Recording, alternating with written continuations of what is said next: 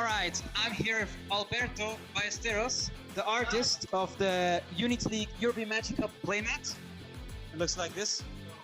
And I was wondering, Alberto, can you walk me through what's the idea behind this playmat? So the first idea was to do something related with a deck. So we pitched like a few popular decks in Modern right now. So we landed on Amulet Titan, which is a evergreen, pun intended, deck. Evergreen deck, very popular in Modern, which is one of the formats. Yeah, and it's been always there. Like it's one that it's been like for many years. So with that idea as a base, we decided like since Lordwind was the last set, just to throw like a little bit of Lordwind flair. So that's why the elf it's the Lordwind base.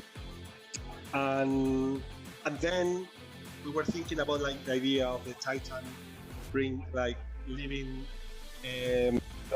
lotuses on his footsteps. So just to do something like magic as a whole, like something that all Magic players can recognize. So I thought that would fit like really nicely on the theme, and then we added the amulet to the corner, kind of like the idea, and it has like the Lordwind side and the Shadowmoor side. So which made like a very colorful idea. Yeah, like really pleased with how it worked out. Yeah. Awesome. Yeah, so every player of your Magic Cup will get a special version of this, which has the names of the players on the playmats with their formats that they're playing in the countries that they're representing. But yeah, you can also purchase one of those playmats on site or join the raffle on our Facebook, Instagram, X, and Twitch. And yeah, you can win one of those nice playmats. Yeah, so be sure to like and follow us and all of the other actions you need to do. Yeah. Is there anything else you want to say, Alberto, about the work that you're doing or about the playmat? Well, so my main focus is I have a wide range of tokens, always doing more. Yeah, no, it's just a pleasure to be here, really excited. I'm really proud of the playmat. So yeah, thanks for trusting me and giving me some space to be here. No, it's definitely awesome. Thank you so much for and having you here. And yeah, that's it. Back to the booth.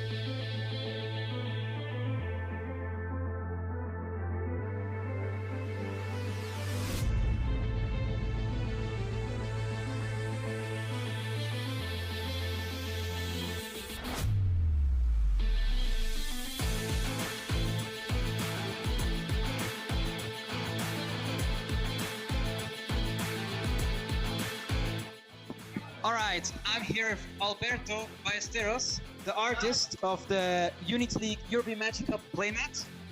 It looks like this. And I was wondering, Alberto, can you walk me through what's the idea behind this playmat? So the first idea was to do something related with a deck. So we pitched like a few popular decks in Modern right now. So we landed on Amulet Titan, which is a evergreen, pun intended, deck. Evergreen deck, very popular in Modern, which is one of the formats. Yeah, and it's been always there. Like it's one that it's been like for many years.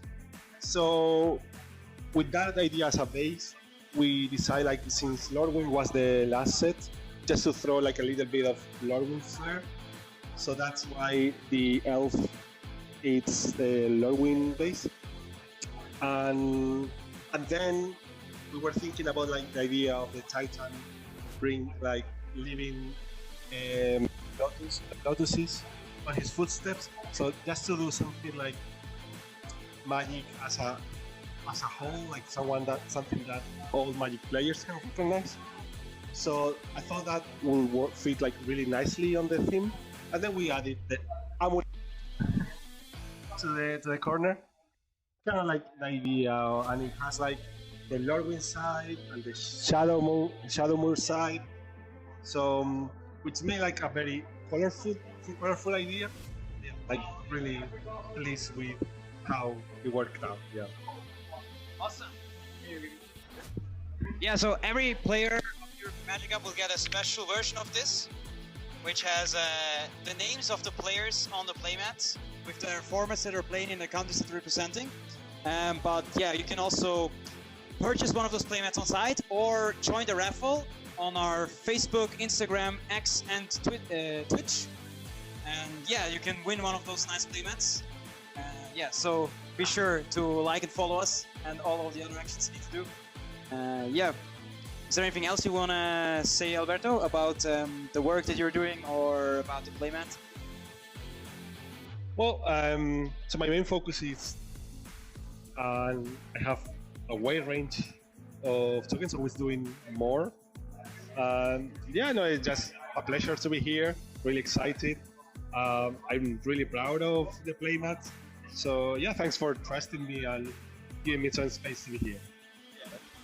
No, it's definitely awesome. Thank you so much for and having you here. And yeah, that's it. Back to the booth.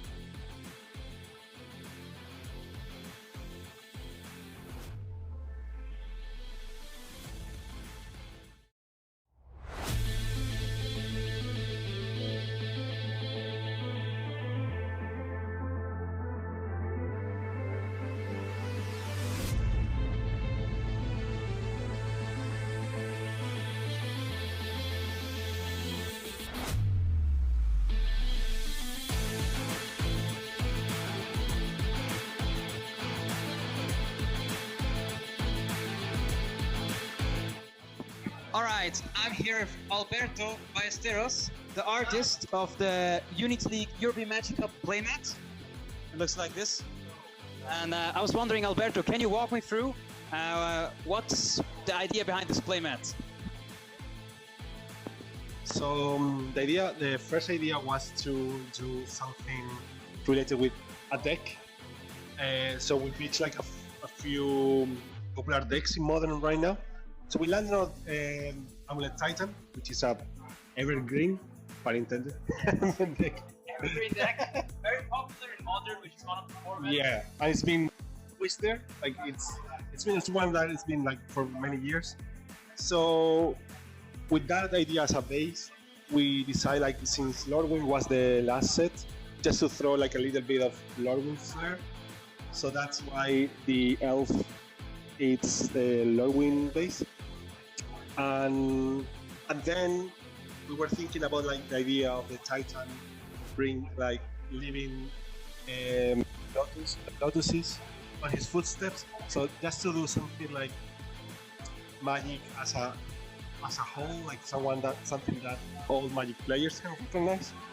So I thought that would fit like really nicely on the theme, and then we added the amulet to the corner, kind of like the idea, and it has like the Lordwing side and the Shadow Moon side. So which made like a very colorful idea.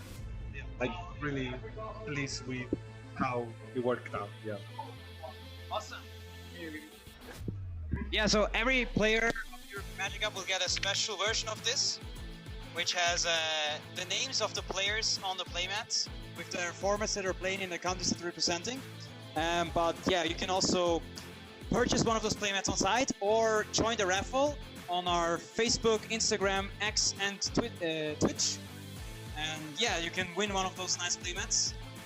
Yeah, so be sure to like and follow us and all of the other actions you need to do. Yeah. Is there anything else you want to say, Alberto, about the work that you're doing or about the playmat? Well, so my main focus is I have a wide range of tokens, always doing more. Yeah, no, it's just a pleasure to be here, really excited. I'm really proud of the playmat. So yeah, thanks for trusting me and giving me some space to be here. No, it's definitely awesome. Thank you so much for and having you here. And yeah, that's it. Back to the booth.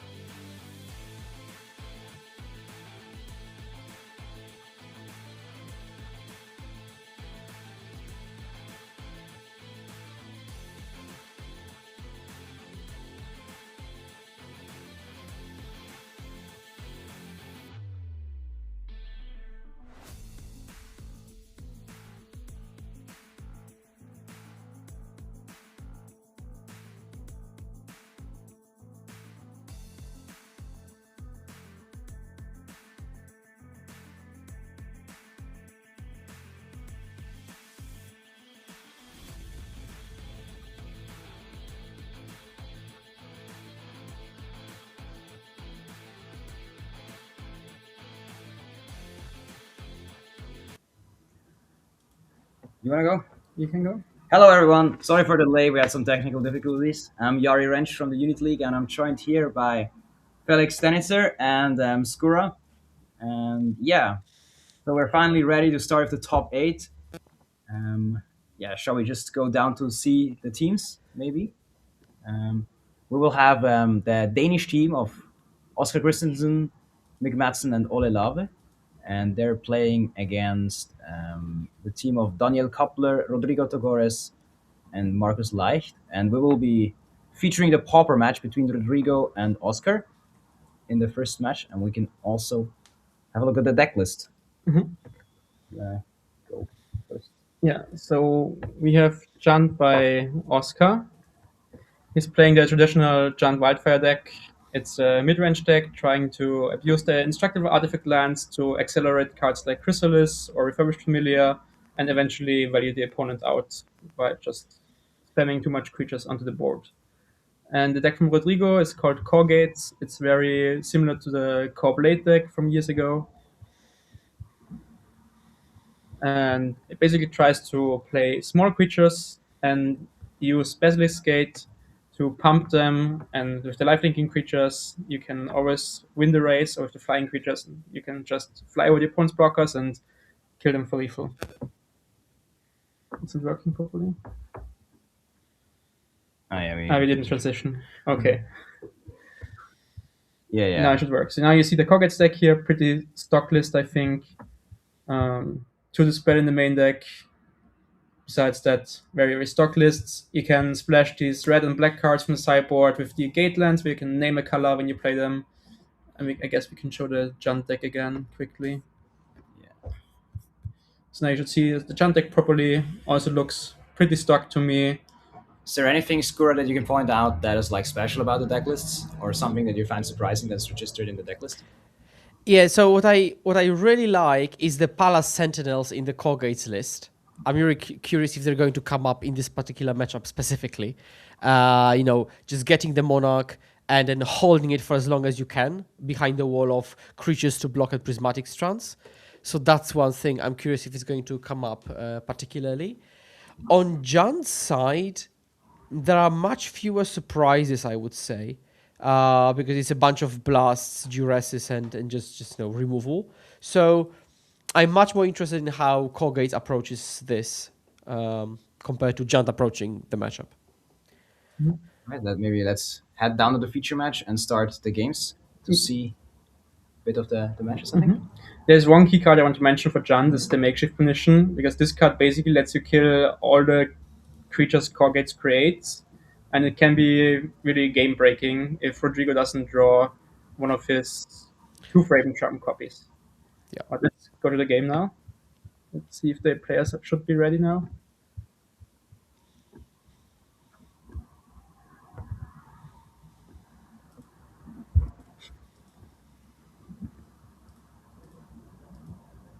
It's not working out.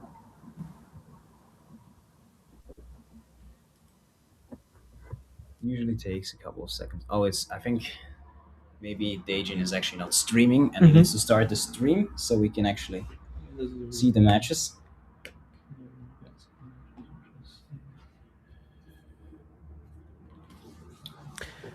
Right, so while we set everything up, when it comes to this matchup specifically, it's going to be a proper grind fest. And I'm not going to say that it's likely to end in a draw or anything, but it's definitely it's going to drag on. Now, Junt can really show you proper hitting power with pumped up Chrysalises. Now, there are no gigs in Infiltrators, so that changes a little bit the potential strength and the damage output you could have.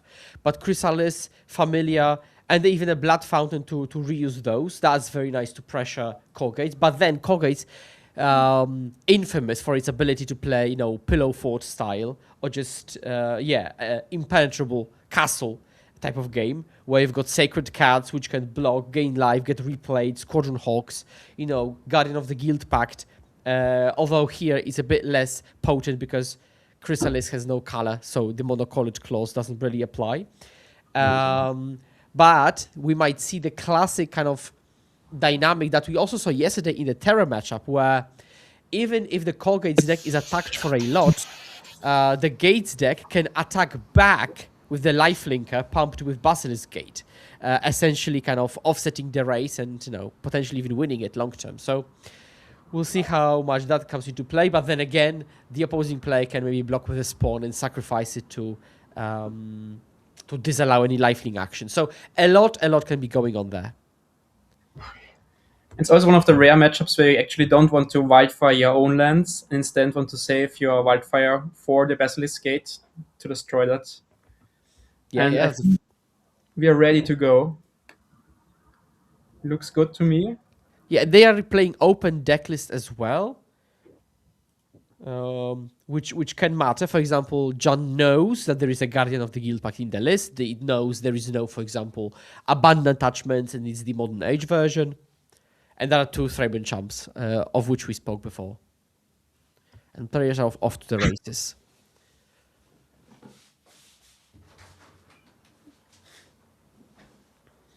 Yeah, Rodrigo has this land already marked, I think, in the sleeve, like has the white and the blue already written inside of them to like have it more easily. Yeah, No. pre-choosing basically, yeah. Yeah, pre-choose. For game 1, it's fine. You can pre-choose, I guess. And for game 2, actually, the choice isn't just additional red, it's also black, because Togores plays Arms of Hadar for matchups like Elves or Fairies.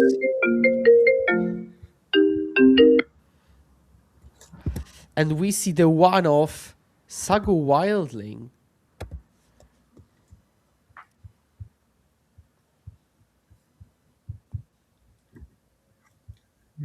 And we just need to switch back to the match. Yeah.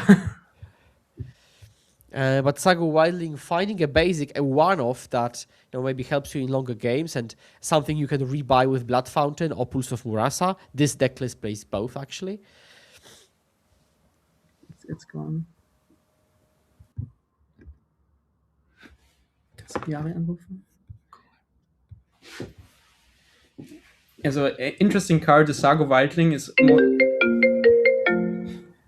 mostly used as like a card to not deck yourself in the grindy mirrors, like against gardens in the mirror match, since you can always shuffle it back into your deck with the Omen.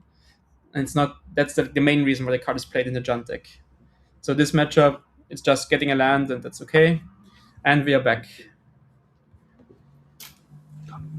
So what did we miss? We had, I think, the turn 2 Sago Wildling, as you mentioned, and then a Refurbished Familiar and a new Blood Fountain. And Rodrigo discarded a Sacred Cat. Yeah, there are a lot of things you can discard kind of very freely. Between the cat, maybe additional Squadron Hawk, Prismatic Strands, additional lands. So there is so much you can discard freely. Definitely to the benefit of the Kogates deck. And that's a bit of pressure, not too much. Okay, we had to redraw, I guess, the Omened Wildling. Now, there are quite a few basics to be found. The entire deck plays 6 total, so we're not running out of them too soon. And turn 4, we've got Squadron Hawk. Now, we'll see if we go for the full playset. Sometimes we don't. For example, if we were to clean up, we might prefer to find fewer. But here we go for the full set, which makes sense as the fact, mainly because we discarded the cards to familiar. Yeah, we're just counting. It's a 7 pass with counterspell backup, probably to thwart any potential Chrysalis action, or maybe like a draw 2 effect, maybe on the end step.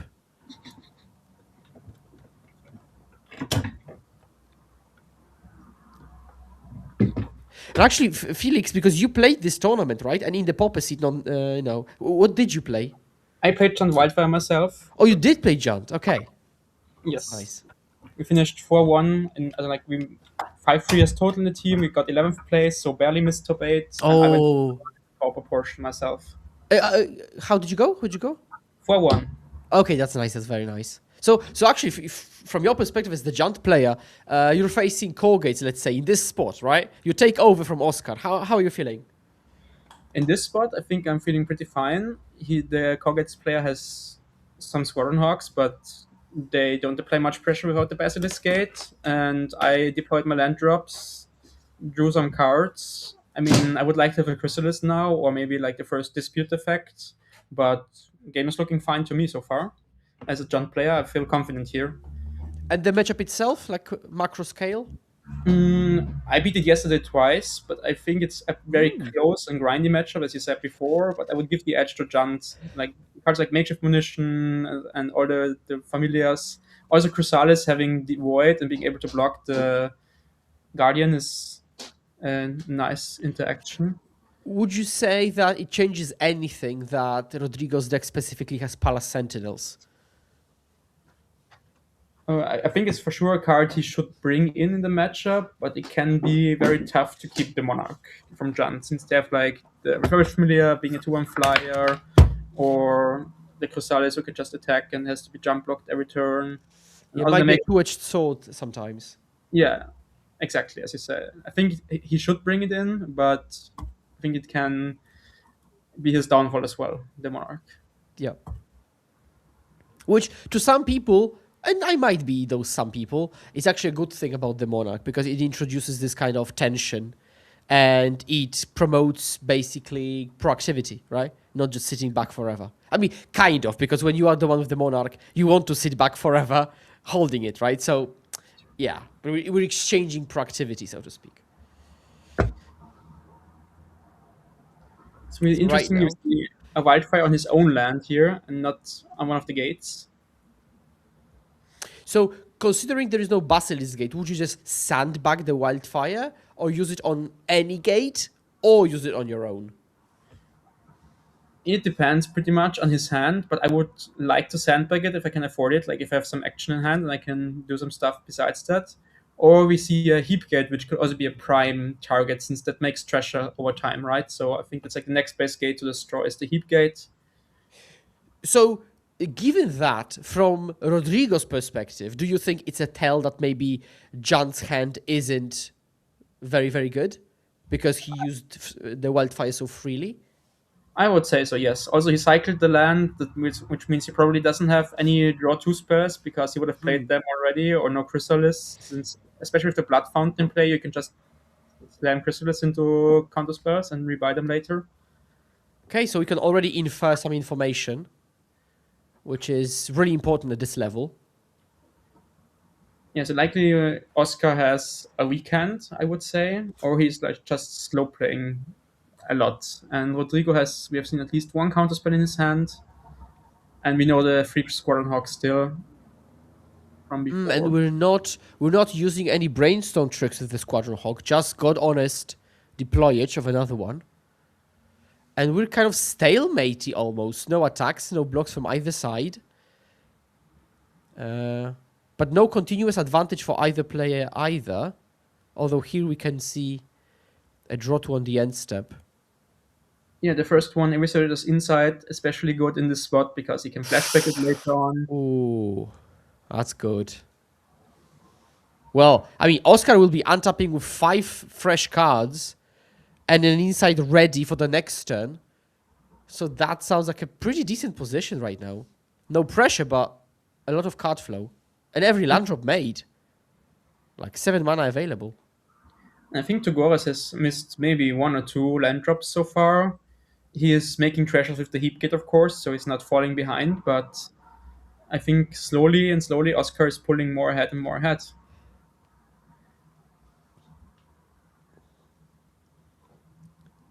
Okay, so you were using the map. Maybe we can trade 1 familiar for 2 creatures. We do reveal another one. And that Blood Fountain is waiting to be used at some point.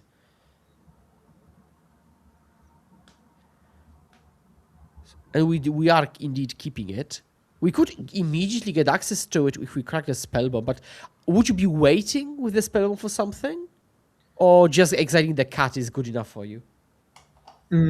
I think exiling a cat, this cat is already exiled from like the turn 2 spellbomb, but I think exiling 1 cat is fine. The prime target though is Prismatic Strands in the end you want to get with spellbombs to deny them a second use of it. Yeah.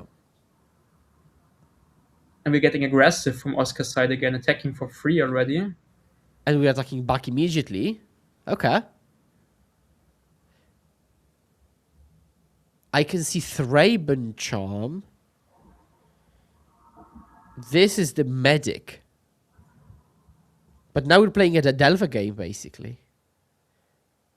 Now, the moment the Basilisk Gate comes down, we can race back with Basilisk Gate and the lifelink. We have 1, 2, 3, 4 gates right now. So a possible Basilisk Gate would be the 5th. So we're basically a Basilisk Gate away from completely changing the math on the combat, swinging back with lifelink. But no Basilisk Gate to be found just yet.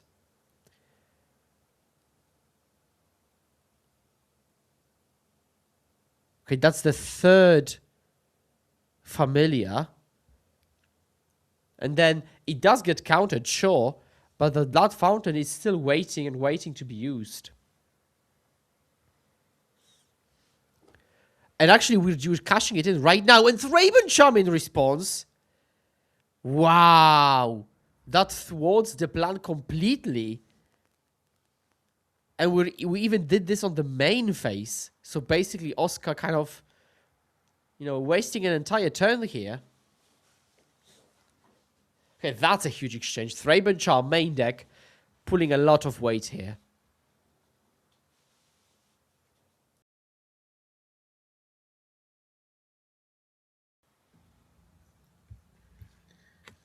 Yeah, main phase cashing in the Blood Fountain kind of signals again weakness to me, that he has no gas in hand, no Chrysalis to be seen so far.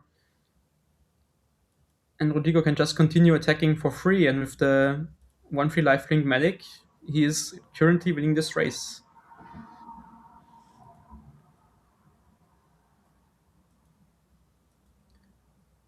Yeah, that was a crazy good turn. Now, Lauren reveal Hardcast. That's a play that comes up in Pauper quite a bit, especially in slower decks like Corgate or maybe like blue-black control fairies. And we see, I think also one gate, something blue. Cycling Toxin Analysis on the enemy's creature. Aye. Well, that's definitely a sign of weakness. Mm-hmm. Redrawing. Which is weird because Junt seems to have drawn like half the deck at this point with all these dispute effects. But here we are. 0 Chrysalis, I think, and maybe 1 or 2 refurbished familiars, and that's it. That's not great, yeah.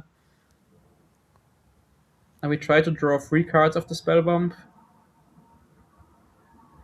And here comes this spell.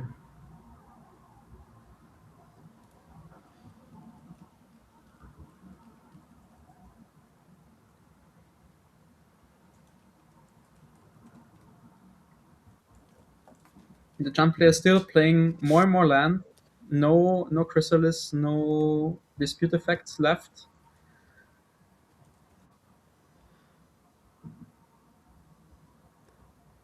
And now he's already keeping the refurbished familiar back, not attacking with it anymore, instead blocking with it, or preventing Rodrigo from attacking profitably, I guess.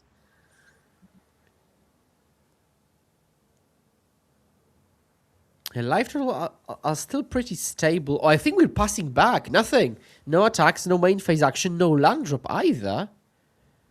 Yeah, just making treasures with the heap gate. Yeah. So that's fine. First brainstorm of the game, I think. You can at least put back 1 Squadron Hawk at this point. Yeah, there are still 2 hanging back in the hand. So Rodrigo's really playing slow with those Hawks. How do you like that? Kind of keeping them in hand for a potential brainstorm. I think that's like the thing that makes this deck so strong, is like getting 4 Squadron Hawk and then brainstorming, putting 2 back and drawing another card. So like generating kind of a free Ancestor Recall with like brainstorm, just drawing 5 or like 3 cards and not putting any back, since you get the Hawks back for free. But Rodrigo's playing this matchup very disciplined and slow, because you don't want to overcommit into potential like Shaman. And Yeah. Oh, and now we do play Basilisk Gate. So now let's see if there was any sandbagged wildfires, because maybe the early read was actually that there were maybe multiple wildfires So we used one because we sent back the other. Let's see. There's a Wellspring.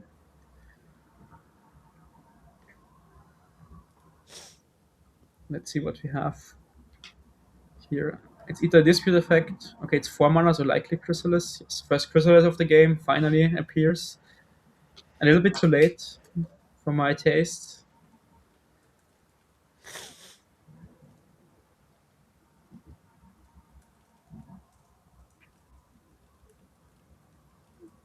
Now Oscar's getting aggressive again, attacking for free in the air. Since he can't block profitably anyways anymore with the gate just pumping the Scorpion Hawk to like a 7/7 or 8/8 creature. Yeah, and the gate does remain.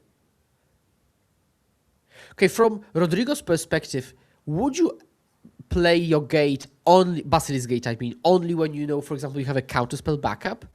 Is it that important or not that much? What would you say? I mean, in this stage of the game, I think you can just like keep it in hand and wait until you have counterspell backup. And now we see double pump, and that might be lethal already, or forcing at least a custom from Oscar. In the early game, you have to deploy land drops, so you have to play the gate. That's for sure. But in this stage of the game, you can send back the gates kind of. And this was only one custom, I think. Well, casting down a Squadron Hawk has to feel pretty bad. Yeah. Now, you do what you gotta do, and Rodrigo's hand is still absolutely full, and he has 3 threats on the battlefield, but completely insulated from a shaman. Not that you would want to shaman the cat. So I like Rodrigo's position.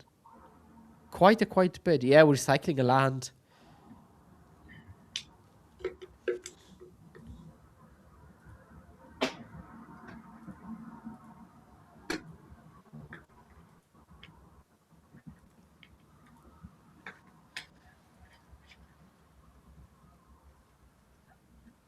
Yeah, Oscar is desperately digging for wildfires or makeshift conditions or even more customs or chrysalis, and his deck looks not to be very kind towards him.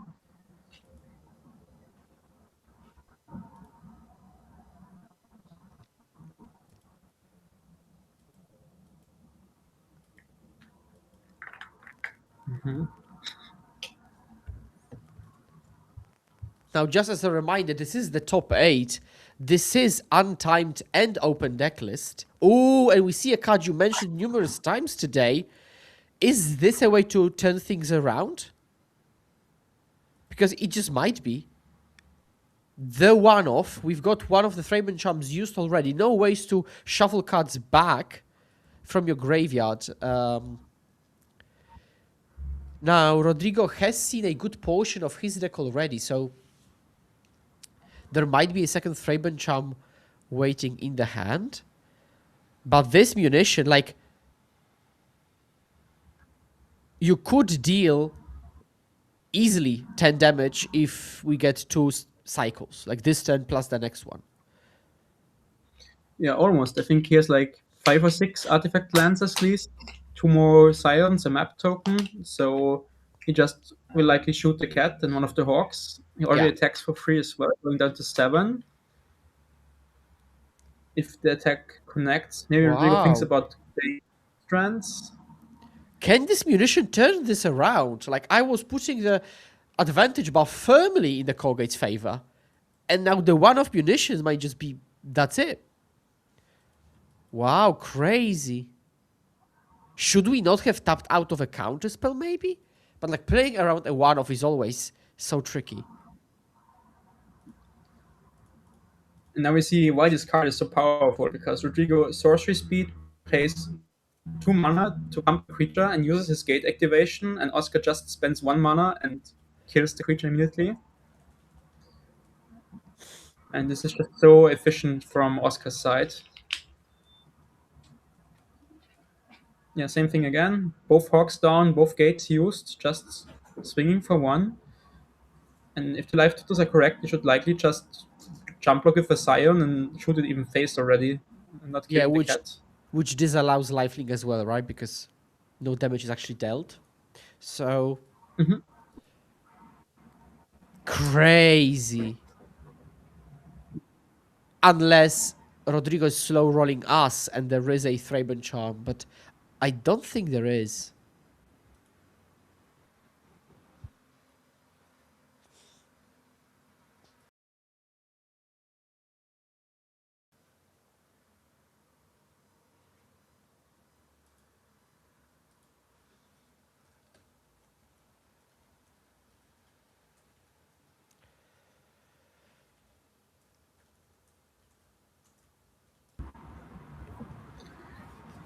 So we see Journey to Nowhere on the Reverse Familiar, but it gets flinked in the game. In the face. Now Rodrigo's down to 6 life. Yeah, 6 Do you to think it's 6. enough with the lens to like just looks like Oh, 5 I to think it's me? one short, right? Yeah, looks fine. Now that card's in hand still. Now the life total shows 5, so maybe Rodrigo is just dead.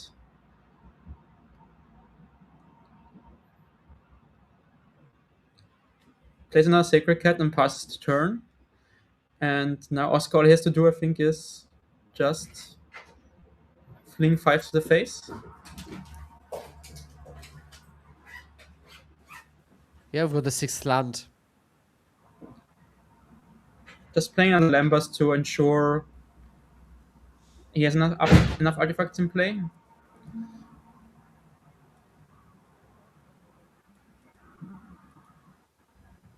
Let me see, the Kakan Shaman being played is a 1/1 to deal 1 more damage. Simply being flinged Yeah. away. Yeah.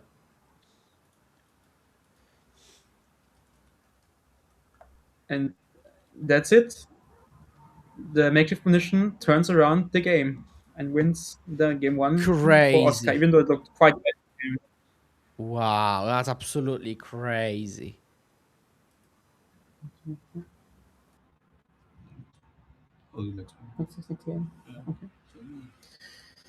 Now let's look at the deck lists. What would you sideboard in for the core gates? Give me a second. So let's see. And we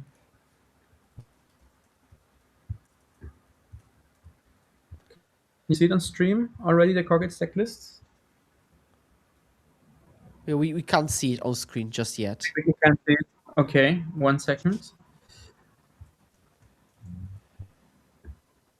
Hmm. What stream is this? Huh.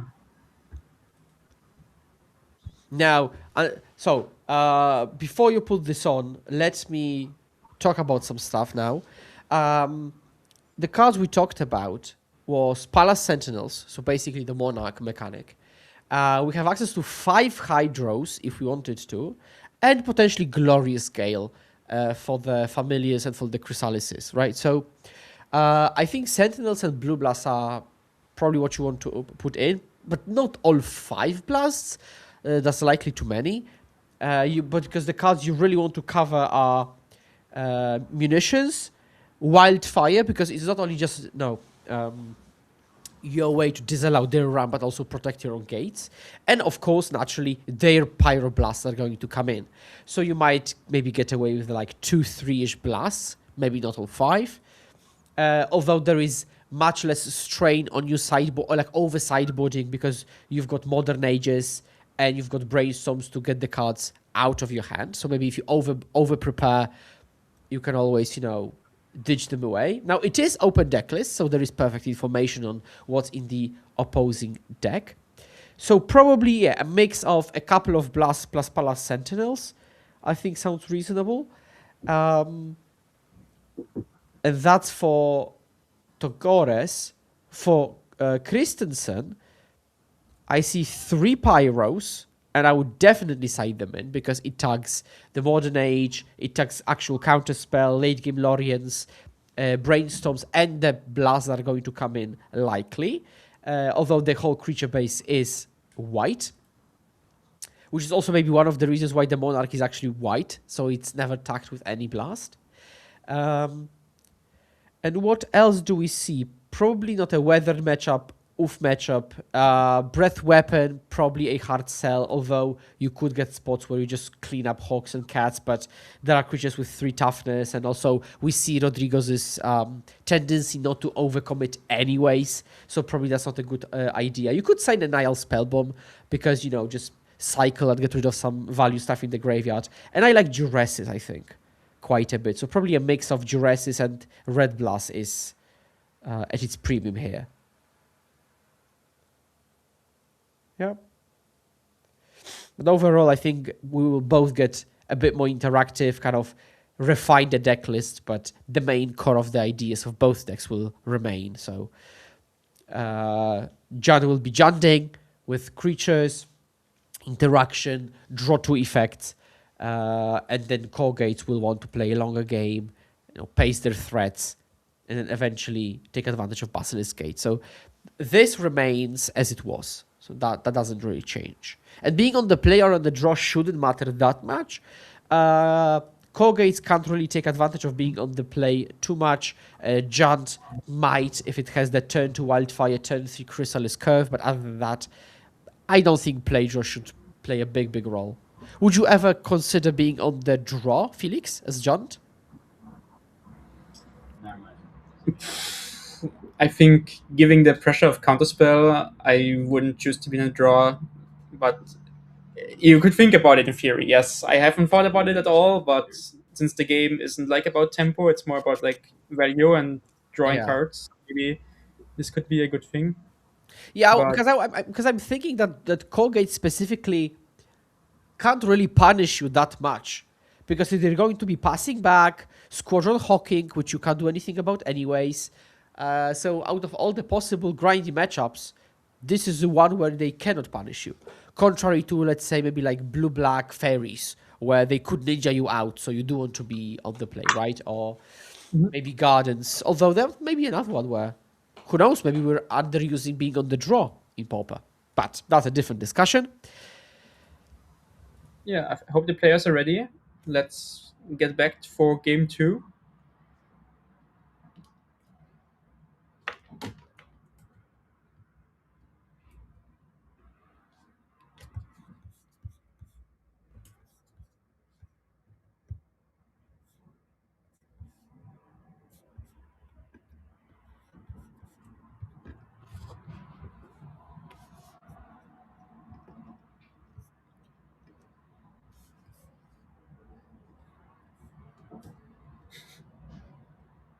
I think it's working.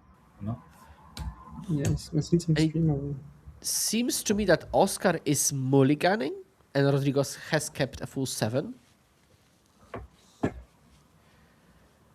Yeah, I think with Chant, you are not looking for a specific hand. You're usually just looking for lands and spells, since all your cards kind of do the same, either make artifacts or sacrifice artifacts. So you're just looking for generic good cards, especially in this matchup. And we just saw Rodrigo putting down a card, so I think he's down to 6, and Oscar's Okay. maybe 5 already. Let's see.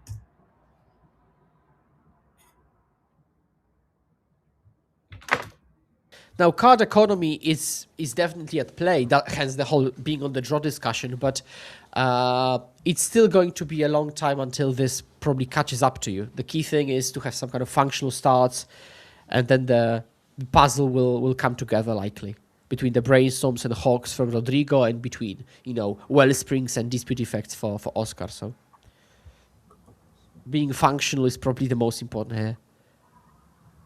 Make land drops play Wellspring, maybe have like one Pyroblast hero there. Exactly. Yeah, you just want to deploy since all your cards kind of do the same from both players, right? Just drawing cards with brainstorms, lore reveals, or with artifacts. They just want to hit land drops and develop the advantage more and more. And we are off with Turn to Modern Age. So the card that has been called very bad for a long time, but still seeing play in the format.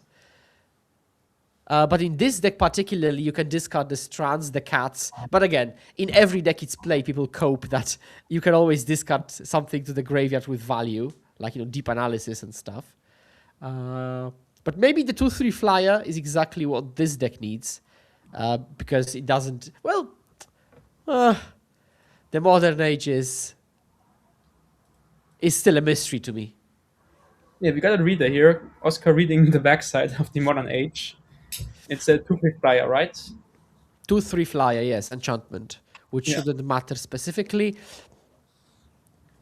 I mean, the Junt player had, I think, one Troublemaker Oof in his sideboard and maybe one Heritage Reclamation, so two cards which can deal with enchantments. That's why I dislike the Modern Age in the post-war games, because it gets hit by Artifact or Enchantment Hate and also by the blasts, the Pyroblasts. So Yeah. it's a very weak threat, in my opinion. And we do immediately exile the cat with Nile Spellbomb, a similar play pattern that we did see previously. So Oscar is disallowing the cat coming back completely. Again, lifelink threats are particularly potent because with Basilisk Gate, they change the race dynamic very much. Yeah, here we see the Squadron Hawk again getting, I think, the full 3 copies from the deck. And we saw a Palisant in Rodrigo's deck while searching for the Hawks. So we have for sure brought in the Monarch this game. And if you look at the board right now and he plays a Monarch next turn, this looks really, really good to me. Yes, yes, definitely. Like this is a great way to punish Jund when it's being reactive or kind of do nothingy. And the same applies to like black decks with Thorn of the Black Rose. And again, same here with Palace Sentinels, which is interesting because you play Cog. Oh, no untapped land, presumably. Okay, that's a bit less devastating then. But I was saying, it's interesting for Kogate specifically because this deck is playing such a long game already, and he decides to have Monarch in the sideboard to go even more over the top of the opponent. Yeah, here we saw the classic Brainstorm Squadron Hawk trick, right? Getting 3 Squadron Hawks, then playing Brainstorm, putting two Yeah. back, immediately playing a second copy to redraw the remaining 2 Squadron Hawks, and basically drawing three free cards from Brainstorm.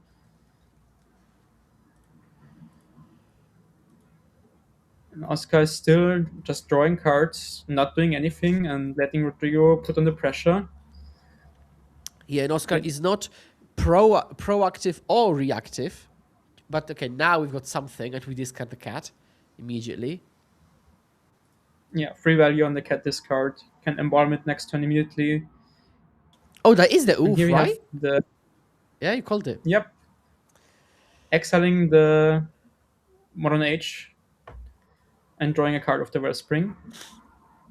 And now playing the Monarch is considerably worse because previously there was an empty board. Right now there are two creatures, one of them flies. There is no Strands waiting in the graveyard either. Okay, we're immediately cutting. Yeah, hitting for two with the Hawks, not interested in blocking because you have more in your hand. And he's still playing around the Dragon Breath a little bit by not overcommitting, playing all Hawks on the field.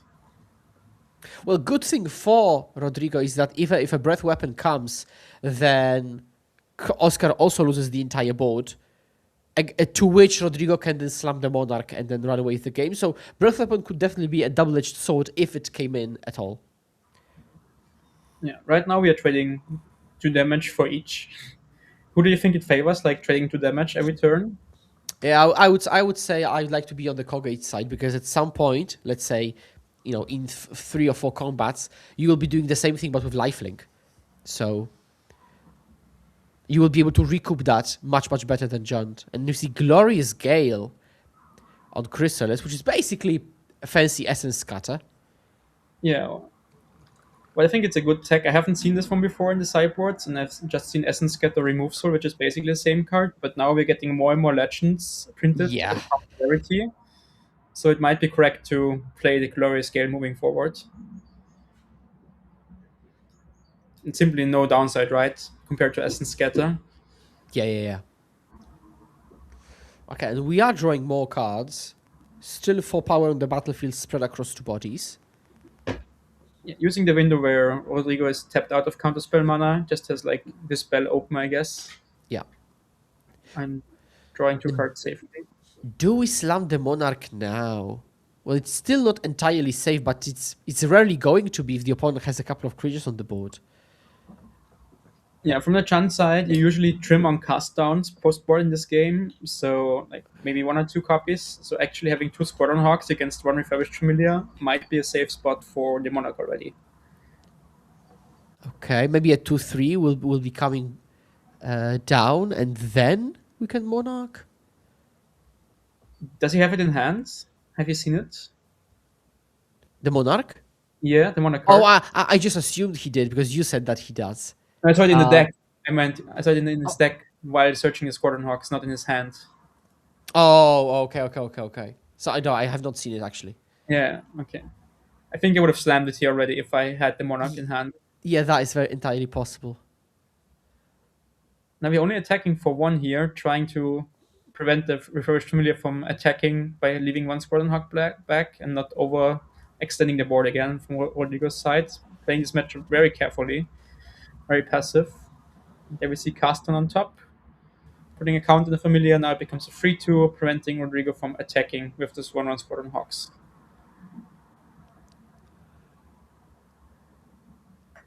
And even though we've seen lots of card, there's still no Basilisk Gate yet.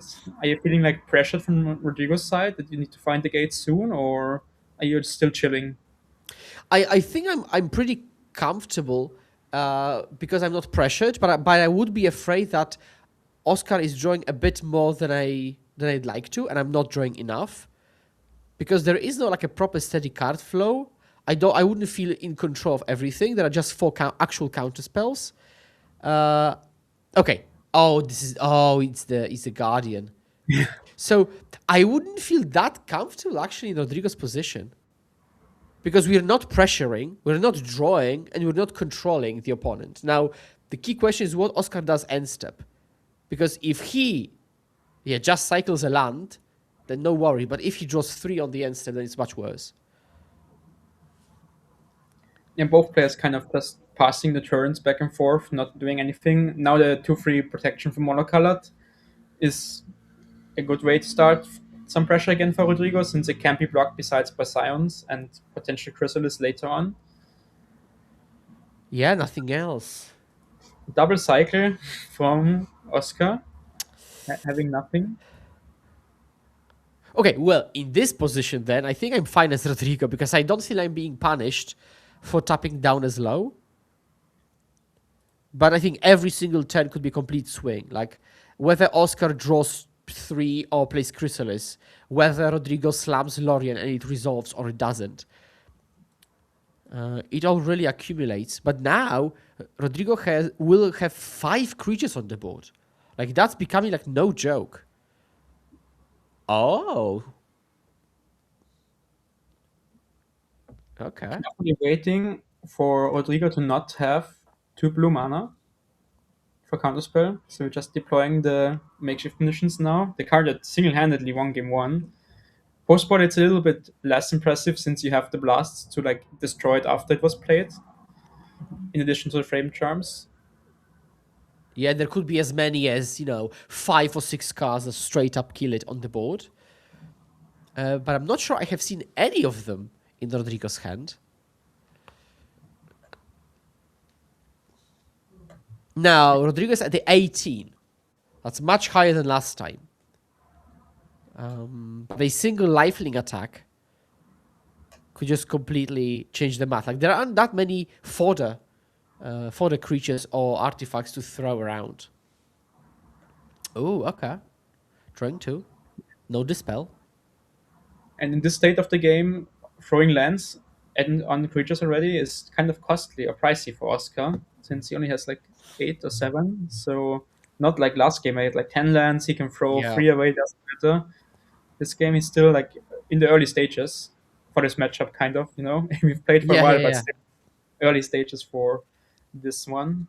And you could fling your lands because the opponent has fewer, but maybe that's the reason not to fling them and maintain the mana advantage, because you can actually double and triple spell while the opponent can't.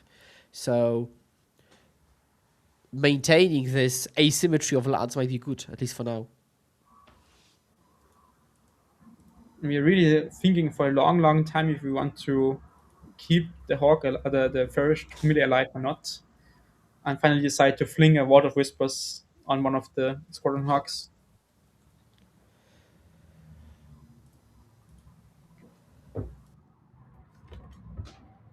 And actually, the presence of Colgates in this tournament was pretty surprising. It was one of the most represented deck the entire tournament in the Pauper seat. Yeah, I think like 4 or 5, maybe 6 players played it. Yeah, So I think it's I think I was even 7-8, which is a lot considering 40 was the total. So and here we have the second enchantment hate in Heritage Reclamation, killing the journey before it even enters. th- As it th- th- enters. yeah, these type of triggers are tricky because the templating changes or changed because in the past, I'm not sure if this actually encompasses journey. It might. If you kill in response, the thing gets rid of forever. With new templating, with like for example, Cave Bat is the name. The thing would never be taken in the first place. So I think they're double checking the wording on Journey, whether the thing is taken forever or it's actually never taken. But I think here it would be actually taken forever because in this new templating there is the second trigger for it to come back, while on Journey and old cards is one single line, I think, which I think changes it's the how. other way around. Oh, the other way around. Sorry, yeah. Yeah, yeah. So if it's one single trigger, it never leaves because the card is gone as soon as the trigger would resolve, and there's nothing. It because it's not on the battlefield anymore. It won't exile. And with the old wordings, if you have 2 sentences, right, you have an ETB trigger and a leaf trigger, and then the leaf trigger happens before the end of the battlefield trigger resolves, and it's Yeah, gone exactly. forever, right? Oh yeah, that's what I meant exactly. Yeah. Thank you very much.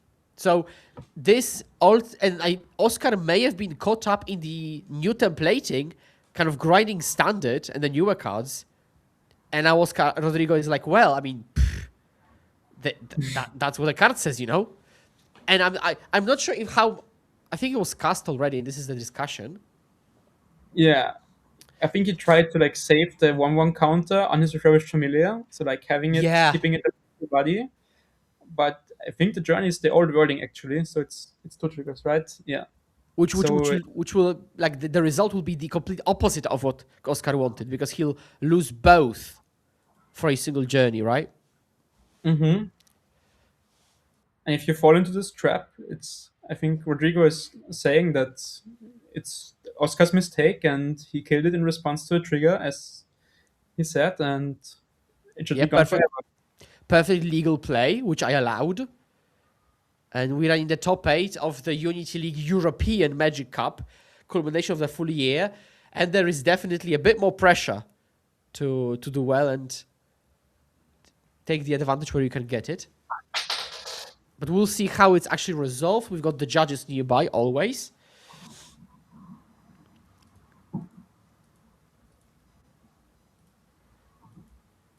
So do you think that it actually changes the kind of macro scale of the match? Because this exchange is, of course, unfavorable for Oscar if it resolves as we think, but does it really matter that much, would you say?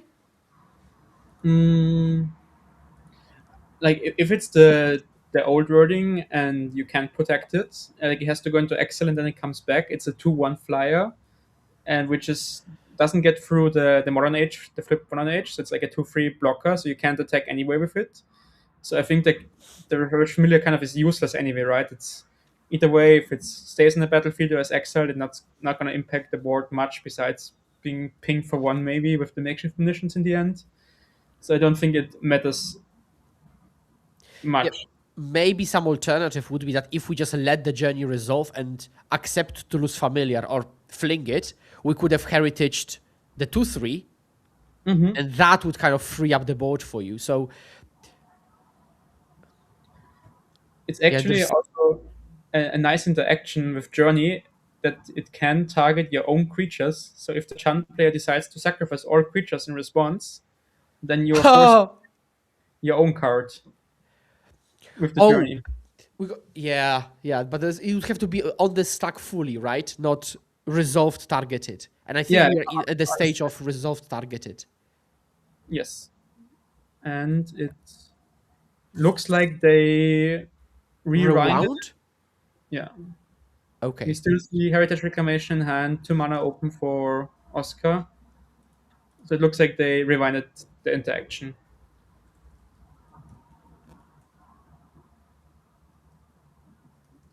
Now Rodrigo attacking for 2 with the Guardian. Unblockable damage, can't be killed by cast down, can only be blocked by Chrysalis or Spawn tokens, so still a very good card in this matchup. And let's see what Oscar decides to do with this known Heritage Reclamation now in the end step. It's this card is actually so versatile because it kills a couple of stuff from the deck. It can exile a card or a strands when you need to. Like it's so versatile. I love it. And also, while at it, you can even draw a card while exiling, for example, a cat. Which makes kind of a 2 for 1 or a 1.5 for 1, right? Yeah. And drawing a card. Yeah, the card looks absolutely excellent. So we see Outlaw Medic being played by Rodrigo, and I think he passed the turn, and now Oscar is thinking, do I want to kill the Modern Age, or do I want to kill the Trinity Nowhere again? We do have another trigger of ETB, right? So that's nice. Oh, we do nothing, actually.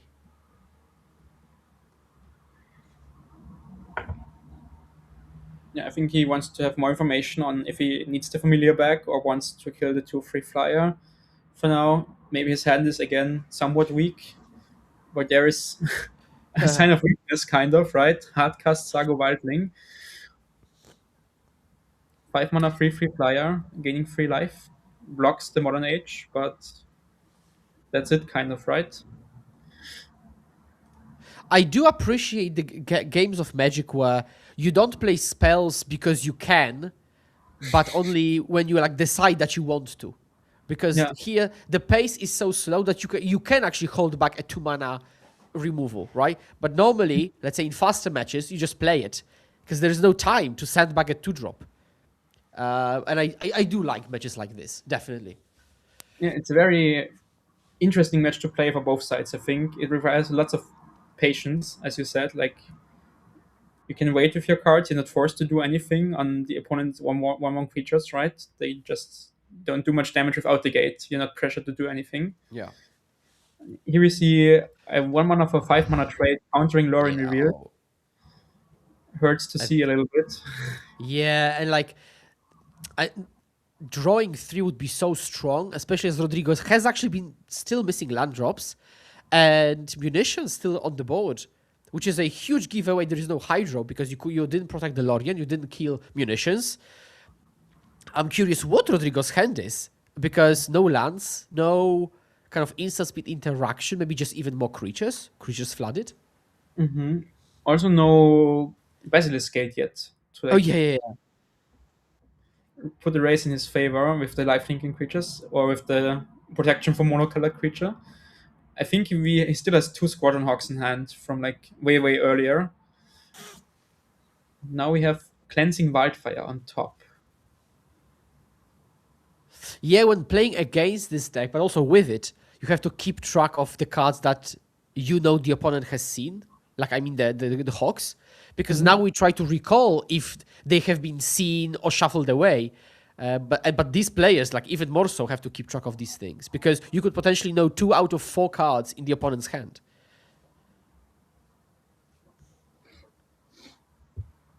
And I think there are maybe 3. I don't think Rodrigo has a lot of gas, actually. Maybe it's 3 Squadron Hawks, yeah, you're right. Also, Oscar looks like he is gonna cycle again. Oh. Oh, It kills. Oh, and you kill them off with munitions, maybe? looks like it's just a cat for now, and then we fling. Like double land. land? Or. Oh, fling a familiar. Presumably. Yeah, still thinking about it. There's Familiar. Okay, so we did side in Breath Weapon, yeah? Yeah, I like to have 1 copy of my 2 in this matchup. As I kind of, in these situations with munitions, or if the opponent runs out all the Hawks, it's a nice catch-all answer in the end. Yeah. And Rodrigo discards a Squadron Hawk, so kind of useless into makeshift munitions, right?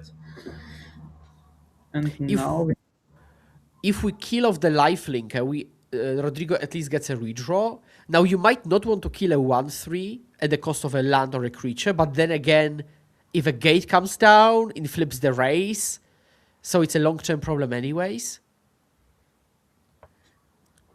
yeah, you can block it with the 2/2 oof for some time, but we put a counter on it with the map, so it's a 3/3, and you kind of want to start attacking for 6 this turn, putting some pressure on Rodrigo because now you have 8 power on the board. Rodrigo's at 12. You have, I think, one more artifact land or two, so potentially Yeah. like 4 more points of like flings. This could be lethal next turn if there is nothing from Rodrigo's side. I would never have expected this game to go like this. Like, for such a long time, I was sure Rodrigo was the favorite. And maybe he was.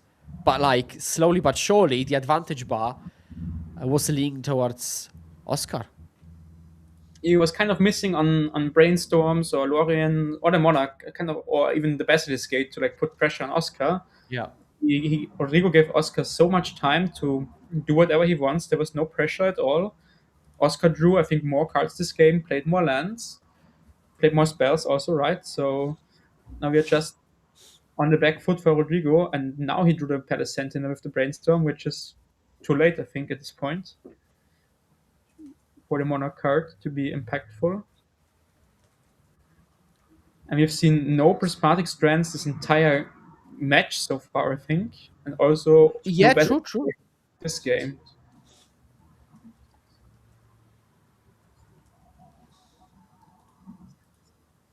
There is Basilisk Gate, I think. Yeah, Pump attack. for Well, 8, so more and than there. half Oscar's life total. I think Togores might not be able to untap. Let's see. If there's a cast on in the hand of Oscar, I think this might be lethal. It's 8 on the board, and then you fling force For things. 4. Yeah, So this could be Xaxis. and if there's no Chrysalis here, then the Guardian is just killing Oscar. Yeah, so in this turn cycle, we will see who the winner is. And we either go to the third one, or that's GG's. I think I see a second breath weapon in Oscar's hand. Or that's the graveyard, right? He's looking for. Oh, you He's looking for the greater, but before he was looking for his hand. Let's see. 3 cards. I I think at least one is a land. Mm-hmm. Well, if it is an artifact land, that's some. You can convert it, but it would be really cool to see another game come down to munitions, which shows the strength of it.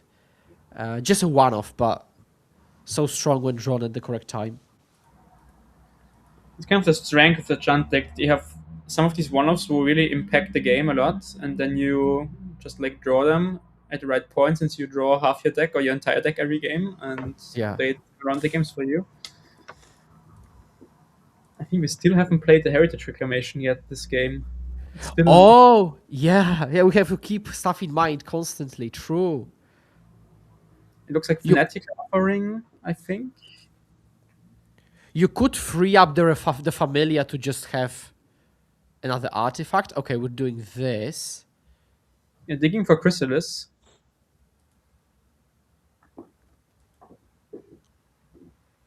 And Rodrigo might get to steal this game. Yeah, there's The team has finished the match, so this won't come to a conclusion, sadly. But that was a very cool match. Oh my, like that was nice. That was nice. and it would have been a very nice third game now, since Rodrigo can just attack with the Guardian, kill Oscar, and then we get game 3 of this grindy game. But Yeah. now the team is some team won. Do we know which team? Can we see that somewhere? Which team won? Or Ask Skura. I think Skura knows. you can The team of Ola and Mick.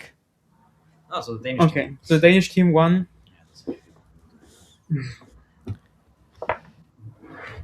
And we do see Hydros, we do see Guardians sighted in.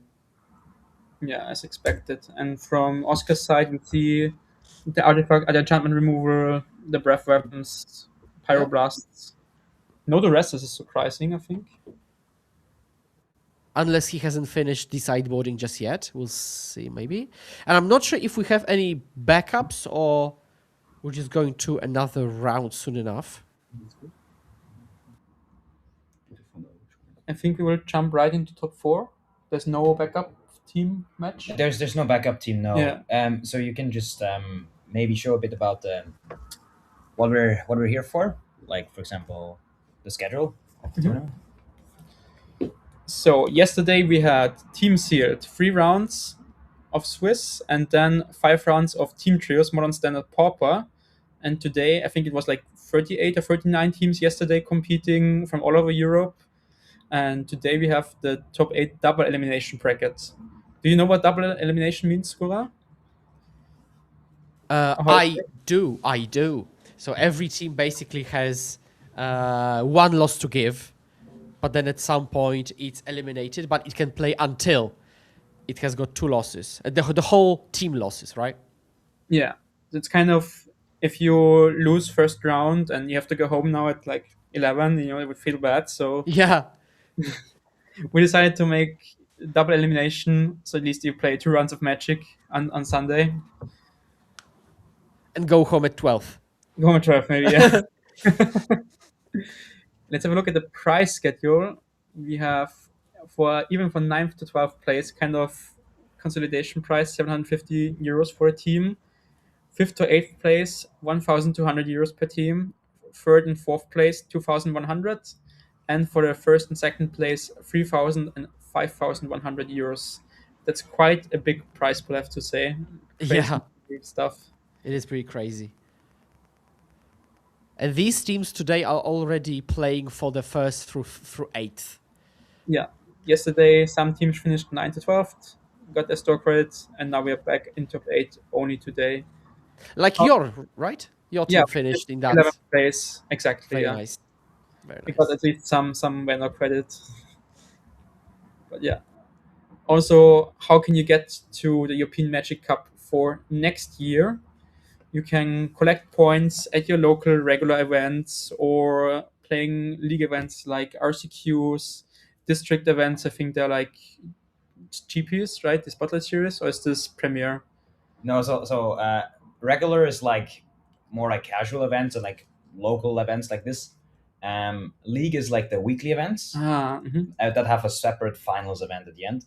And district will both be like competitive events in your local store, like RCQs, store championships, things like that. But yeah, and then Premier can be like anything between like regional championship, Spotlight Series. Yeah. But it can also be something your local store can host now. So it's something like between the qualifier and the Grand Prix. Like we just decided to do one tier for like kind of both types of events. So anything between like a really cool 40-player event in a store up until like a 1,000-player event can be Premier basically. But yeah, so basically a store can host maybe like 1-2 Premier events per year.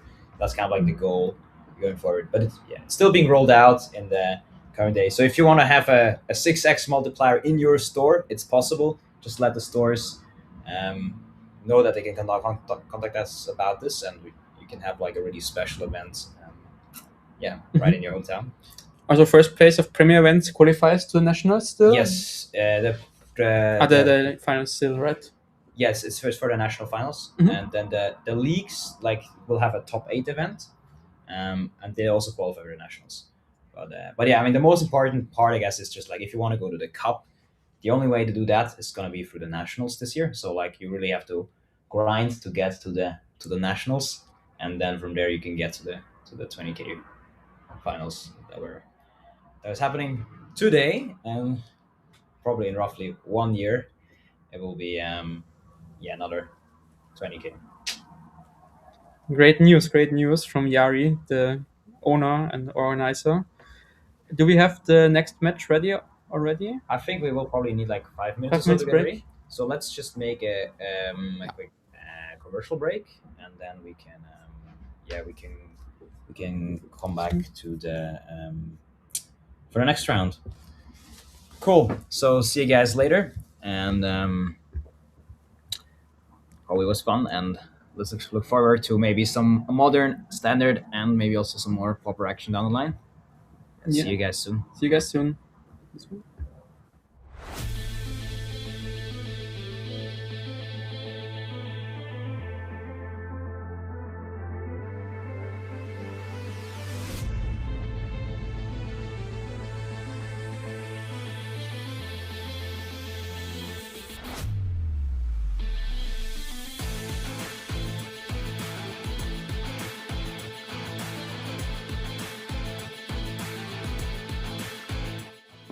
All right, I'm here with Alberto Ballesteros, the artist of the Unity League European Magic Cup playmat. It looks like this. And I was wondering, Alberto, can you walk me through what's the idea behind this playmat? So the first idea was to do something related with a deck. So we pitched like a few popular decks in Modern right now. So we landed on Amulet Titan, which is a evergreen, pun intended, deck. Evergreen deck, very popular in Modern, which is one of the formats. Yeah, and it's been always there. Like it's one that it's been like for many years. So with that idea as a base, we decided like since Lordwing was the last set, just to throw like a little bit of Lordwing flair. So that's why the elf it's the Lordwing base. And then we were thinking about like the idea of the Titan bring like living lotuses on his footsteps. So just to do something like Magic as a whole, like something that all Magic players can recognize. So I thought that would fit like really nicely on the theme, and then we added the amulet to the corner, kind of like the idea, and it has like the Lordwing side and the Shadowmoor side. So which made like a very colorful idea. Yeah, like really pleased with how it worked out. Yeah. Awesome.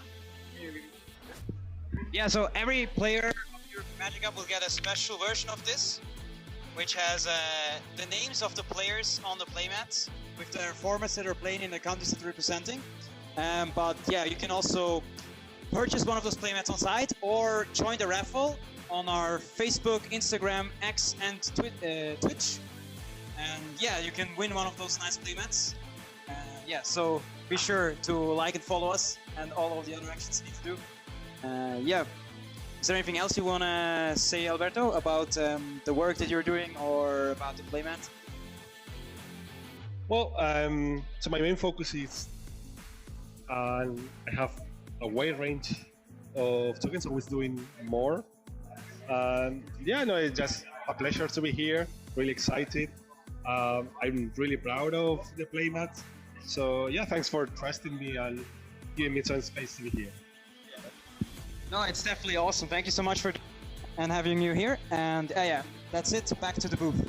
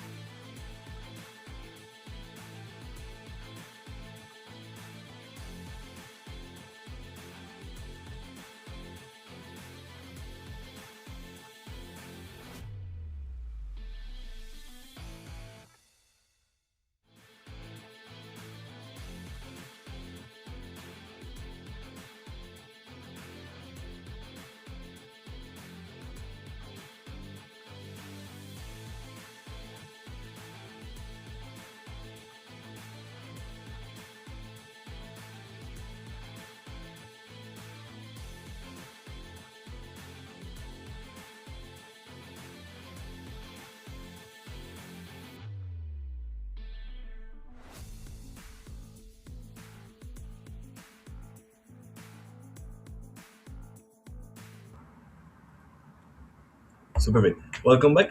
Can they hear me? Not. Yeah. Yes. Let's go.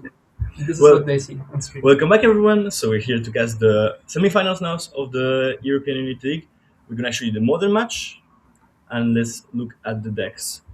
The matchup normally should be Boars against Affinity. So what do you think about the matchup, Skura?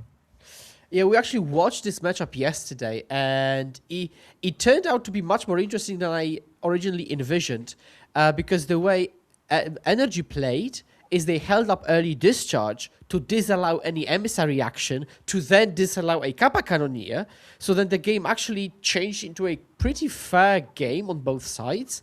But then what's really shown was the munition tokens kind of ping your creatures out game plan. I'm curious if a similar play pattern is going to show now today as well. But I still believe that this is going to come down pretty heavily to the card Kappa Cannoneer. Yeah, clearly one of the keys of the matchup. Game one and also post sideboard.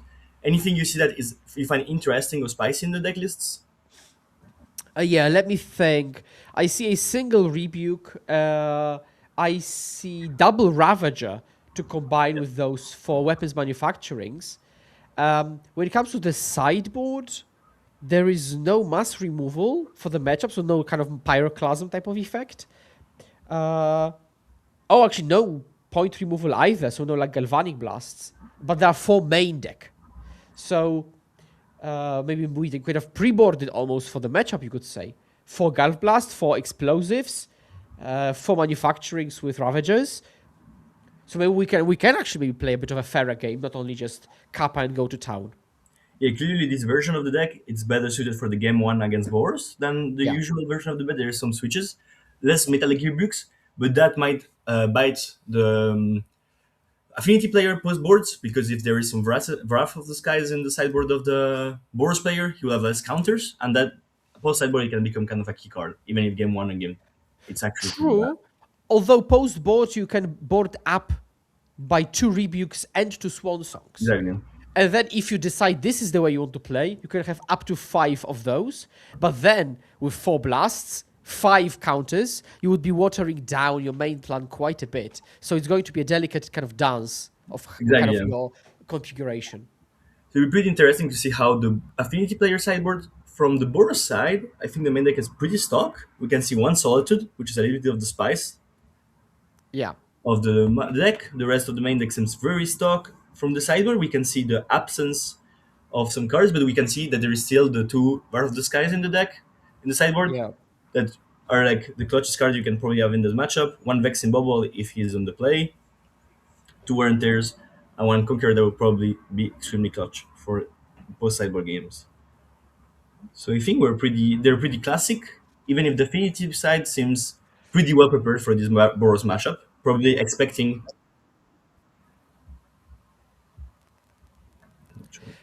And I will say that I'm curious who's on the play, because if I were the Affinity deck, that's definitely where I would like to be on the play. Because again, the sooner the Kappa comes down and it cannot be interacted with, the better. Although in this very particular Boros Energy list, we could see something like turn 4, Solitude your Kappa Cannoneer, pay mana. Which normally you can't really do. So a lot of interesting inclusions by both players, which might come into play in this head-to-head. Yeah, absolutely.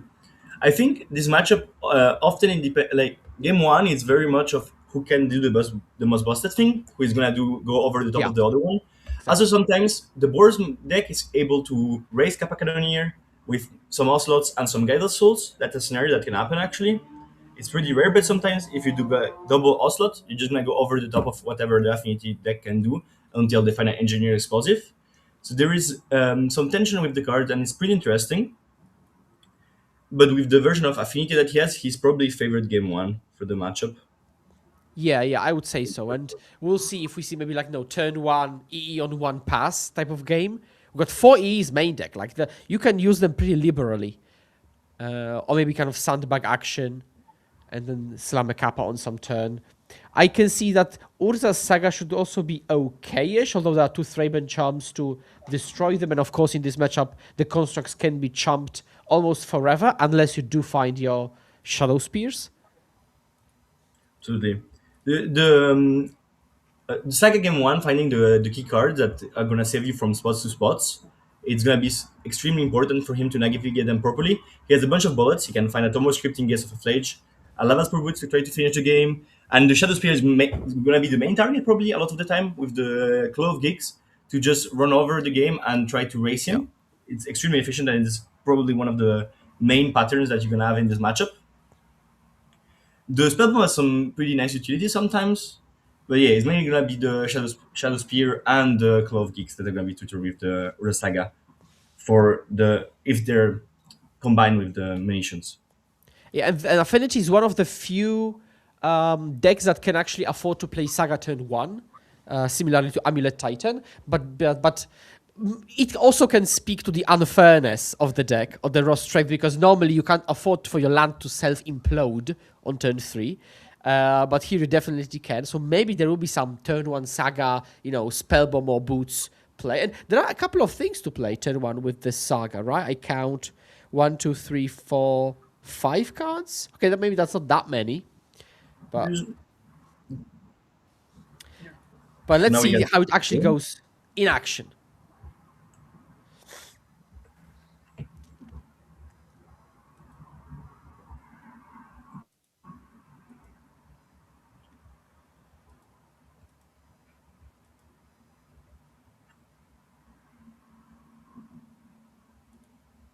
perfect.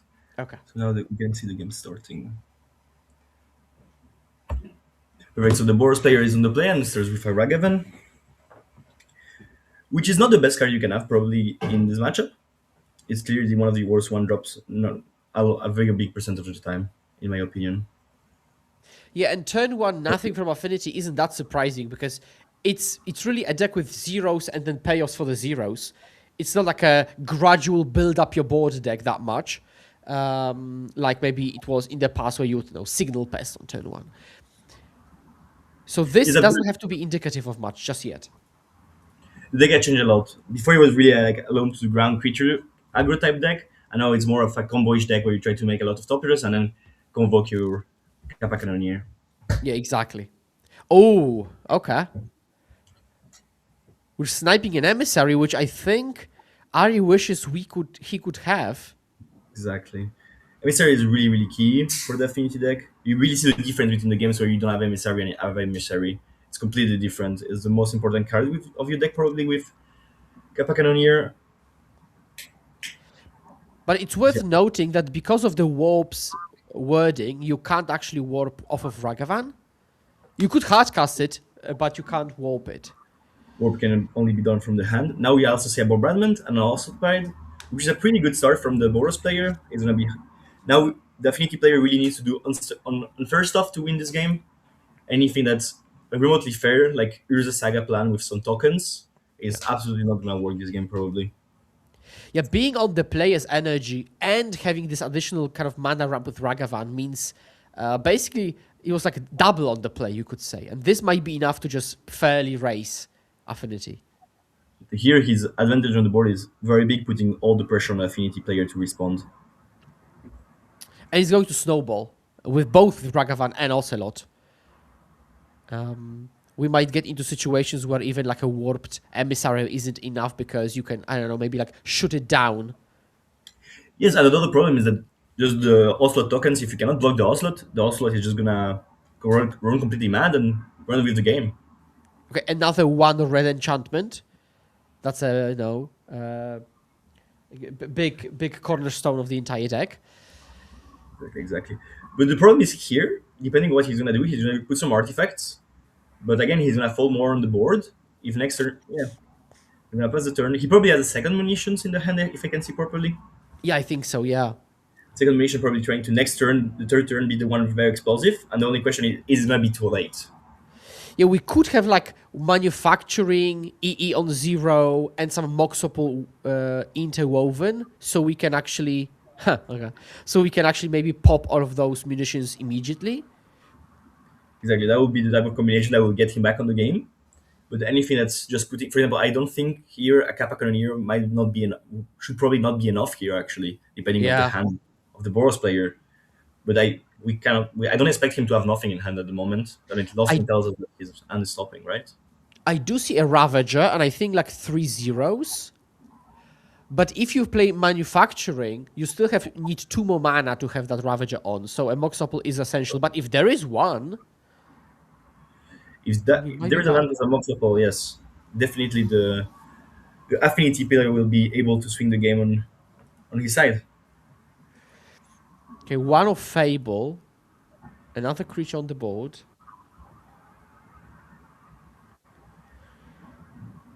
Just put in some tokens. Does he have the Ascension? I think he hits the Ascension, which will make Wow, an additional Goblin crazy! token. An additional, additional Shaman. Shaman. Crazy turn. Play. Wow. All the pressure is on the affinity player to really do a turn that will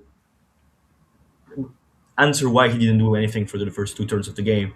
Because the first 2 turns of the game in Modern, you're not allowed to do so many few things.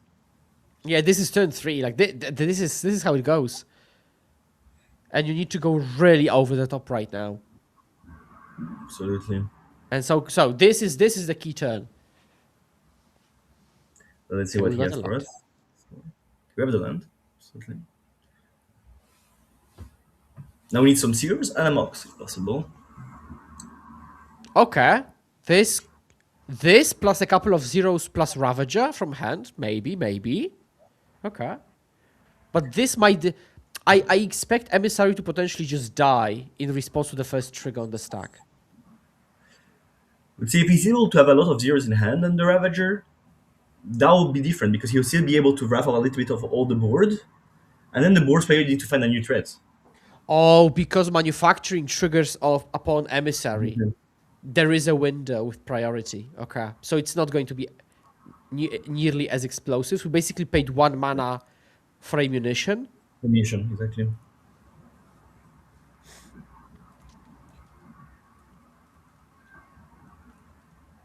So let's see. Okay, the affinity player is saying that he will put all the munitions on board after this Okay. resolution. He's not forgetting them. So, Yeah. Okay, boo. Now, this... and now he's just gonna shoot all the board. Basically. So this could be either 10 damage or 2 damage 5 times, which is, I would say, good enough. Yeah.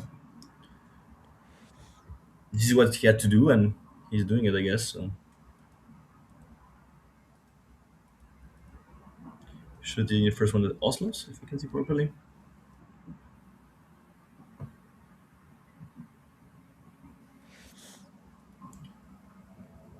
And actually, contrary to engineered explosives, we're actually left with a 5/5 Ravager still on the board. Absolutely. So that's And very good. yeah, and here also there is the factor of here the board is basically locks for the future also. So and you even have more crypts for potential stages, even if you will come to the turn and probably be casted. So no time for to answer with Tomo Crypt. Yeah, wow. Completely swung the game around. The board's player went from going very ahead to very bad position actually. Scoring 2 lands. And I think Boros Energy has like 2 cards, 3 cards. And I think now, okay, we just discarded 1 to Fable, right? 2 cards. Arene Meza and Floodless Front. Oh, God, it was the other one. Okay, yeah. Yeah, they altered the arts. Very beautiful deck from the board's player, but hard to recognize some cards. Blends together a little bit, yeah. So beginning of combat, we kill the Shaman. We keep the Ragavan because you can always block. Exactly. I'm gonna ping. The Affinity player is a 12. There's maybe some risk in that in this game, but it's really Okay, we're just killing it off right now.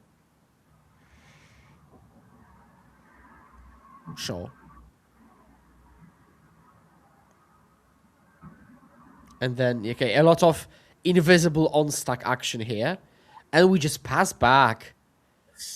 Ooh. Now if the Affinity has anything, basically, he's gonna be so ahead. Yeah, just legal cards should be good enough. Yeah, exactly. Probably any card he can imagine in his deck, he's taking them and running with the game. The turn 3 was very powerful. That's what he needed, and that's what he did to destroy the board of the Boros player. All what the Boros player did for the first 2 turns was undone in a matter of seconds. Yeah. And now we can even eat the emissary, right? If we wanted to. But we're hitting for 5 down to 13. Preferably. And we got 4 times 2 damage on the board. I don't think That's you even need 8. to. You could let it go to exile. Yeah. Yeah, you let it go to exile. You can cast it later. Then with any artifact. And the still with Boros that player. Tormod script that you mentioned, completely disallowing an even potential Flage plan.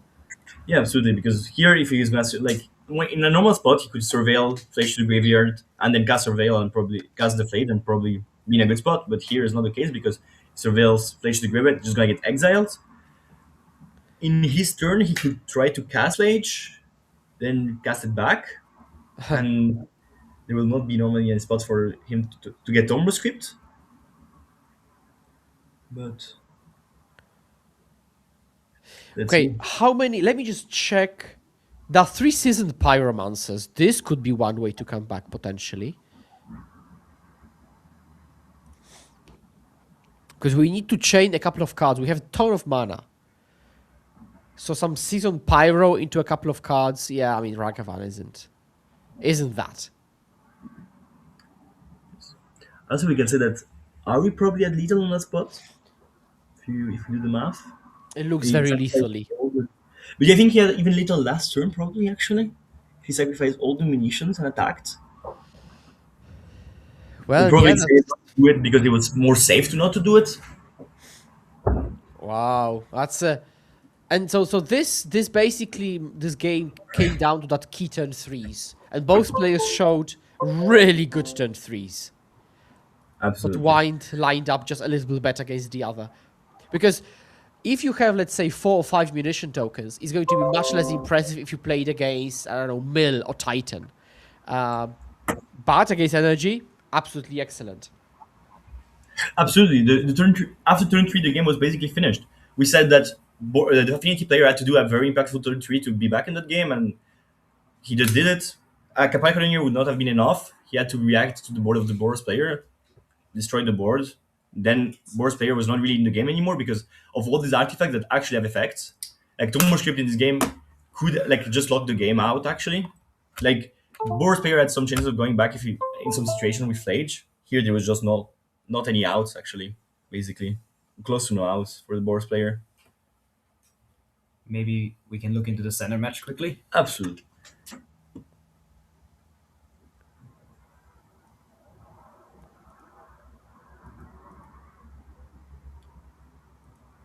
So we should move into standard. Yeah, let's have a look at Standard decks. Oscar Christensen against whom? Is Oscar playing games? Oscar's playing Jund, right? In Pauper. Yeah, he's playing good. We saw him last round. Against who is he playing? That's the question of the day. I think it was Krogates, but I'm not sure.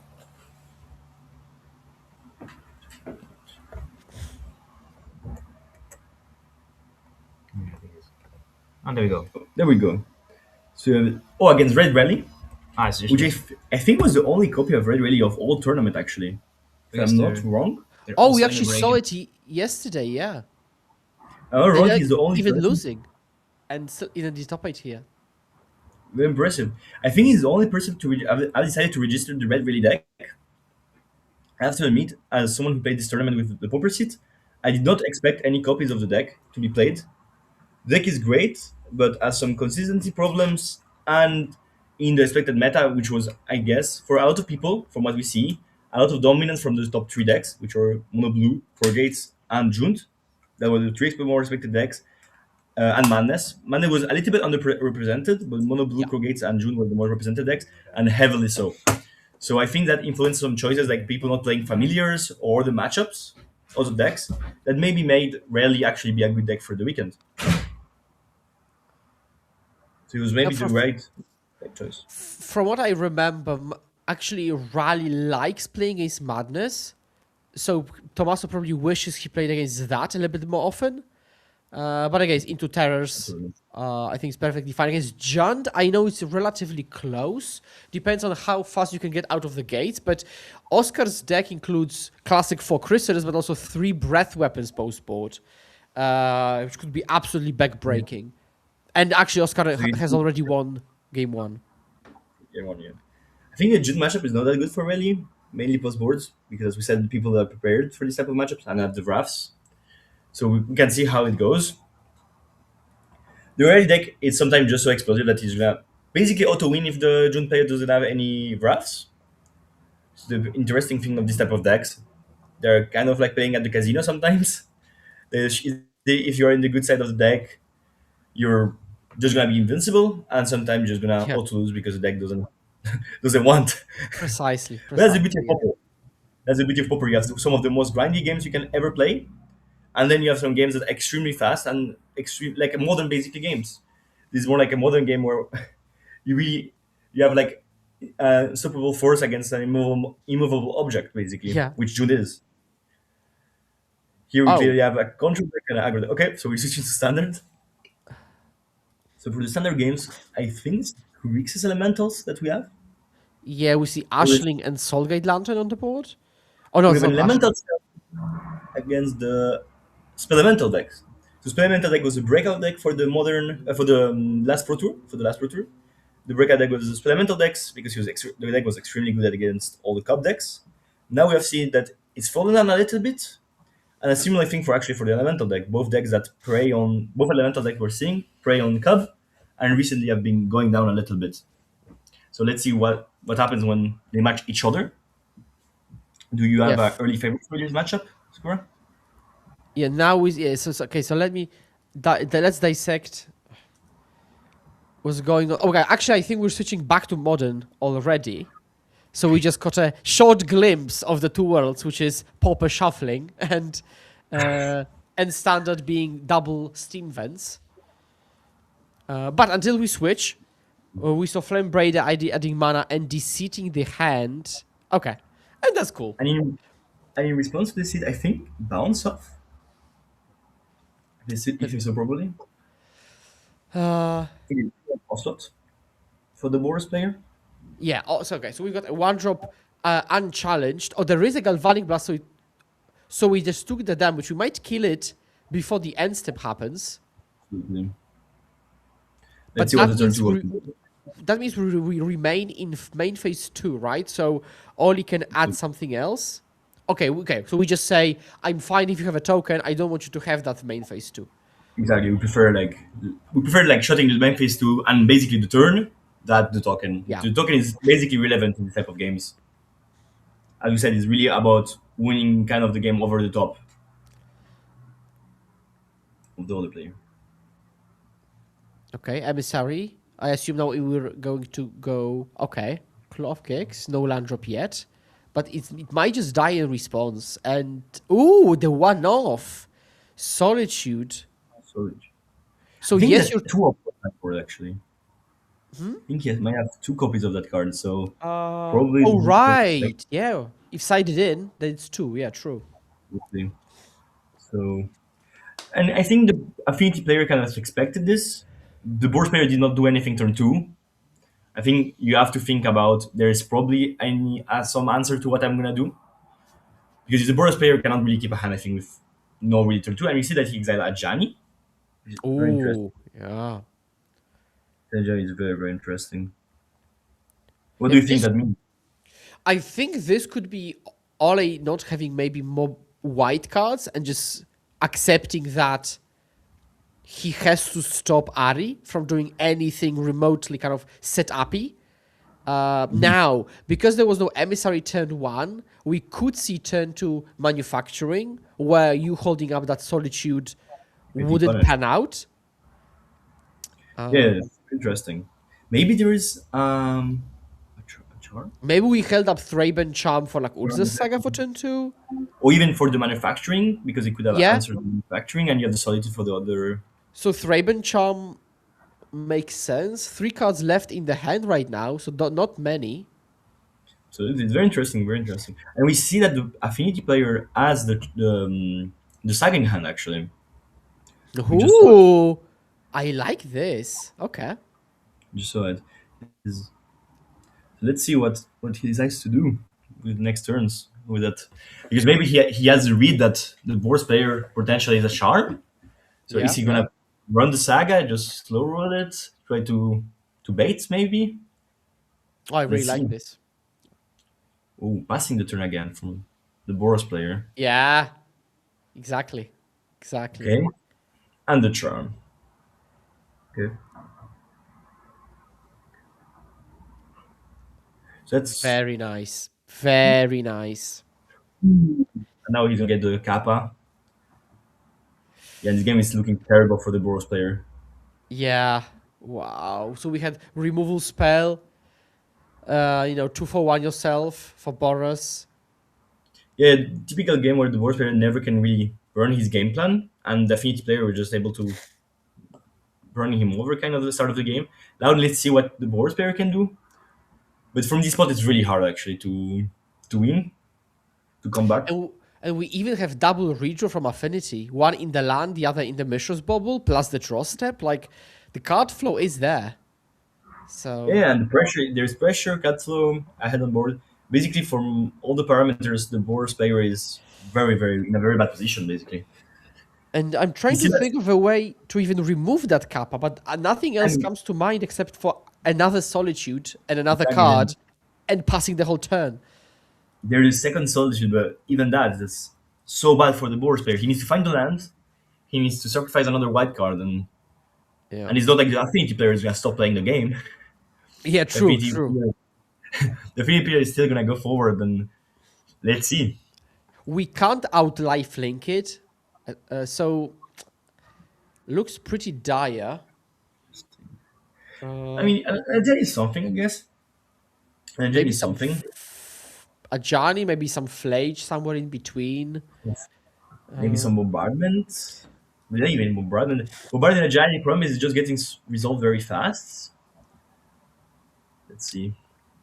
Okay, so we're top. Oh, we're not even top decking, but I will Steam Vents end as something. Was that the second Kappa here? No. Well, that'll be. That will be game probably. Okay, so we can take a peek at Ole's top deck to know exactly what's going to happen. So we can prepare the game plan, but Okay, draw. Oh, Ravager is another card. And another Fiery we Islet. draw.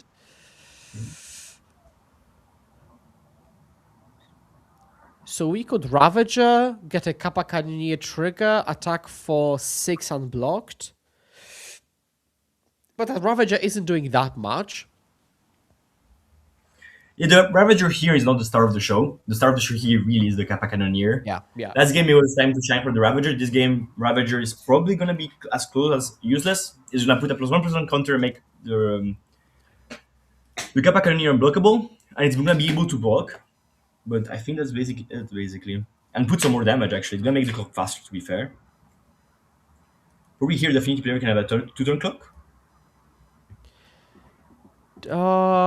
3?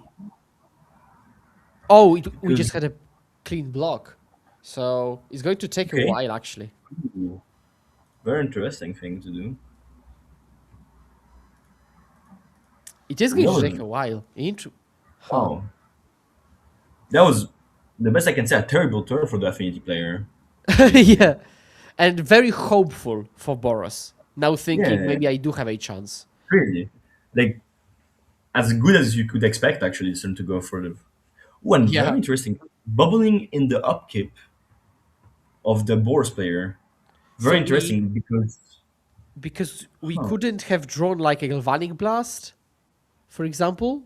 Because if we did, we could have killed a Johnny maybe in the upkeep or something. Yeah. That's Oh, the Wrath interesting of to the have. Skies was draw. Ooh, okay, but the Wrath of the Sky doesn't kill the Kappa. It. Where are Was it? we flipping the game, or at least attempting at a possible option? I have to say that last turn, the Affinity player had the option of just doing Ravager and kind of killing his board to make the Kappa Cannoneer huge and making it a turn clock, probably. That was an option he had, and he decided not to take it. And not Okay, giving so I'm getting the information that the draw was no, wait.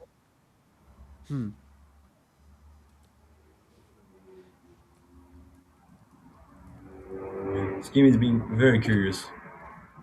Very interesting game. Yeah, I was sure it would just be just done. Okay, all good. Go to Pauper, but clearly Absolutely. the game is still evolving. Fighting, yeah, absolutely. Okay, 2 mana. Opal is still on 4 artifacts. Ravager, which we did see. You're playing, absolutely. Ravager, now we're gonna go kill the Johnny, probably? So now Oleg got like 3 free attacks. Or 2, sorry, 2, right? Because the previous one was blocked, and this one soaked up by a Johnny. Yeah, but this game, as we think, basically the only out he has for this Kappa Cannoneer, for the Turtle, is it's basically only one card, and that's the Solitude. Yeah, Because he's not even close enough with energy to make a big wreck of the skies. there That's was a big there, problem. yeah, there isn't even a world where you can galvanic discharge it, because at this point you do have the mana, but there is no energy, and you can't really make that much energy in a pinch. So I mean, what you could do probably is Galvanic Discharge targeting the token, make 3 more energy, and then go like on a Wrath of the Skies. You know, I should do still it. I still think we really want to draw like Seasoned Pyromancer to get up on cards and kind of chain some Exactly. draws together. Yeah, exactly. Absolutely. The thing is that enough? Because there's not that many cards that get you out of the spot, actually. The Johnny died very sadly. So Okay, that's there could be a Huerta, and we're just 1 land off of playing this and paying. So this could be Absolutely. kind of clean. Absolutely. I think the Affinity player is in a very good spot still, but he has some urgency. He does have to close the game. He's incentivized to close the game in the next 2 to 3 turns, even 2 turns if possible, because turn by turn he's giving more outs to the Boros player actually. Like 2 turns ago we said yes, Boros player has some outs, but he needs to draw the lands. Now he has the lands. He just needs the cards Yeah, basically. exactly. Yeah, and it is open deck list, so Ari knows that there could be a Wrath, could be another Solitude, could be the Huerta I mentioned. Absolutely. The here if I was the Affinity player, I would just really try to close this game the fastest I can actually. Yeah. And also there's not that many ways for him to get punished for being a little bit more aggressive, I think, with him trying to kill his opponent. So what do you think should be the next step for the Affinity player on the spot? So I would basically try to count up how I can close this in 2 turns. Right? This is a 6 power creature, so this doesn't kill in 2 turns. But if we made it into a 9/9, so that on the next turn we can play 1 more artifact and hit for 10, this would make sense. So 9 now, 10 later, both unblockable. Yeah, exactly. This see. is what I would have tried to probably get. Okay, so we're sacrificing the Mox. Oh, 9 power Okay. should be trivial to achieve here. Yeah, And also, here it's Ravager is still a creature, so still exactly. attacks.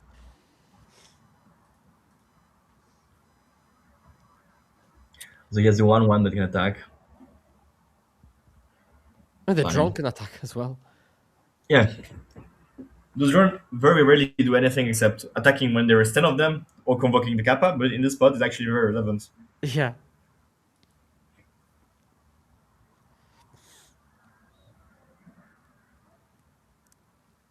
Boop. Let's see.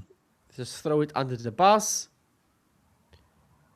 Make it a 3/3 now. I'm gonna sacrifice.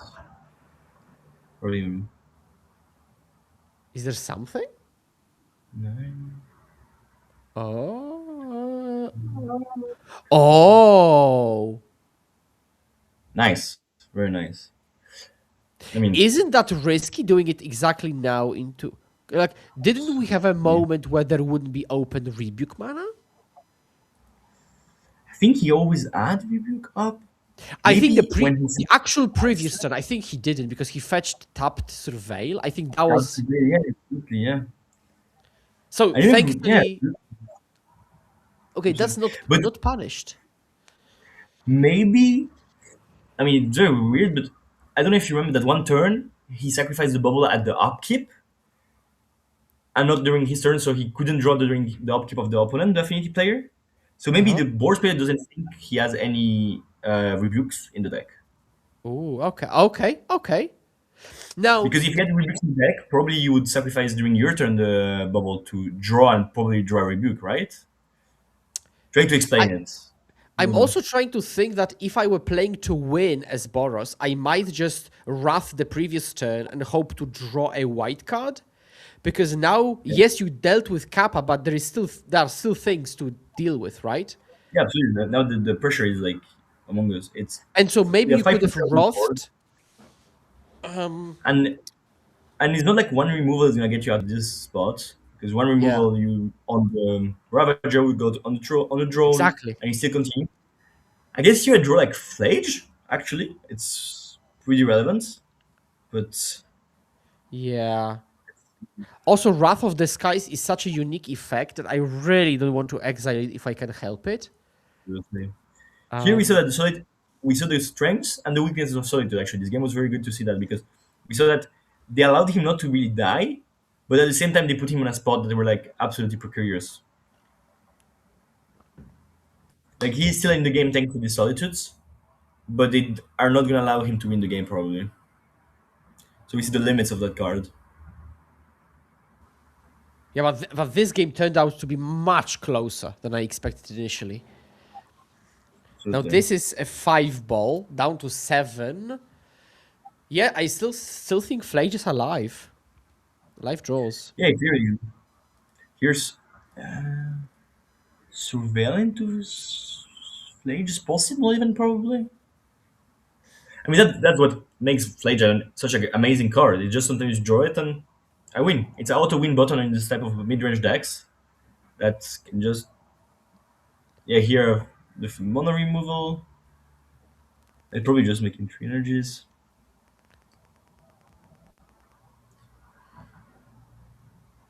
Yeah, we just use it here to make energy basically. Yeah, which we I guess could have fizzled without any major costs because you can always move the counters, so you wouldn't actually lose on the power. But this would disallow you from adding creatures to the board to then sacrifice them to pump out the last damage. But I see Galvanic Absolutely. Blast. For lethal, I is also it? Yeah, GG's. yeah. Whew. This Affinity deck looked insane this match. Absolutely, it was very resilient. Very It's not like the consistent. board player had no answer. Very consistent, very resilient. The board player. Also, I have the impression that yes, in game one, turn one and turn two, the board player could do his game plan, but here the board plan did not do his game plan. Basically, here what the board deck did during this game was just putting roadblocks and trying to stop Affinity, and he never was never really able to stop Affinity. He was unsuccessful in being the control deck basically. Maybe now we can switch to Pauper standard. So we're gonna be in standard. So We're switching. Yeah, and they are 1-1. And let's dissect what's actually happening. we Life have a was closed. throne. I think we have a throne in play at the bottom. Probably naming elementals. Right. And a bunch of lands. And at the top, I see Winter Night Stories on the stack, that is. I see the standard players really enjoying the alternative art. Especially Absolutely. Alessio and his entire deck. Very beautiful deck, I have to say. So So, I have to say one thing is for the blue red deck, he will have some hard time probably killing this throne. Like killing throne for the blue red deck is not easy at all. Like this 4/4 yeah. is hard to kill. Like he can bounce it because He, he needs to play the ward from the throne. He he can can bounce it, sear but it. he can see it if Um, he plays an amount of sears. I don't know how many. I cannot see the deck list, so I don't know plays exactly. he plays one seer in the entire Yeah. 75. Yeah, so That's the out of front basically, right? I don't know how many more he can tempo it out, but again, the word is gonna be annoying for that. Yeah, so basically we're playing a boggle game. Attack you for 4, Absolutely, can't kill it, attack you for 4. absolutely. Hard to kill creatures with reward. I think we've already seen that today, right? This Yes, is, yes. And I think Mick has just 2 cards in hand and no board. yeah, absolutely. And Elemental has So a full grip. yeah, this game looks amazing for elementals. Any elementals here, the red green one, the blue green one, any of the elementals, I'm just gonna finish the game here, Just basically. power and I mean, but toughness, right? Just actually just bodies. yeah, just Play a big 6/5. bodies. At the end of the day, this elemental deck is a tempo deck. It's not it's not a traditional Delver deck, but it's still a tempo deck in this game in this type of decks. It's not gonna be this in a fair way. So Like here, this the is elemental wistfulness with exactly. So he's gonna double draw the four draw trigger, cards. right? Exactly, absolutely. And this is a And 6. So we've got 10 power on the field. Well, that's very scary. yeah, and unless your team already won the yeah, unless your team already won the modern game, right? So this is the game, the round basically. Unless your team is gonna go to the finals if he's able to finish this game.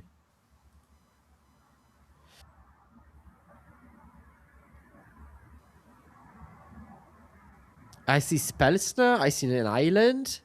That's hardly helpful in this situation. All very reactive cards, but that don't kill the big monsters of Alessio. Yeah, and a card like Bounce Off is just like, what are you going to do? Bounce a Just giving you Wistfulness? time. Just giving you time, but not making you win the game. I think we're in the point of no return for Yes, I would say so, yeah. Blanche team. Okay. So this is Eddie Merc Crab. Yeah. Tapping Yeah, Wistfulness. you cannot even tap the Yeah, throne because the war is gonna counter it. That would have that's been quite funny. that would have been pretty bad, let's say like that. But still, he's gonna take more 4 more damage, and here again, any big elementals are so clutch, so good at the moment. Yeah, just tap out every turn. Just very simple. If you can tap out, just tap out. Play Exactly. stuff. Use all your mana. We also can see in the graveyard last turn with Wishfulness, he discarded the Winterness Stories. So he has a Winterness Stories in the graveyard, Alessio. So he has gas. He's gonna find the cards. Now the question is just which cards does he want to play?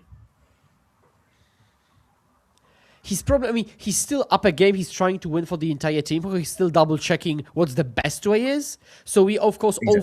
oversimplify by saying just tap out. And of course he can. But like, he's still trying to choose the better option. Absolutely. There is plenty of plays in this moment. He can cast cards in a hand. He can try to start by Winterness Stories. He could also try to play Afati and then Winterness Stories. We'll see what he does.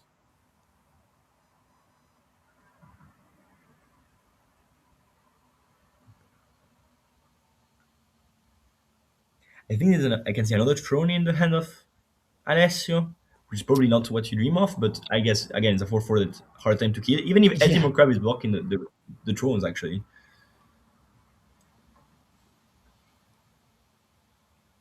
Also, he might We be see a red consulting with the teammates because remember, in team events, you can communicate with your friends. yeah. You exactly, and also it's on time, so you have all the time in the world to do the right decision. You are playing to put your team in the finals of the EUL. You really don't want to make any type of mistake, so just take a little bit of time, talk to your teammates, and find the best option, I guess. Which is sometimes tricky because your This one teammates is are also also probably in the metal. in the tank trying to make up their mind about their decisions. So sometimes tricky to find the right spot between Here's the- everyone making plays. So here, the effect of the elemental are gonna be 3 times. You're gonna have the option to make 3 times the effects of his elementals. It's kind of crazy when you think about it. 3 looting effects at this time.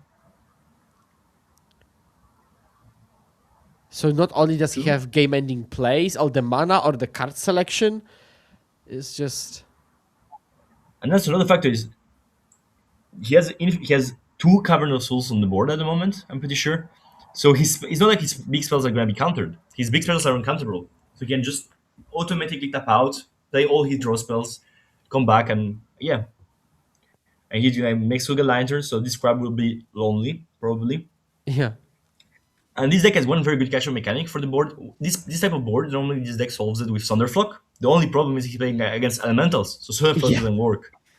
That's what this matchup I think is pretty bad for elementals, is that you're never winning the late game because really this deck really counts on the catch-up mechanic. It's a tempo deck. It's a Delver style deck that really counts on Thunderflock basically to come back. And here the Thunderflock cheat code doesn't work. Yeah, we saw that yesterday when Thunderflock was the only way to catch up against Mono Green. And here it would fall It's not gonna pretty work. flat. Exactly. Here it's absolutely not gonna work. It's just gonna be a 5-5 for two basically, but that's it.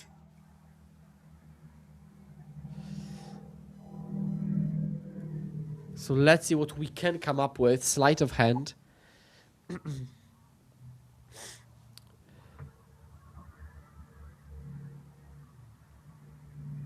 This is also another good moment to think about your plays. Like, if you want to play faster, use the opponent's time also to do the thinking. And this way you do twice as much thinking. Broken. In this case, they have infinite time, but during when you are in timed games during Swiss rounds, it's extremely important to think during your opponent's turn too, that you don't waste any time of time. Mainly this type of matchup that can go pretty long actually.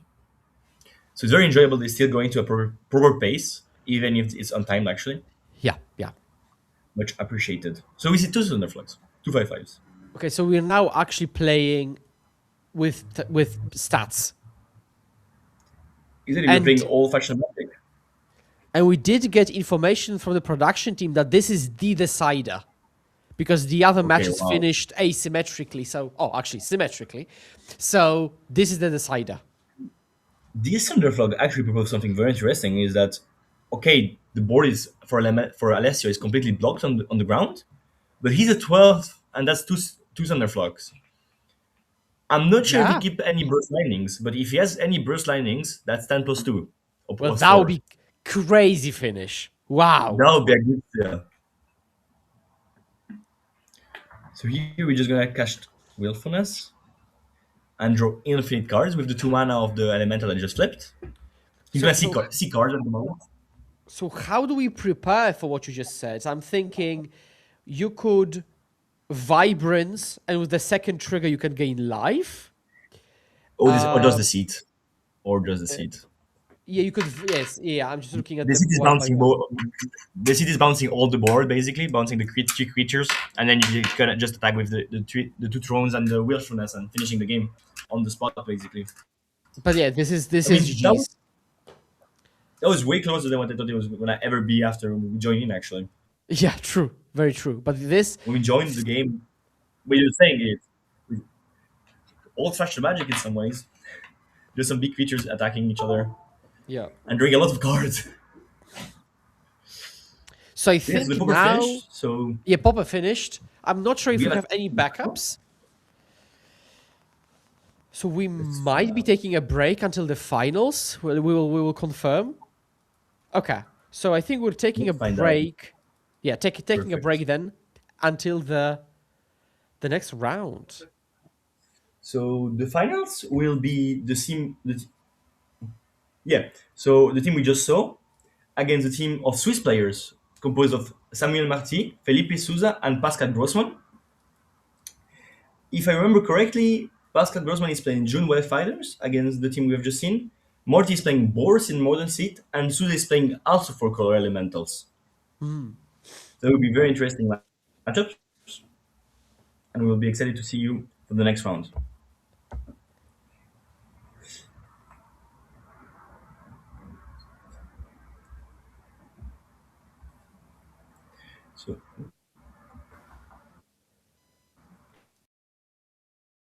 So, for our players that now are going to be playing the finals, started by 3 rounds of Team Silt. After 3 rounds of Team Silt that constructed, which if you just joined us now, it's Pauper, Standard, and Modern. And so yesterday played the 8 rounds of Swiss, and then the 8 best teams are playing now in a two games elimination brackets, which means that the teams you have just seen losing are not out of the tournament. They still have a shot. So if your favorite team or your national country just lost today, do not worry, they still have shots of not being eliminated of the tournament. They still can do it. It will be just harder, take a little bit more time, but they still can do it. So the question is, how much are they? What are the players gaining today? So the prize pool is the following one. For the top 8, it's 1,200 euros for the team. Top 4, 2,100. And for second place, we have 3,000 euros. And for the first place, 5,100. So the players we just saw are very close to these lovely cash prizes. Now let me ask you, Skura, what would you do with 5,100 euros if you could Well, choose? I could probably buy the entire Pauper format twice. I So mean, that's a great choice. that's probably what I would do, and probably most of the money would go for sleeves and boxes, not the cards themselves. Absolutely. Absolutely. So how to qualify to this tournament? If you have been watching us today and yesterday, and you ask, how can I play also this beautiful team trio event? How can I play Pauper in at the highest level? Well, this is the way. So you can you can go to the Unity League website, make an account, and then you will see the bunch of events will allow you to gain points, depending what type of events. If you want to create your own event at your local game store, just talk to your local game store and tell them to contact the Unity League, and they will be very easily able to set up regular events and league events, which will little by little make you win points. Then there's also district and premier events that are a bigger event that will make you win more points if you desire. And little by little you will win points, and then we'll be able to play the national events. And winning nationals or being first in the leaderboard will be what will qualify you to play this beautiful event with beautiful cash prizes. So if you want to play the UL, it's very easy. Just talk to your local organizer, and it will take you less than 20 minutes. You'll be set up to win points and play the beautiful nationals events organized by the UL, and then be able to be on the top of the world in Pauper, Modern, or Standard if you desire. So I think we'll be able to show you the full bracket of who is in the low bracket and upper bracket very soon. Let's see if we're able to set this up.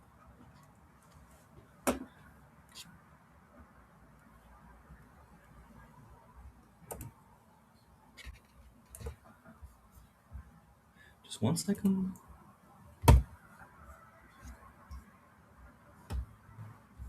So we're back. Perfect. So here we can see the bracket. How is it going? So we can see that the upper finals will be the team that we just saw against the Swiss team. We have our first people that was eliminated. We have the first seed of yesterday, actually, surprisingly, was eliminated today. And the third seed, actually, of yesterday was eliminated.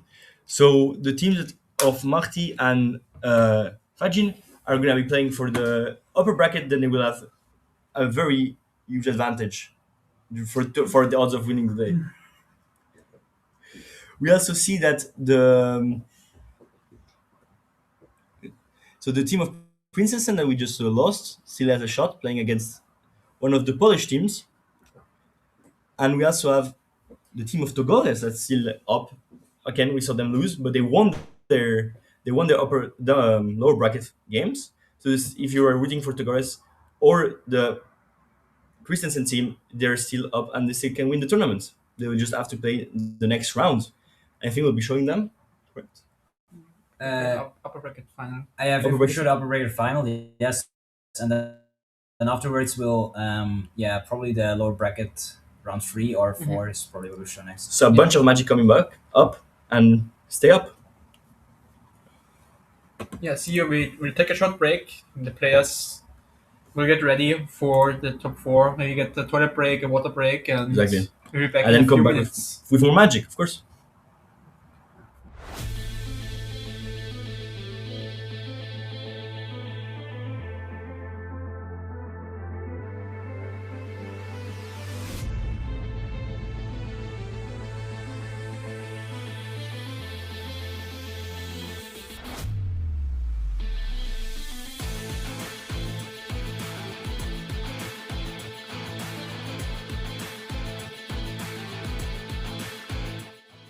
All right, I'm here with Alberto Ballesteros, the artist of the Unity League European Magic Cup playmat. It looks like this. And I was wondering, Alberto, can you walk me through what's the idea behind this playmat? So the first idea was to do something related with a deck.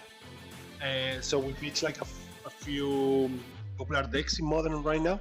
So we landed on Amulet Titan, which is a evergreen, pun intended, deck. Evergreen deck, very popular in Modern, which is one of the formats. Yeah, and it's been always there. Like it's one that it's been like for many years. So with that idea as a base, we decided, like, since Lordwing was the last set, just to throw like a little bit of Lordwing flair. So that's why the elf, it's the Lordwing base. And then we were thinking about like the idea of the Titan bring like living lotuses on his footsteps. So just to do something like Magic as a whole, like something that all Magic players can recognize. So I thought that would fit like really nicely on the theme, and then we added the amulet to the corner, kind of like the idea, and it has like the Lordwing side and the Shadowmoor side. So which made like a very colorful idea. Yeah, like really pleased with how it worked out. Yeah. Awesome. Yeah, so every player of your Magic Cup will get a special version of this, which has the names of the players on the playmats with their formats that are playing in the countries that they're representing. But yeah, you can also purchase one of those playmats on site or join the raffle on our Facebook, Instagram, X, and Twitch. And yeah, you can win one of those nice playmats. Yeah, so be sure to like and follow us and all of the other actions you need to do. Yeah. Is there anything else you want to say, Alberto, about the work that you're doing or about the playmat? Well, so my main focus is I have a wide range of tokens, always doing more. Yeah, no, it's just a pleasure to be here. Really excited. I'm really proud of the playmat. So yeah, thanks for trusting me and giving me some space to be here. No, it's definitely awesome. Thank you so much for and having you here. And yeah, that's it. Back to the booth.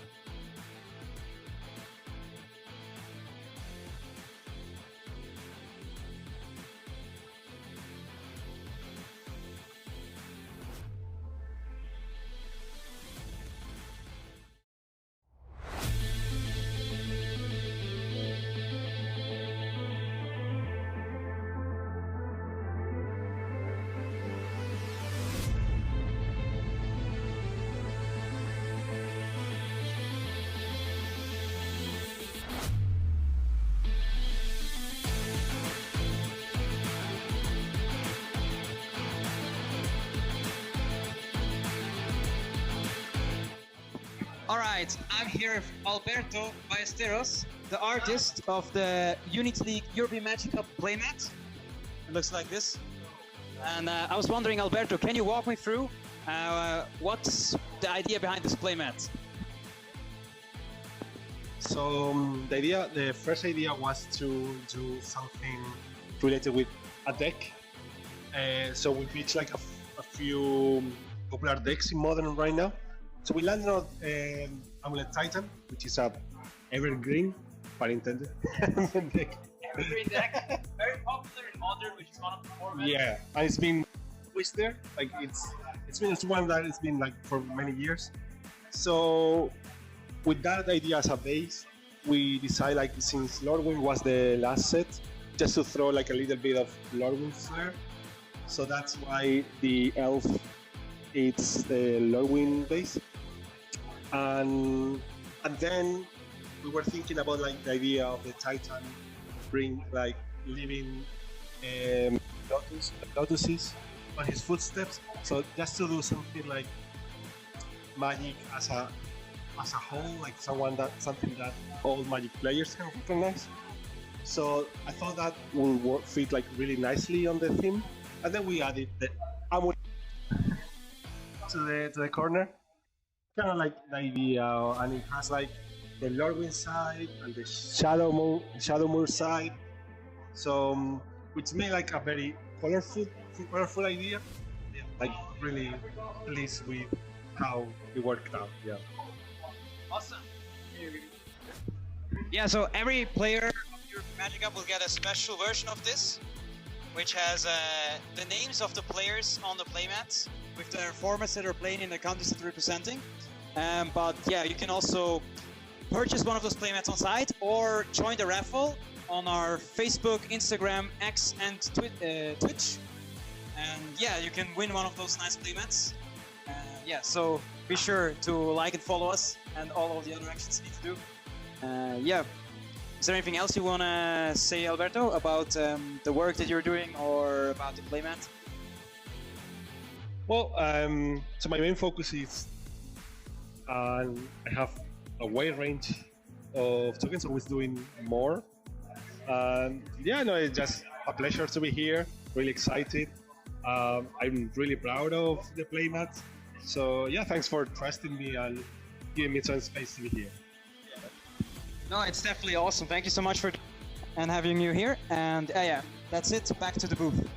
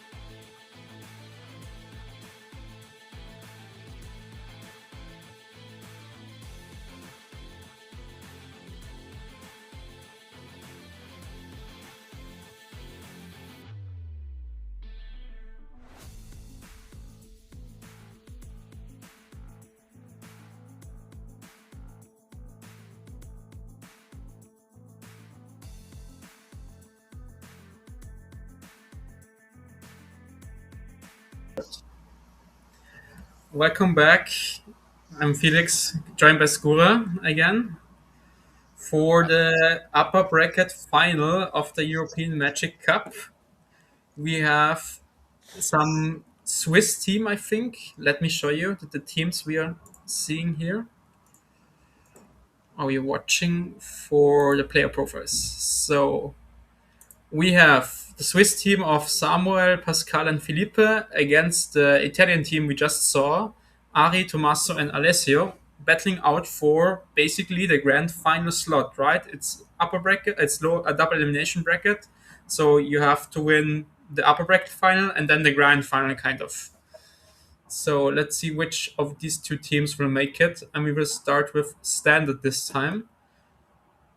I think we can jump right into the games already. If you're ready, let's see. Yeah, and we will see elementals, but not quite a full mirror match as you could expect. There are some twists and turns because Felipe's deck is much more black oriented. It has 4 Overlord of Belmurk and 4 Superior Spidermans, including some black removal, and not that after all type of scam modern gameplay of old, compared to elementals by Alessio, which is more classic with Roaring Thrones, Flame Braiders, and being much more blue-red focused. So we'll see how much that, again, so to speak, scam game plan is going to come up for Felipe. Yes. And I'm not going to lie, from the looks of it, I do like Felipe's decklist quite a bit. I really like the idea, the way it's built. I think it looks really strong. Yeah, I can't see it right now, the decklist, sadly. I'm trying to... The stream overlay controller tells me still the modern match and not the standard match, so I can't see the decklists. No worries, I'll just send them to you. Thank you. And players haven't started just yet, so we can do our pre-work. Perfect. Alessio is on 6, I believe. Or maybe not, maybe 7. Now you should be able to see the decklists on stream right now. Yes, looks good to me. We have this Grixis Elemental deck. Yeah, it's basically 4 colors, since you can cast Vibrance for the land ability as well, but it looks... He's not playing the 2-drop that rams for 2, I think it's like Flame Breather or something. Yeah, Flame Braider, yeah, exactly.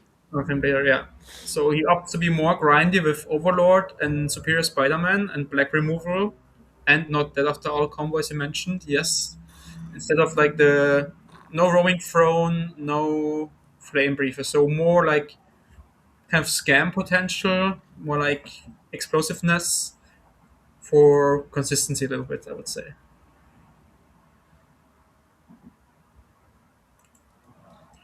So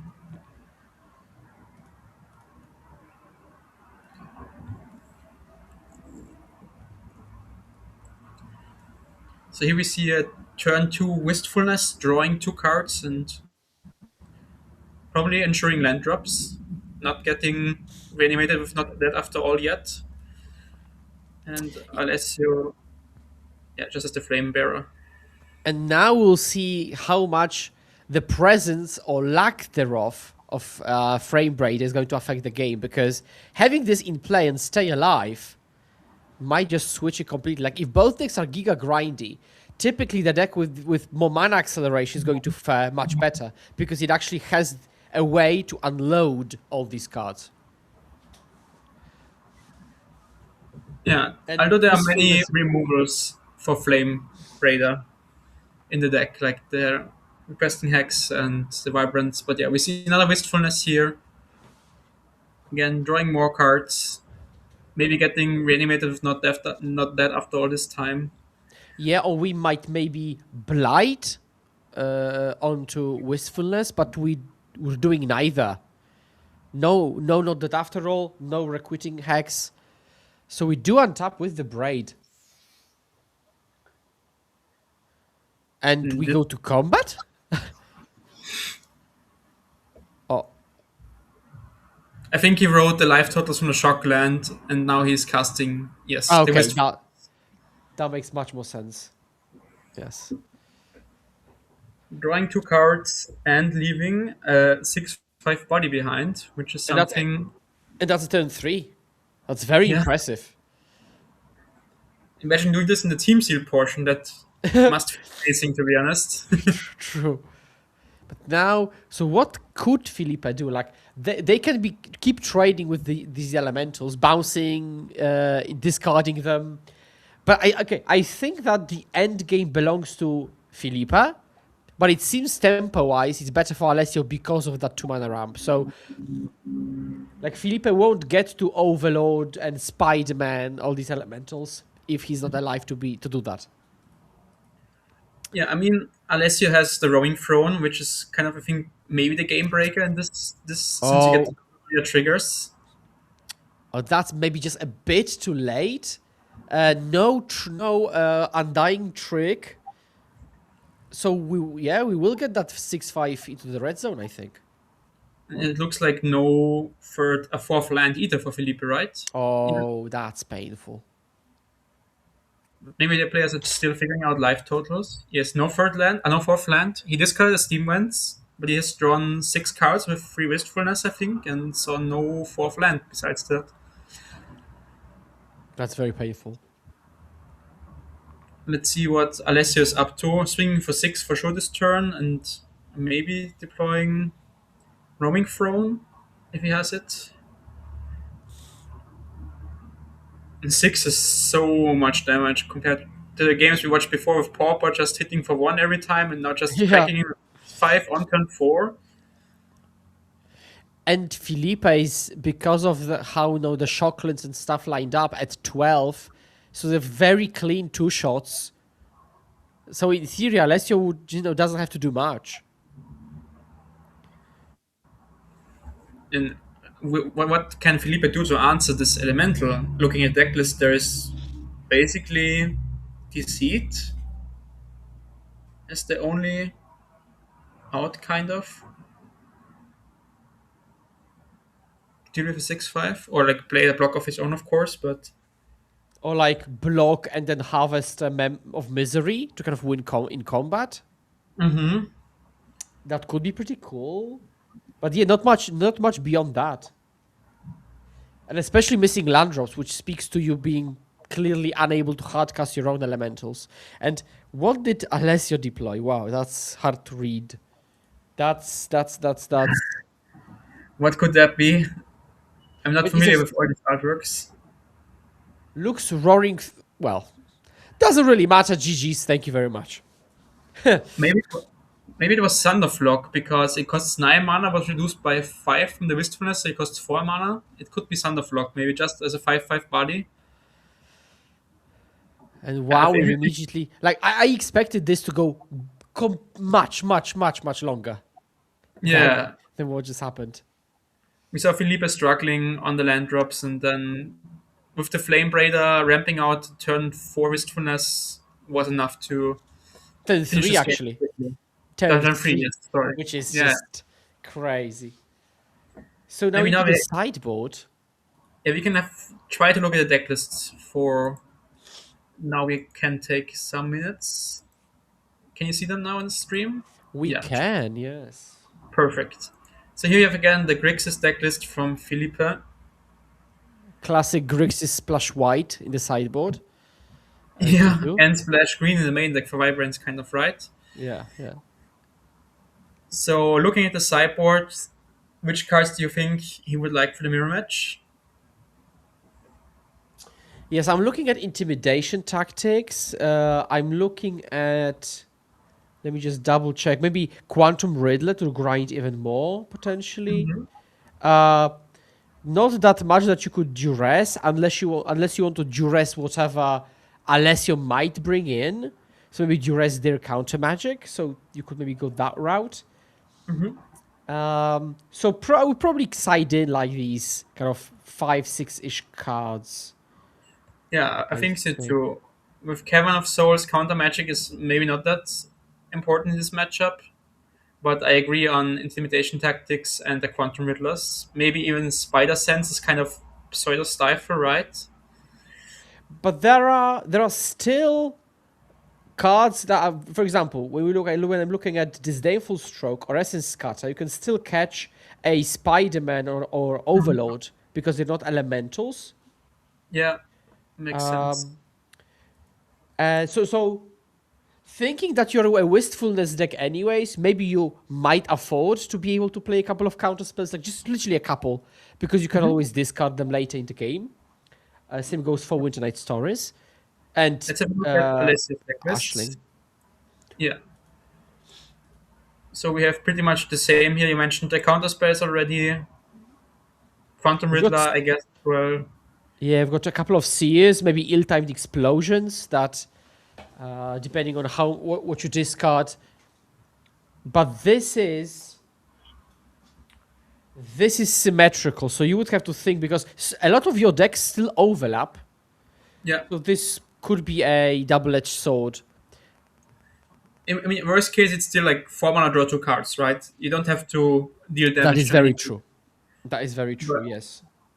Yeah, it could be like a kind of catch all answer when you're behind. So maybe we could see that, or some counter magic, as you said. Maybe even the Soul Guide Lantern as well, since there is Spider-Man, and you can get rid of the cards in graveyard from Felipe, but then you can still Spider-Man your elementals, like Alessia's elementals, right?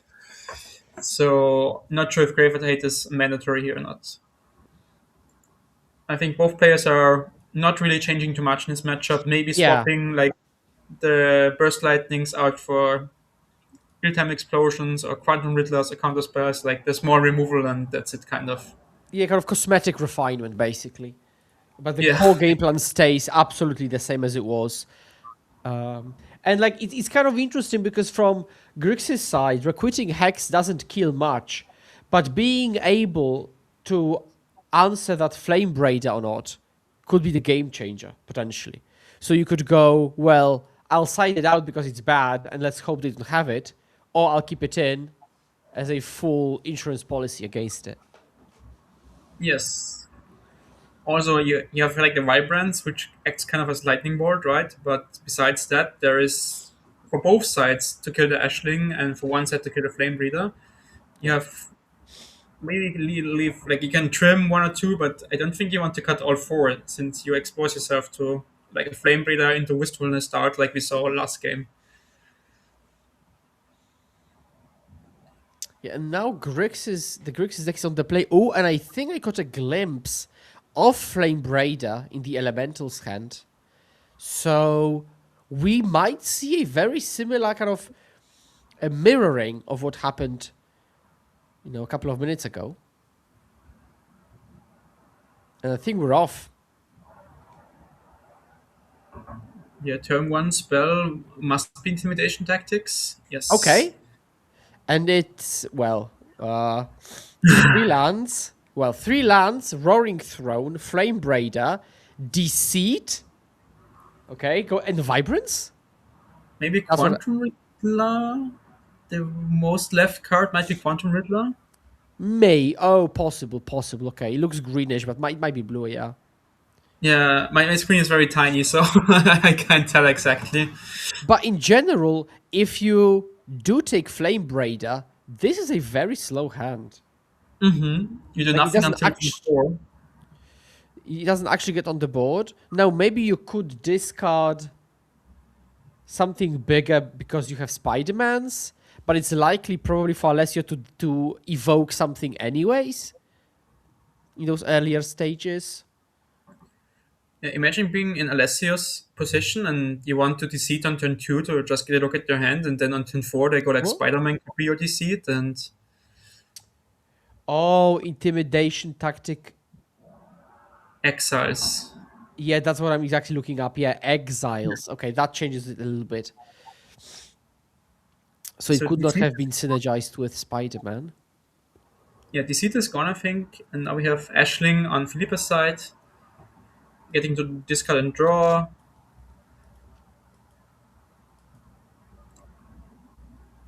And kind So of we will forcing. see the Flame Braider. Yeah, unless he decides to kill the Ashling. Philippe is still deciding on the discard draw, I think.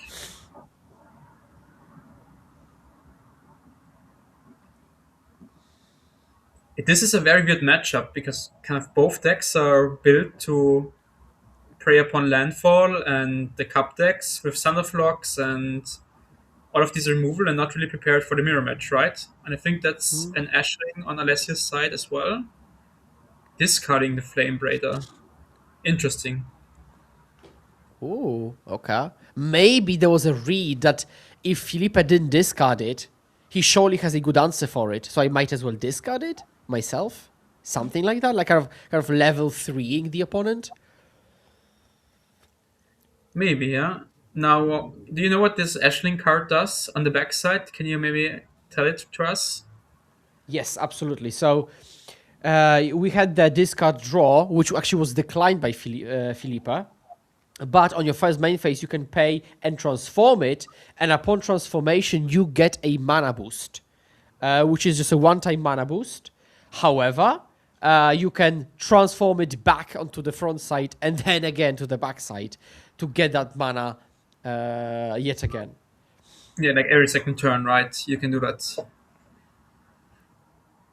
And here we see, I think it was Kevin, Steamvent's Winter Night Stories, I guess, Roaming Throne, and Quantum Riddler.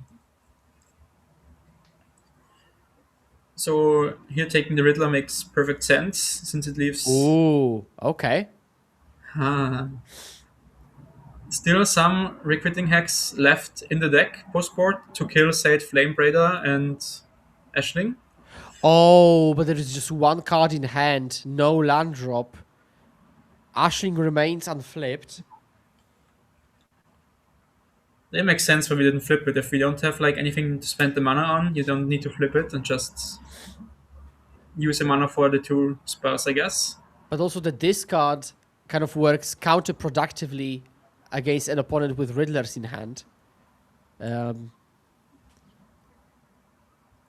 I think I like Alessio's position yet again. He's got a bunch of cards, makes land drops, and isn't threatened by anything Felipe does. Maybe if you leave a mulligan as well, because that's quite a few cards, right? I think he mulliganed once and was on the play. And this is the difference. Now he can flip it, get that 2 mana boost once this turn. And he does. But if he gets 2 mana now, he has to play a land drop and a 4-drop. So this could be like a Spider-Man type of thing. Okay, we're revoking. So not actually getting onto the battlefield. And we do see ill-timed explosion signed in. That's also a good draw at this point from Internet Stories. You can just next turn shock in Steam Vents and pay 4 mana to draw 2 cards and hopefully to find the 5th land for Wistfulness. I think we're in the same mode we mentioned last round, which was just play your cards. And you should be good. Just 4-drop on 4, 5-drop on 5. It'll sort itself out. Kind of similar that this red Spell Elementals deck doesn't have any big removals, and this Grixis Elementals deck kind of also doesn't have any removals for the Elementals, right? Yeah. Which is an interesting dynamic because if you accept that one of the better conclusions is that Elementals is the way to go, you have to somehow assume your opponents will also come to this conclusion.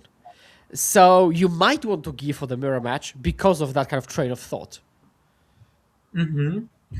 Maybe there's not like a good card in the mirror, right? I mean, Wistfulness kind of clears Roaming Throne, that's nice at least, but what else kills the Elementals, right? Vibrance only kills with Roaming Throne, and you can just bounce them by Beseed, but is bouncing them really what you want to do? Maybe it's less so about single cards, but like the full build. And maybe Felipe wanted to do that exactly with this Grixis version with the scam angle. To kind of break the symmetry a little bit. Because like going turn 3, Deceit, Unearth, or Undying sounds pretty strong. Yeah, now we have a 6/6 in play, which thankfully dodges like 5 damage from ill-time explosion, so you have to discard something that's 6, like your own Deceit or your own Centerflock, which I'm not sure if it's still in the deck. But just discarding a Wistfulness or a Vibrance doesn't do enough damage to kill. But we're discarding this SS Cutter? artwork. Yeah. And which is the other card? Is it Deceit Ashling? or Ashling? Maybe, yeah. These I see. artworks are confusing. Oh, is it the Braider, the Flame Braider, the 10-2 ramp creature? Okay, I mean, but yeah, Felipe is missing land drops. He's low on cards, but he's got the board position. Yeah, he has the basically 3-mana 6/6 creature that he made with not that after all, and now he's just swinging 2 times for lethal. Sadly for him, the math doesn't line up because he needs 2 more full attacks. And it's hard to get across that finish line if you leave your opponent at like 2. Yeah, I think Alessio has Wistfulness left from like way earlier, or Roaming Throne, one of those two. And there's Impended Overlord. Okay. A cool thing is that if the seed gets rid of, there will be a ping for 1 from the Wicked Roll. But again, that's just not enough because that would put Alessio to 1, not to 0. I mean, can still be worth it since the starting town basically then only taps for colorless, and you only have 1 blue or red source in Steam Vents, Yeah. since the caverns also don't have for your spells. The 1 is kind of almost 0 this game Yeah. for now. Yeah. We milled, I think, like Vibrant, Deceit, and Riddler, and now you're thinking which one to take, because if we take the Vibrants next turn, Felipe has lethal with the Vibrants, but also maybe wants to take the Riddler for grindier games and more card draw. Yeah, Riddler is a bit better if you expect the game to go like 2+ turns. Yeah, but I think it boils down to what's the time horizon of this game ending, in your opinion. And it's actually a pivotal decision. Because like you don't have much resources. This will dictate how you're going to play next turn. And also, Alessio is down to 2 cards in hand, I think. So both players kind of very, very low on resources. I mean, Felipe kind of has the Suspended or Impended Overlord, right? The coming alive in 4 Yeah. turns. And still having the threat, the Deceit on board, which Alessio has to deal with, unless he dies, or like at least jump block for a few turns. So I would give the edge to Felipe, even though he mulliganed and has no cards or 1 card in hand. Yeah. But he's the 6/6 on board, so he might be able to close this game out in 1 or 2 turns, depending on what he takes. That's why he's giving it a good time to think of, maybe consulting with teammates. And he does take Deceit, I think. Yep. It's like 2 mana bounce, worst case, right? Maybe he has not that after all in hand. That could also be the case. Oh, that would be, yeah. So we got Throne, which doesn't block very well. And no land drop. So we're not building up to a different... So because we could have like a throwaway creature to build up to something. But we're clearly not. So... Throne is kind of nice because it has Ward 2, right? So Yes. you can't discard it right away and attack. Okay, so we're just going low, accepting the damage. No throwawaying.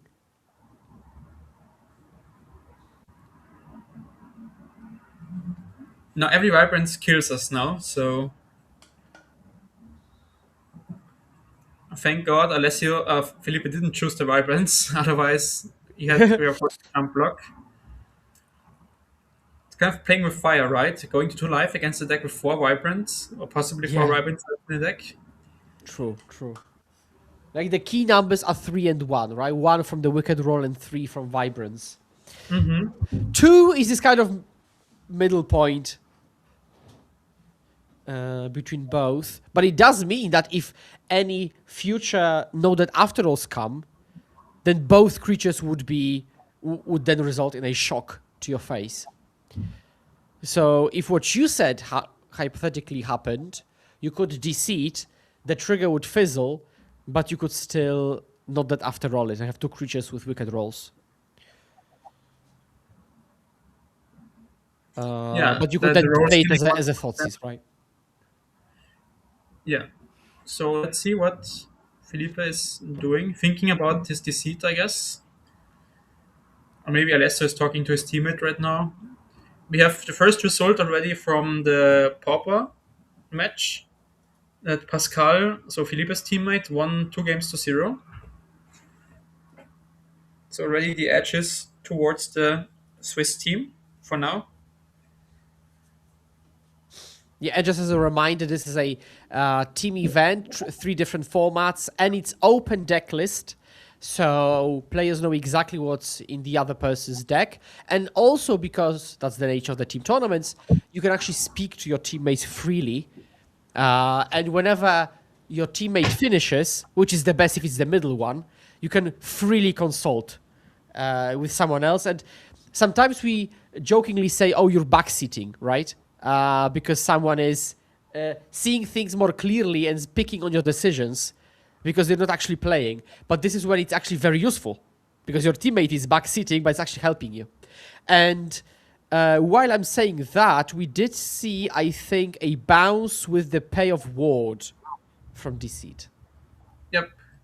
And I think Alessio almost forgot about the ward, and then his teammate reminded him to like pay the ward, as you said, like kind of Yeah, yeah, backseat gaming here. exactly. Yeah, this is the very few times where backseating is desirable.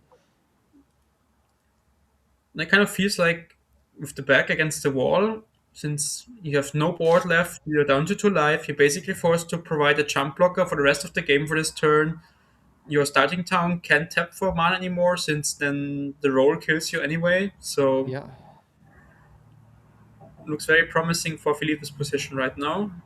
Okay, we There discard the is throne, another starting town. Uh and Felipe did make a land drop, and like slowly but surely, he's building up to something. Oh, and GG's! Recruiting Hex GG's. Okay, 1-1. So basically, Felipe mulligan to 6 on the play, so 2 cards down versus the opponent, played a bunch of removals and discard spells, didn't put much on the board, but when he did, he rolled it to victory. yeah, the not that after all looked very strong. Like we got terrorized by it in modern for months or years with the elementals, and now it's back in standard, Yeah. right?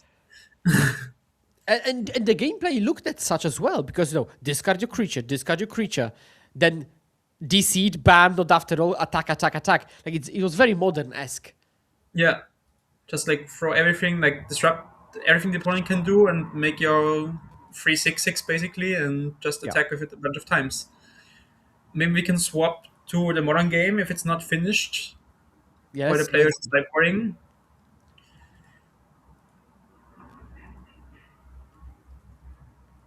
That's possible. Let's see if Daijin can help us and swap to Moran.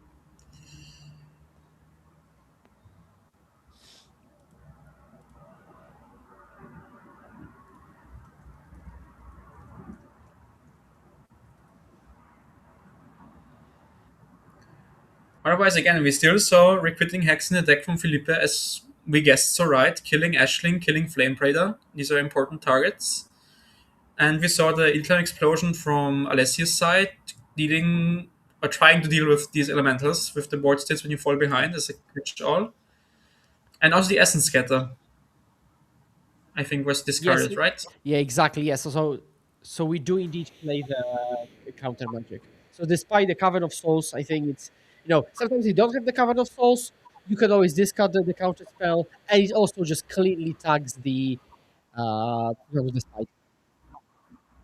Yeah, the Spider-Man or the Overlord, because your Kevin is like 99% of the time naming elementals, at least the first one, Exactly. and then you can hit an Overlord or can hit an Spider-Man.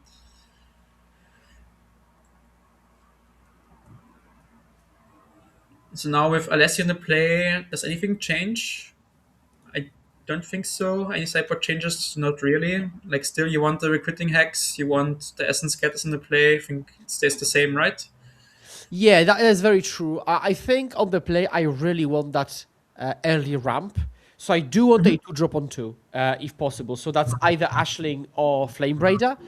Now, it might paradoxically work even worse into Felipe's countermeasures, because then on curve, Felipe can kill it on the end step and play his own 2-drop.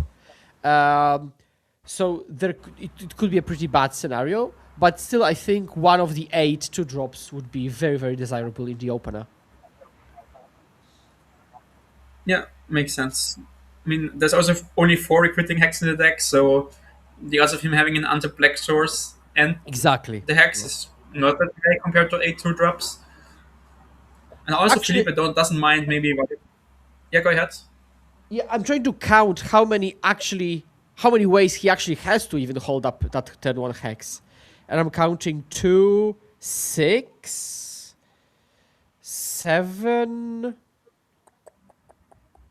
I think it's 7. Oh, no. 7, 11. 11, yeah. Well, okay, that's a bit. It's fine, yeah. With the It is starting turn. Yeah, should be maybe actually 12th even with the swamp. So it's actually pretty reasonable to assume Yeah. that you could be holding it up. And I think because this is a matchup where you don't mind shocking yourself with the Watery Grave turn 1 to like have to remove up or not, since it's not really about the 2 life. They won't matter most of No. the time in these games. Yeah, with the big asterisk on most of the time, because one of the narratives of the previous game was how much actually the life total could affect your starting towns. Yep. We see Alessio mulliganing to 6, and Felipe keeps his 7-card hand, as it looks like.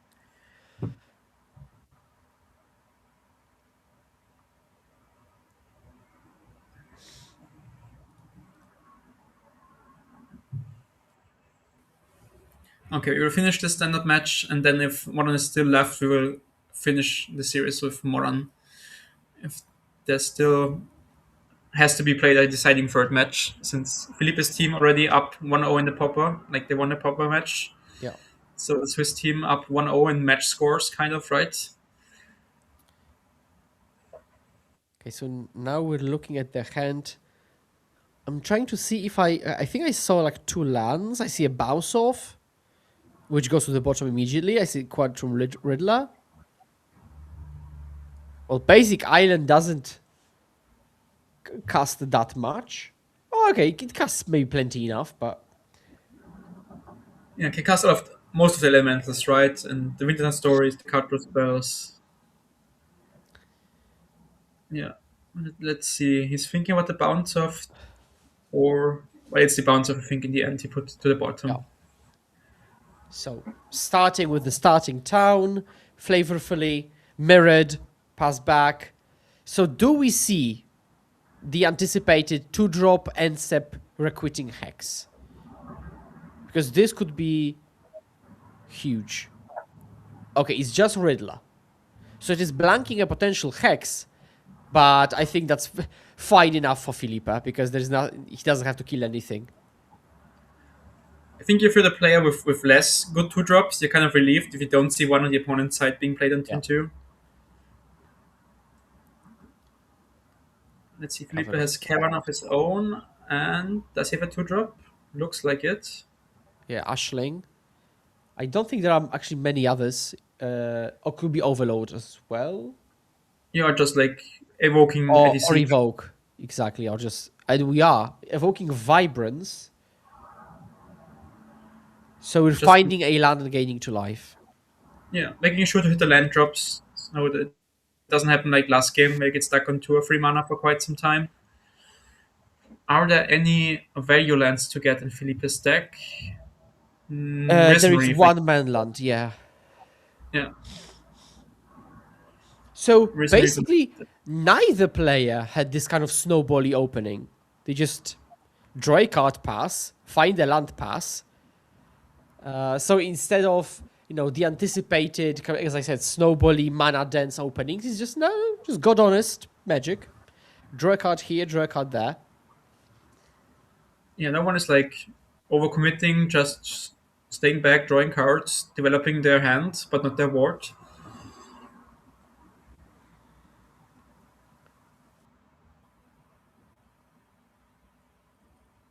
I think that's Blooming Verge or Blaze Maya Verge. But go to Alessio. Oh, we pass back. Yeah. So, huh. Maybe counter magic, but looks like place my words, yeah. Deceit of Cavern of Souls, and it is Seer, Deceit, double Deceit? Land? Is I it think Seer double Deceit lands?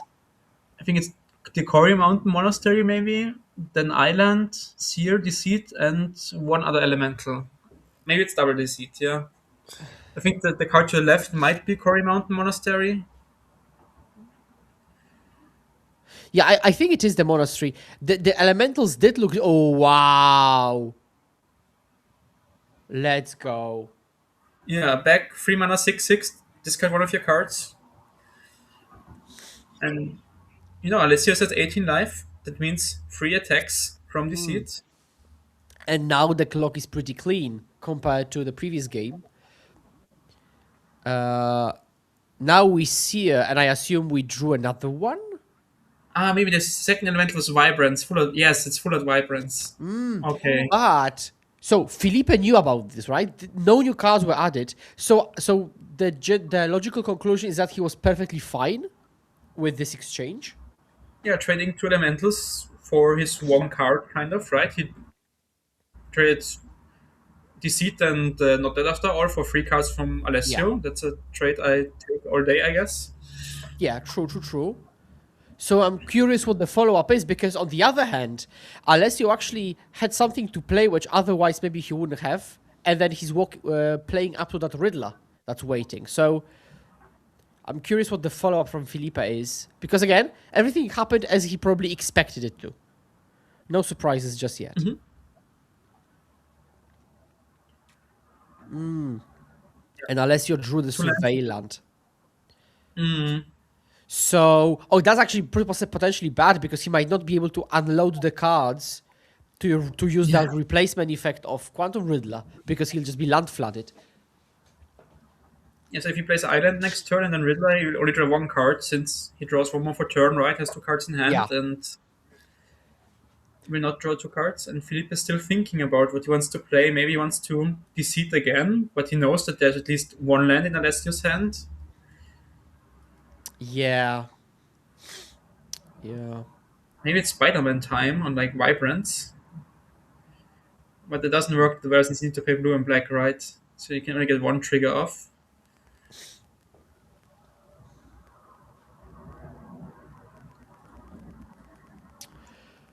We could maybe play Spider-Man as a 4-drop. No, it is Vibrance. And Vibrance find land.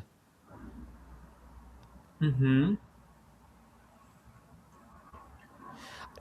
really not sure how many cards Filipa has, and that's important because we perfectly know the kind of the economy of Alessio, right? Just lands, draw step, and a Quantum Riddler. But Filipa, for all we know, could have 2 or could have 5 cards. Yeah, we don't really know that. That's true.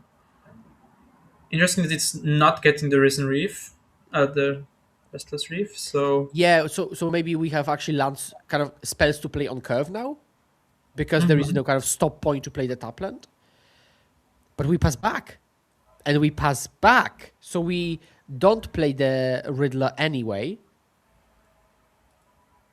yeah, Felipe has 45 cards in hand. We got told from our table spotter. So And I think Alessio drew Steam Vents. So in this spot, I would still be tempted to play Riddler, because waiting until you have unloaded your hand is hard, and you just have nothing. yeah, even if the opponent like gets to Deceit, just your Riddler. I think this is Spider-Man on Deceit, or no, Spider-Man on Vibrance. Oh, and we're using the turn to Cory. Okay. That's fine. No, it is Deceit, right? Yeah, it's Deceit below the Spider-Man. Yep. So we did Classic deceit, sentence. deceit below Spider-Man. Yeah, Magic is 2020. Okay, so double checking Corey. Yeah, it just adds red and then has this kind of reckless impulse vibe. Yeah, you can play it until your end of next turn. So like by end of your next. I think it's your next end step, right? So if you do it on the opponent's turn, you can do it in your end step still, Yeah. on your turn still, rather. So the best draw would be something. Oh, I see Riddler may hub. So we could Riddler redraw one card and play the Braider just to double spell somehow. Unfortunately, still, I think there's one land only in hand. Oh, Yes, that was draw already two two. cards.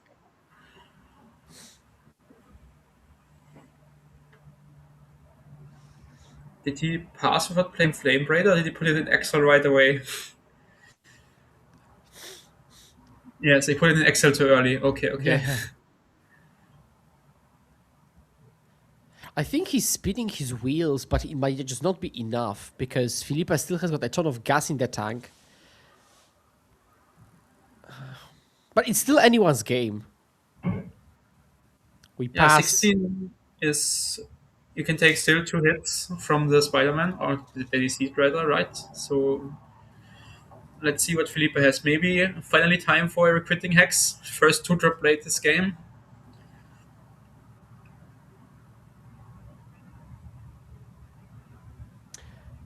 Actually, it can take a lot more hits because it's a 4-4 right now, right? With the replay statistics. So It says a 4/4. Yeah, my bad. yeah. So the clock is substantially worse. It will take 4 full attacks to get it over with. No evasion. So, well, I really don't hate Alessio's position actually. Maybe he can like play like what ill-time explosion, replay the Riddler, block here or there. Yeah, he has just 2 Riddlers in exile, facing for now only 4 damage. So that's totally fine, I think. Okay, we But had there's more. there was a hex, and now there is another Spider-Man. On Flame Braider, interesting. Yeah, that was actually pretty funny. Yeah, I think with the caverns, he can't like pay red, red, blue, and black for Spider-Man. So that's why is not choosing the Vibrant. Otherwise, I would like deal free face, right? But I think with 2 caverns naming Elemental and only one naming Spider, I guess you can't pay blue, black, red, red to get the Vibrant trigger off. Yeah. So now, like Come an on. ill-time explosion would be huge. Now we can, Draw. yeah, Ashling, right? Discard draw. Starting I town think, gets rid. yeah, starting time that was. Land shock in down to 10. Now every increment of the life starts to matter. Do we So see 5 a Wistfulness? Maybe. or hardcast Riddler? No, oh no, okay, it is Yeah, Wistfulness.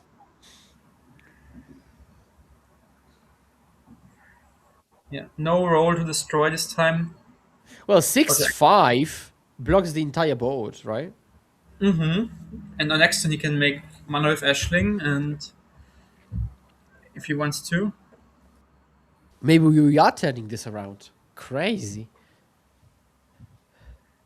Yeah, and with the Ashling, can he maybe double Riddler next turn? I think he has 7 mana this turn.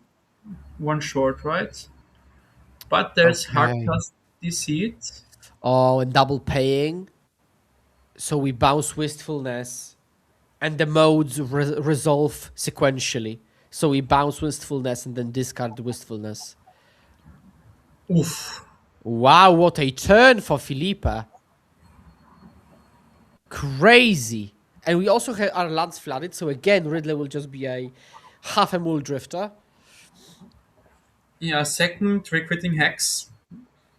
I think this attack should only be for 4, not for 6, though. So maybe life totals are wrong because he was at, unless he was at 12, at least on the life pad. Oh no, I think he shocked down to 10. If I remember. Okay. He shocked down to 10 with that steam vents. I think it's fine. Yes, maybe the life totals weren't updated, and he shot down Yeah. to 10, and now it's with the attack of 4 down to 6. And there's Kevin, and now we play Quantum Riddler and draw one card again only. And this is still Leaf, right? 4 attackers, 1 blocker. And you found a Flame Braider. Okay. One more turn, Huh. at least for now. Let's see, let's see, let's see. There are many odds, right? Quitting Hex kills, Vibrance kills, Deceit kills. Even Spider-Man on Deceit now is possible, I think. Oh. And And we we see buy overall. back the seed bounce attack. GG's. Oh, I can see the happiness in the team. The camera definitely felt that. Congratulations. Yeah, and this means that the Swiss team of Philippe, Pascal, and I don't know the third player's name. Give me a second. Samuel is in the finals, I think, or like upper bracket finals, right? Let Very me have a nice. look. Let's have a look at the standings of the bracket again. Yep. Add to scene. Now you should be able to see it. We see the deck list, and now we see the bracket on stream. Yes. Yeah.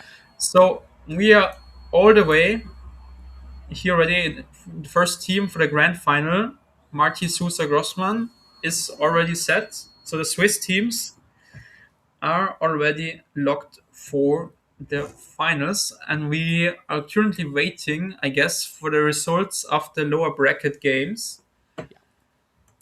Maybe we let's. I don't think we will get a backup feature match, but we will either finish one of these 2 matches on the loser bracket, or we will watch the loser bracket round 3. So right now we have the Swiss team being in the finals already, grand finals, and the Italian team dropping down to the lower bracket finals. So this Yeah. means they are at least in third place. Yeah, and they get another reroll at a chance to be in the grand finals.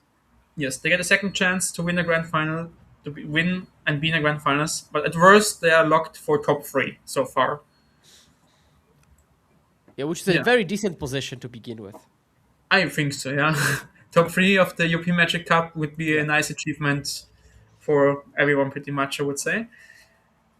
Yeah, maybe what's the schedule today or on the weekend? Right now, we saw the upper bracket final of the European Magic Cup, so we're waiting for the grand final, and we're watching the lower bracket runs for now. Yesterday, we had 3 rounds of Team Sealed and 5 rounds of Team Constructed, Modern Standard Pauper, same we're seeing today. And again, since we talked about the prices, top 3 locked for some teams, or even top 2. So that means maybe 2,100 euros or 3,000 euros locked for teams in vendors' credits. So they can buy some nice cards, maybe some duels, maybe some Caracas, not Caracas, Tabernacles, or some expensive legacy cards. Or as you said before, you're going to buy the entire Pauper format twice and some sleeves, I guess. Yeah, yeah. Yeah. I think would buy also some Pauper cards since I'm currently building the entire Pauper stock myself. I have like most cards already, but I would be Nice. buying the missing ones and some expensive foils for Commander to flex on my friends, right? Let's go. That's also a good way to do that.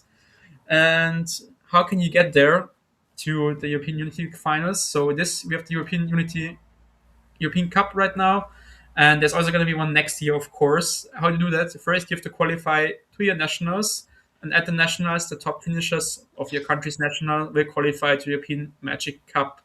And how you qualify to the nationals is by basically playing as much Magic as possible and doing well and collecting points. There's a one times multiplier for regular events. And if the store is like a weekly league with a top 8 playoff, you get 2 times points for these events since they're league events now. Then we have so-called district events, which are all events your store can host, like RCQs, or maybe even the game days or store championships count as district. I'm not sure on that. And then there are premier events, which is like the European Cup we're playing, Spotlight Series, regional championships, or even special qualifiers your store can host once per year, once, twice per year. All of these can help you to qualify for nationals, and with the nationals, you can qualify to European Magic Cup. And I think it's quite an honor to represent your country playing Magic wise. So many cool people here, many great players here. And also don't forget there is a giveaway. You can win one of these pretty playmats by cheering for your team on Twitter, on or X, how it's called now, Facebook, Instagram, Twitch, or rooting for your favorite player or for your favorite archetype or format, or generally sharing, retweeting stuff. You will find every information on the platform that you need to. And now we're gonna take a short break, roughly 5 to 10 minutes, until we get ready with the next lower bracket round for you to show you more magic. See you guys soon. We take a break now. Bye bye.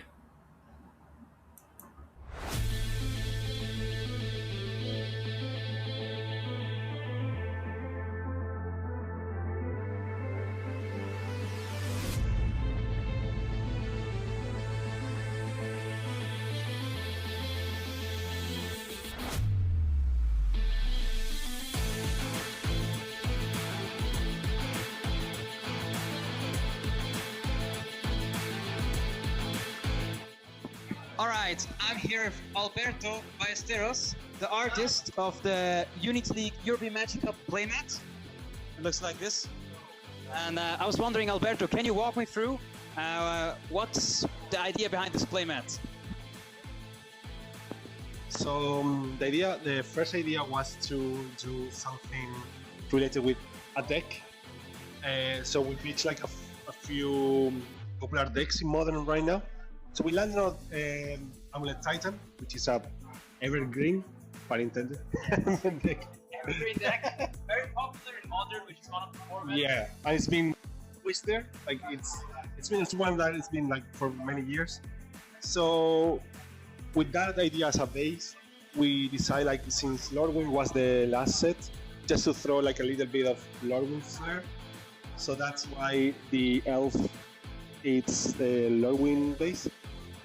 And then we were thinking about like the idea of the Titan bring like living lotuses on his footsteps. So just to do something like magic as a whole, like something that all Magic players can recognize. So I thought that would fit like really nicely on the theme, and then we added the amulet to the corner, kind of like the idea, and it has like the Lordwing side and the Shadowmoor side. So which made like a very colorful idea. Yeah, like really pleased with how it worked out. Yeah. Awesome. Yeah, so every player of your Magic Cup will get a special version of this, which has the names of the players on the playmats with their formats that are playing in the countries that they're representing. But yeah, you can also purchase one of those playmats on site or join the raffle on our Facebook, Instagram, X, and Twitch. And yeah, you can win one of those nice playmats. Yeah, so be sure to like and follow us and all of the other actions you need to do. Yeah. Is there anything else you want to say, Alberto, about the work that you're doing or about the playmat? Well, so my main focus is I have a wide range of tokens, always doing more. Yeah, no, it's just a pleasure to be here, really excited. I'm really proud of the playmat. So yeah, thanks for trusting me and giving me some space to be here. No, it's definitely awesome. Thank you so much for and having you here. And yeah, that's it. Back to the booth.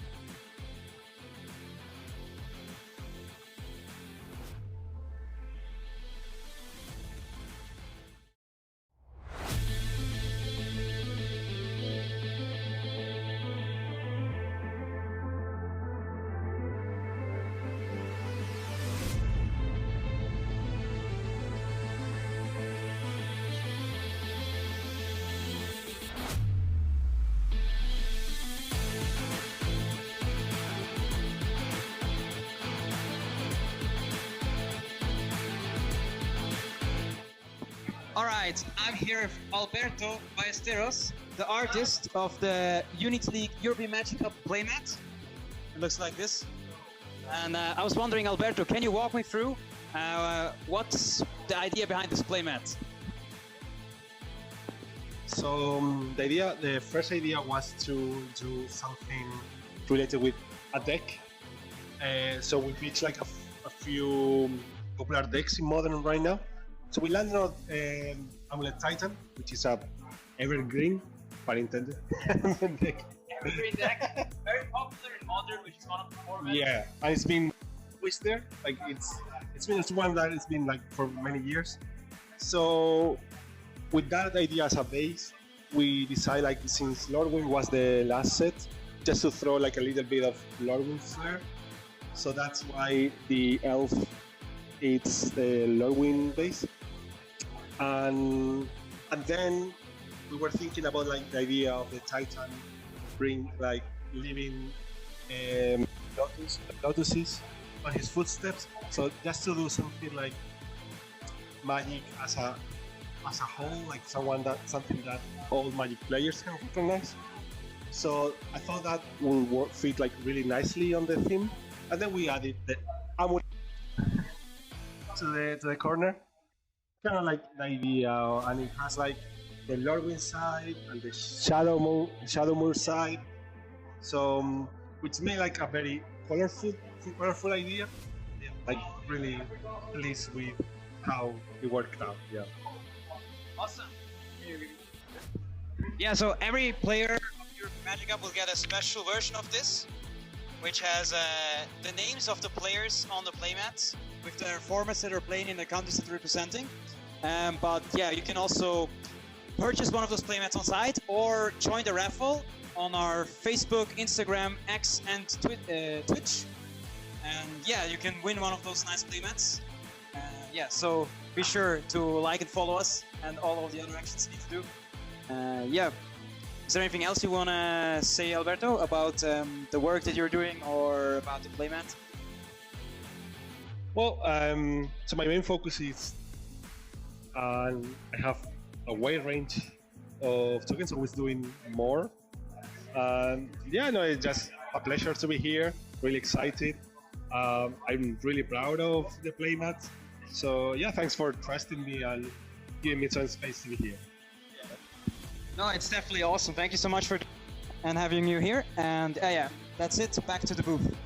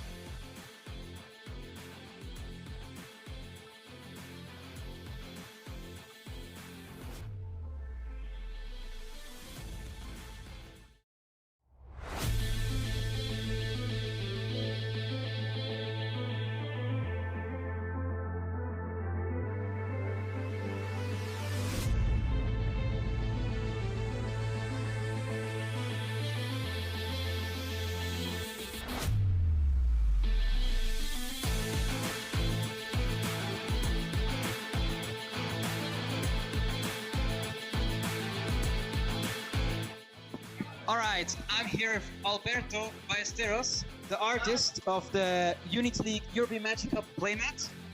It looks like this. And I was wondering, Alberto, can you walk me through what's the idea behind this playmat? So the first idea was to do something related with a deck. So we pitched like a few popular decks in Modern right now. So we landed on Amulet Titan, which is a evergreen, pun intended, deck. Evergreen deck, very popular in Modern, which is one of the formats. Yeah, and it's been always there. Like it's one that it's been like for many years. So with that idea as a base, we decided like since Lordwind was the last set, just to throw like a little bit of Lordwind flair. So that's why the elf it's the Lordwind base. And then we were thinking about like the idea of the Titan bring like living lotuses on his footsteps. So just to do something like magic as a whole, like something that all Magic players can recognize. So I thought that would fit like really nicely on the theme, and then we added the amulet to the corner, kind of like the idea, and it has like the Lordwind side and the Shadow Moon side. So which made like a very colorful idea. Yeah, like really pleased with how it worked out. Yeah. Awesome. Yeah, so every player of your Magic Cup will get a special version of this, which has the names of the players on the playmats with their formats that are playing in the countries that they're representing. But yeah, you can also purchase one of those playmats on site or join the raffle on our Facebook, Instagram, X, and Twitch. And yeah, you can win one of those nice playmats. Yeah, so be sure to like and follow us and all of the other actions you need to do. Yeah, is there anything else you want to say, Alberto, about the work that you're doing or about the playmat? Well, so my main focus is I have a wide range of tokens, always doing more. Yeah, no, it's just a pleasure to be here, really excited. I'm really proud of the playmat. So yeah, thanks for trusting me and giving me some space to be here. No, it's definitely awesome. Thank you so much for and having you here. And yeah, that's it. Back to the booth.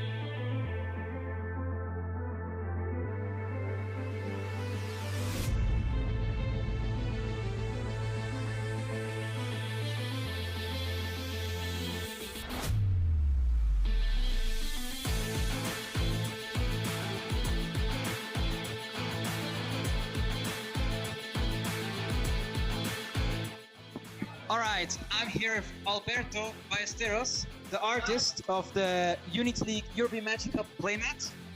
It looks like this.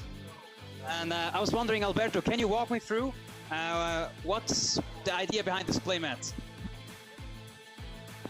So the first idea was to do something related with a deck.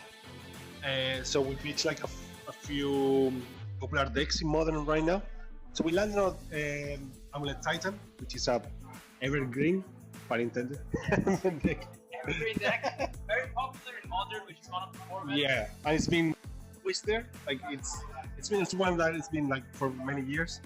So with that idea as a base, we decided like since Lordwing was the last set, just to throw like a little bit of Lordwing flair. So that's why the elf it's the Lordwing base.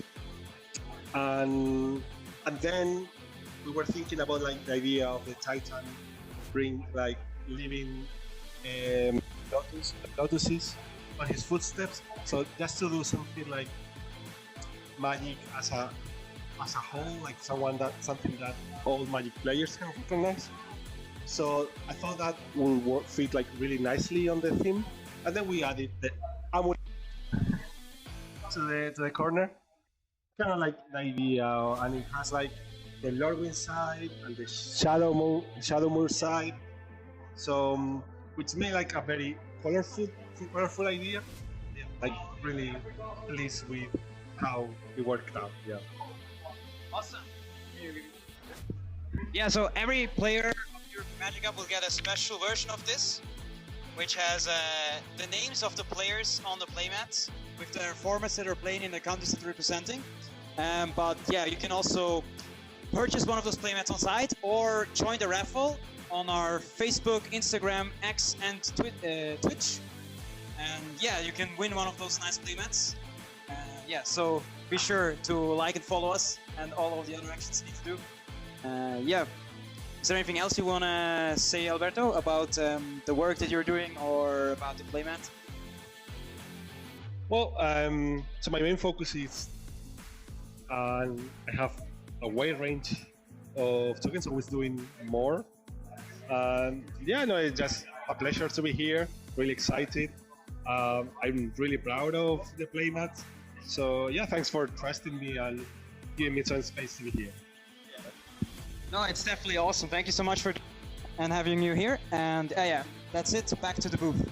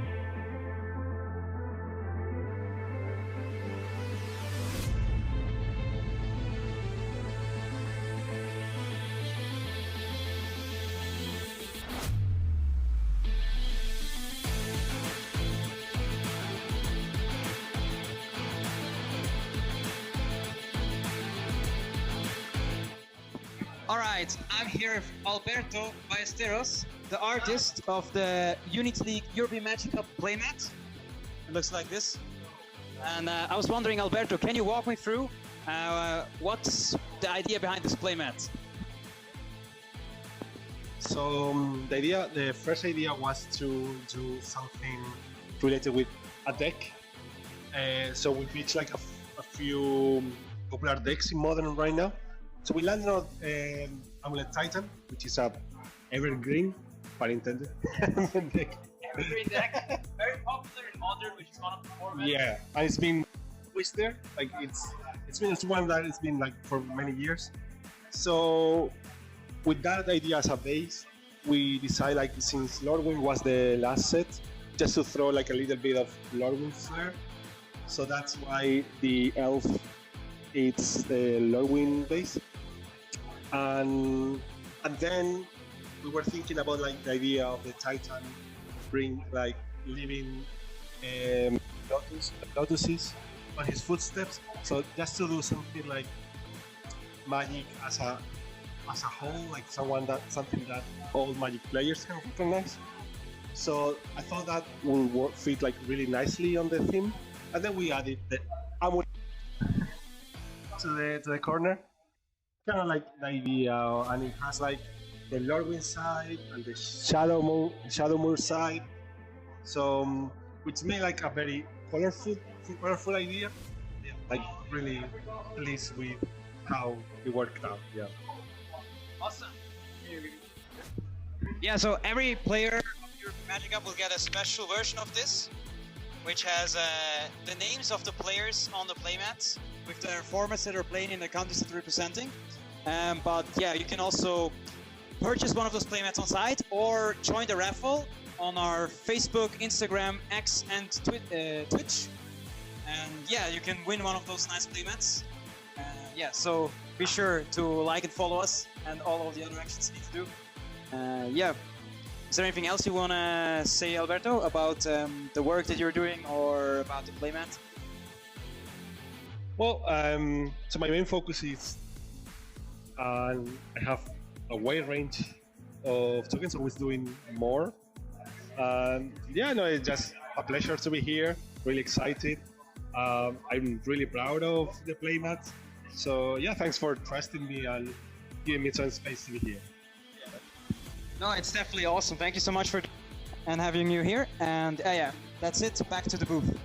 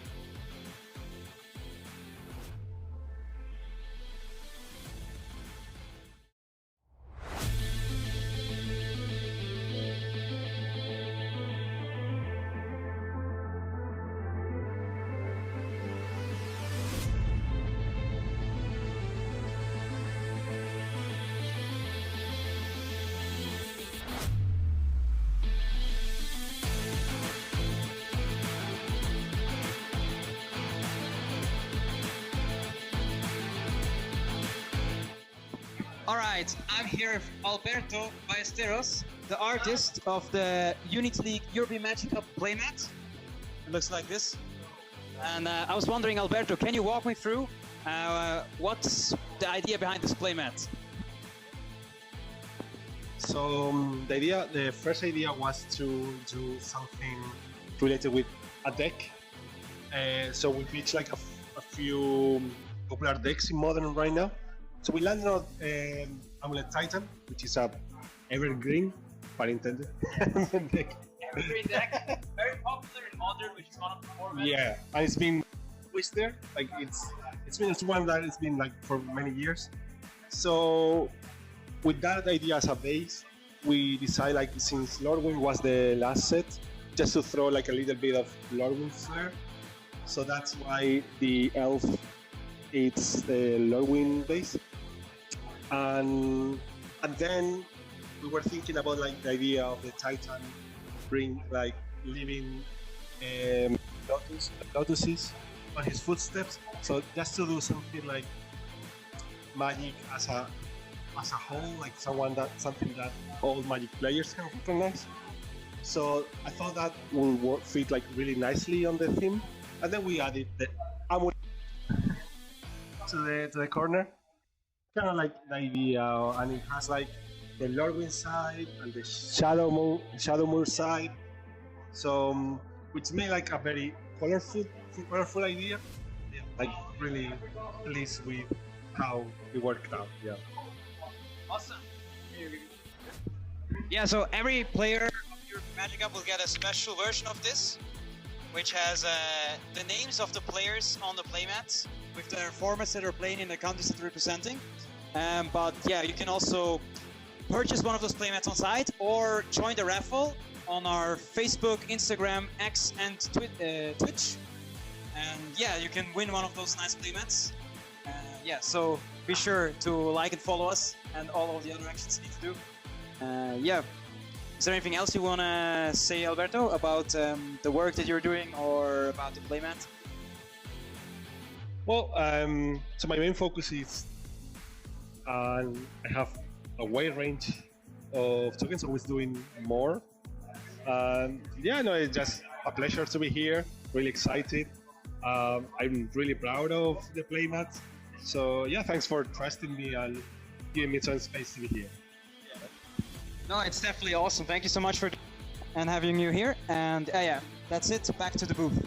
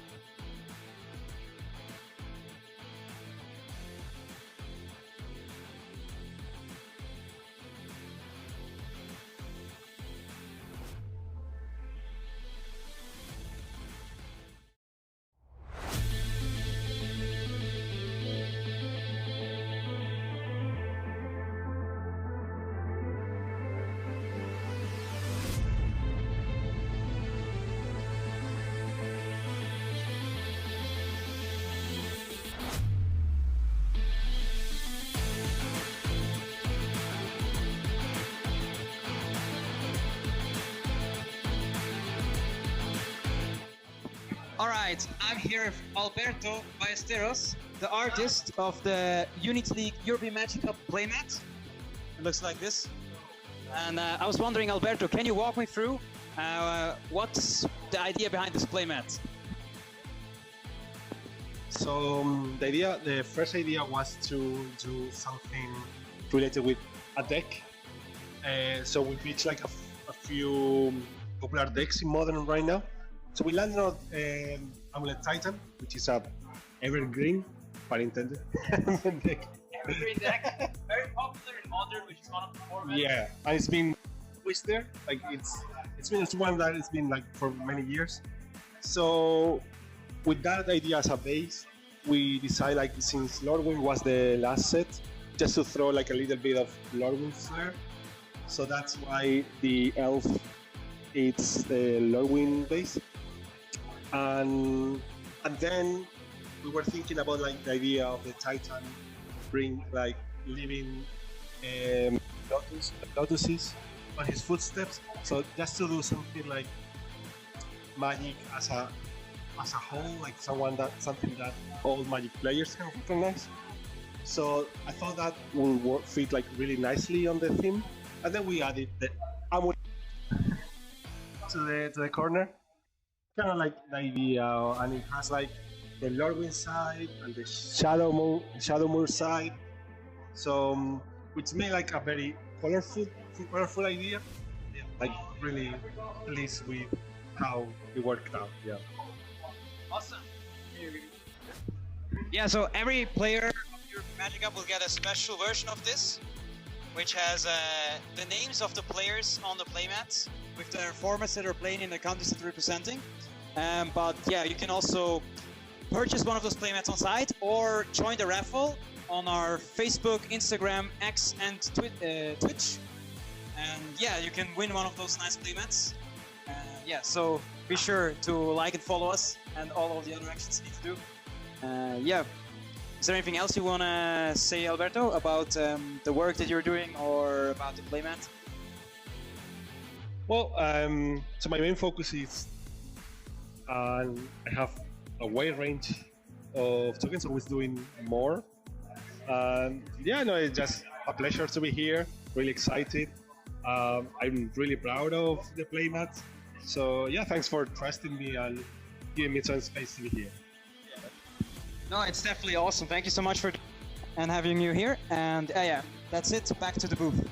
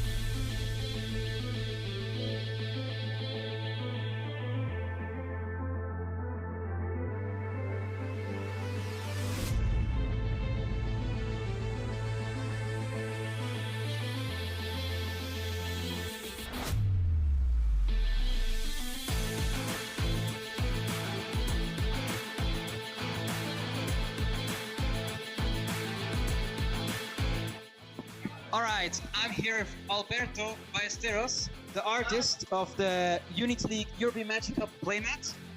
It looks like this. And I was wondering, Alberto, can you walk me through what's the idea behind this playmat? So the first idea was to do something related with a deck. So we pitched like a few popular decks in Modern right now. So we landed on Amulet Titan, which is a evergreen, pun intended, deck. Evergreen deck, very popular in Modern, which is one of the formats. Yeah, and it's been always there. Like it's one that it's been like for many years. So with that idea as a base, we decided like since Lordwing was the last set, just to throw like a little bit of Lordwing flair. So that's why the elf it's the Lordwing base. And then we were thinking about like the idea of the Titan bring like living lotuses on his footsteps. So just to do something like magic as a whole, like something that all Magic players can recognize. So I thought that would fit like really nicely on the theme, and then we added the amulet to the corner, kind of like the idea, and it has like the Lordwing side and the Shadow Moor side. So which made like a very colorful idea. Yeah, like really pleased with how it worked out. Yeah. Awesome. Yeah, so every player of your Magic Cup will get a special version of this, which has the names of the players on the playmats with their formats that are playing in the countries that they're representing. But yeah, you can also purchase one of those playmats on site or join the raffle on our Facebook, Instagram, X, and Twitch. And yeah, you can win one of those nice playmats. Yeah, so be sure to like and follow us and all of the other actions you need to do. Yeah. Is there anything else you want to say, Alberto, about the work that you're doing or about the playmat? Well, so my main focus is I have a wide range of tokens, always doing more. Yeah, no, it's just a pleasure to be here. Really excited. I'm really proud of the playmat. So yeah, thanks for trusting me and giving me some space to be here. No, it's definitely awesome. Thank you so much for and having you here. And yeah, that's it. Back to the booth.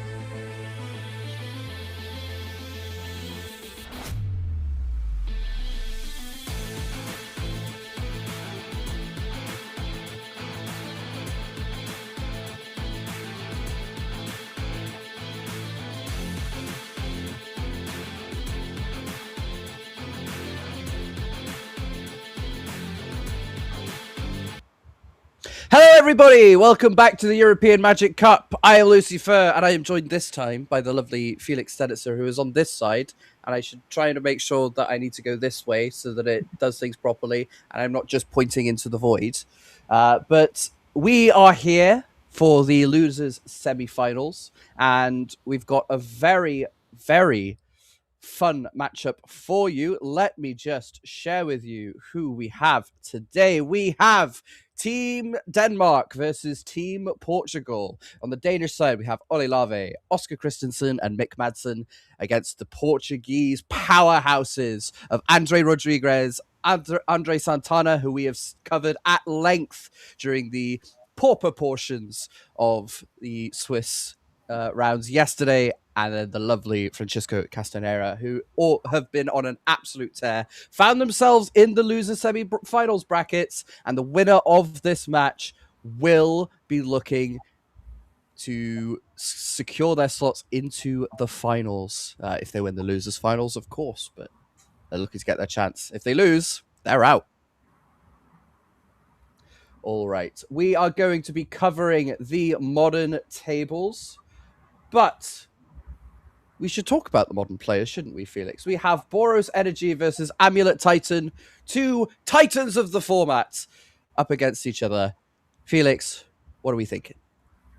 Yeah, in the past, this matchup was pretty much favored for Titan with like cards like the One Ring. Without the One Ring, though, this matchup actually got a lot closer. I would still give the edge to the Titan player since they can like combo on turn 2, and the Boros player pretty much can do nothing against that. But sometimes you just fail to do anything meaningful as Titan and die to cats and cat beatdowns, I guess. Yeah, let's put it that way. Pretty much two Absolutely. whips passing in the night, kind of. Absolutely. So what is the Boros player looking to do in the early turns of this game against Titan?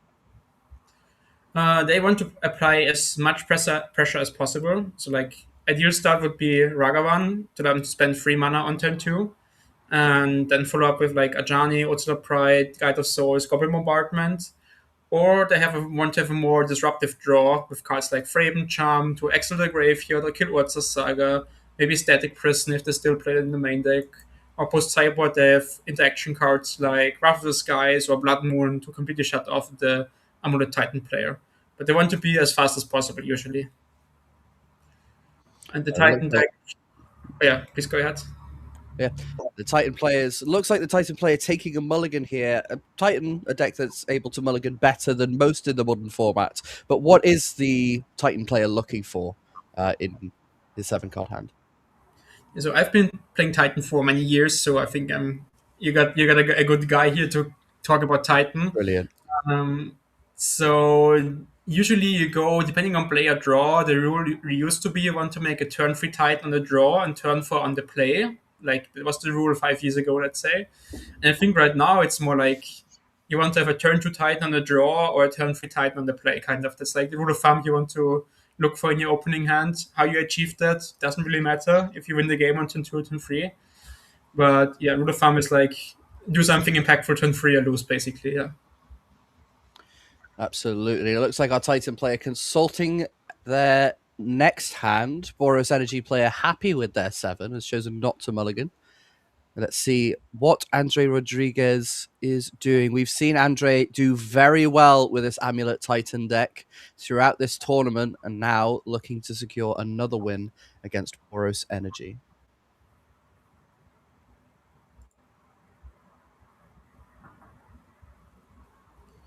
Yeah, Titan deck can easily mulligan down to something like 5 cards and be happy about it. 4 is like, on 5 I keep pretty much everything already. It has like lands and spells, but you need like an amulet effect or a spelunking effect, something that adapts your lands, and then 2 to 3 lands and a payoff card, and that's all you're looking for in this deck.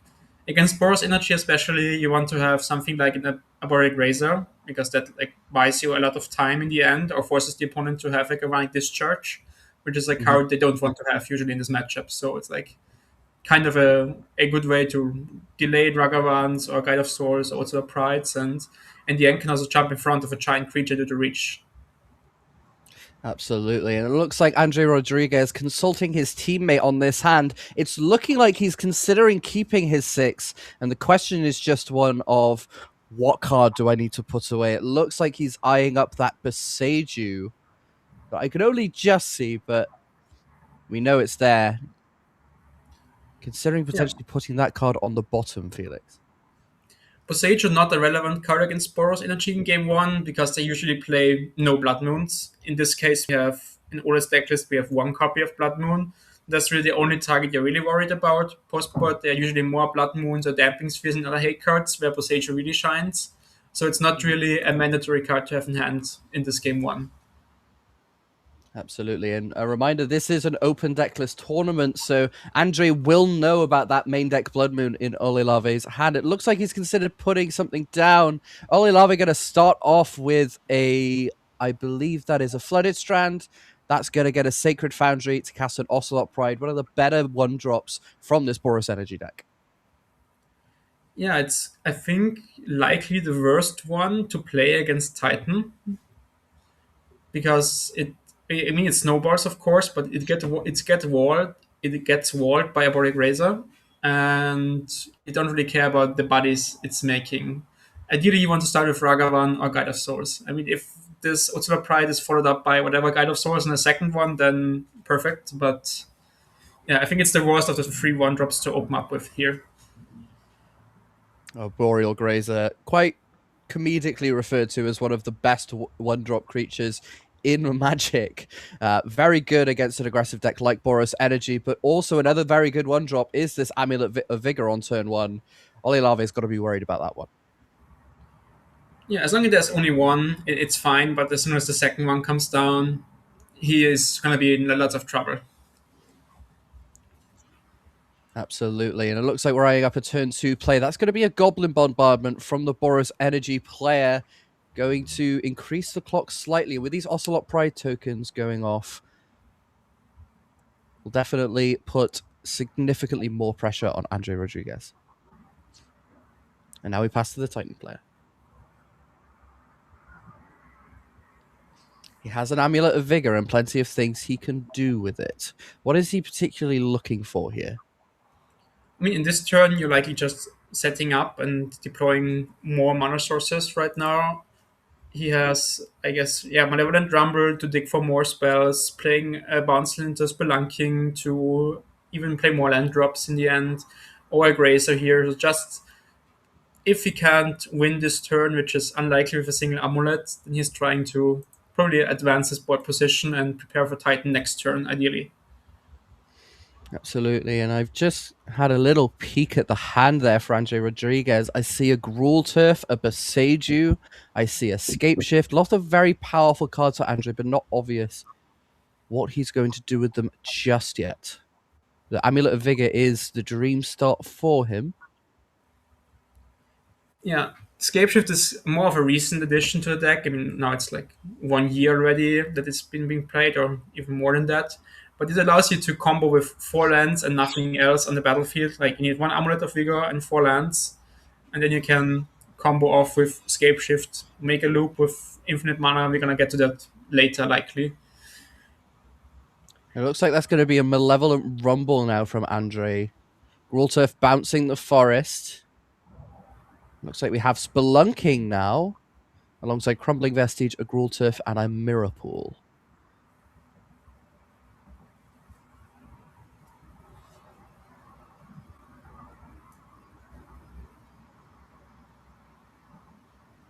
Let's see what he's looking to get off of these 4 cards. All of them permanent, so all of them viable gets from this Malevolent Rumble. Potentially eyeing up the Spelunking here. Nope, decides Mirror Pool is the way to go. The rest of those cards are going to go in the graveyard, and an Eldrazi spawn is made.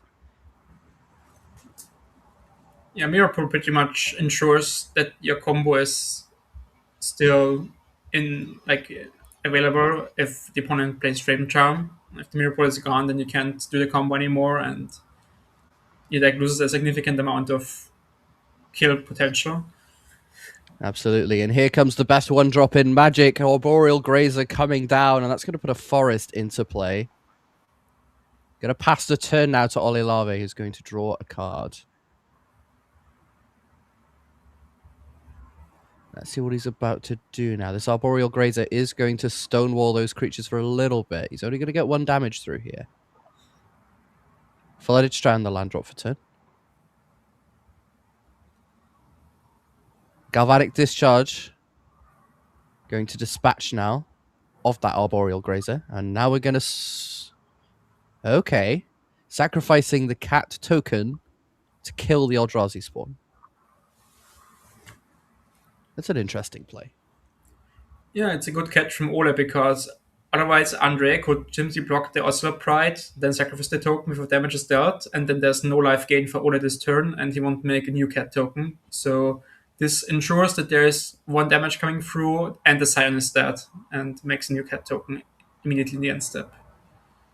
Yeah, very heads up play there from Olave as he attacks in with that Ocelot Pride. And as you said, no blockers to sacrifice at instant speed to stop that cat token coming down. And another one going to be made for Olave, but not much more. Just passes the turn back with 2 mana open. Yeah, and if I'm in Andre's seat, this screams to me Fraven Charm here. Ole kept 7-card hand, had some decent cards. He deployed the Ocelot Pride, the Goblin Bombardment. And now he's passing with those 2 mana up, and this really, really screams Fraven Charm for me. Like, I have to care about it and watch out for it as Titan player. Yep, Olave potentially representing that Thraben charm, but you've got to feel like from Olave's side that he wants to be applying a bit more pressure than this against a deck like Titan that can kill so fast and so consistently. For sure, for sure.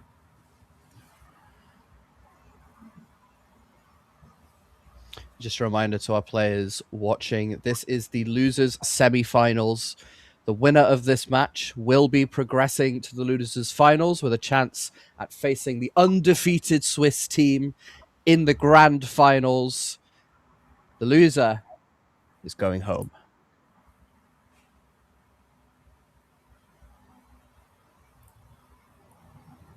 Looks like Mirapool was the play there for Andre Rodriguez. Now 4 mana up. Scape Shift about to come down. That's only 3 lands, so not as dangerous as you would expect, but still a very powerful play here from Andre Rodriguez.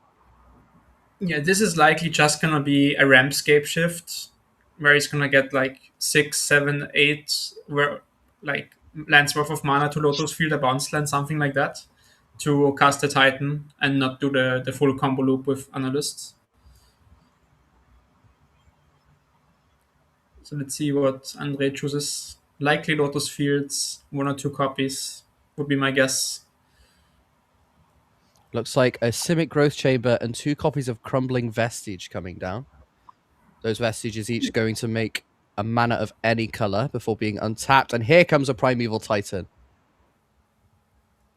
That's kind of the safe way to get to 6 mana, right? If you want to play around the Frame Charm, you just get yourself the Vestiges and the bounce lands, and you don't have to expose yourself too much to like the Frame Charm of the Lotus Fields. Absolutely. That's going to get 2 more Crumbling Vestige. Oh, no, sorry. That's a Crumbling Vestige and a Hanweir Battlements. Going to give that Primeval Titan haste. As we can see, the Simic Growth Chamber did bounce one of those Crumbling Vestiges. Primeval Titan attacking now. We're going to get 2 more lands.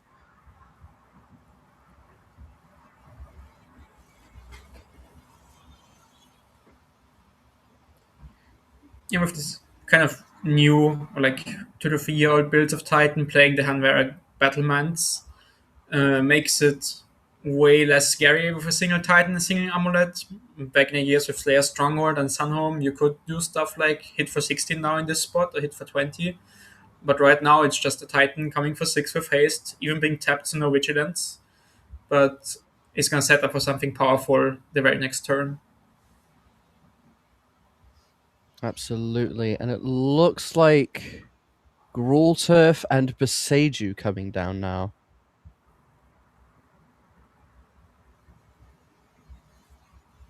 Yeah, ensure yourself from Blood Moon when you can. It's still a card you can lose to in this spot. Or you can also kill the Goblin Bombardment. That's totally fine as well. Looks like plenty of options available for Andre Rodriguez, but prime time is going to come down. Olave going down to 13 life. And that Primeval Titan is going to represent a lot of pressure now from the Titan side. And now the onus is on Boros to present a faster clock. Flooded Strand going to come down now. Crucially, that puts Olave at 12. So now a 2-turn clock now for this Primeval Titan.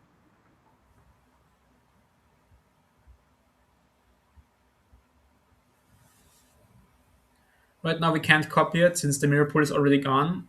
unless we have analyst. But so that means Andre has to have a second Titan to make leave from next turn. Absolutely. Elegant Parlor going to come down off of that flooded strand. Olilave considering whether or not he wants to keep that or put it away. Opts to put a Guide of Souls in the graveyard.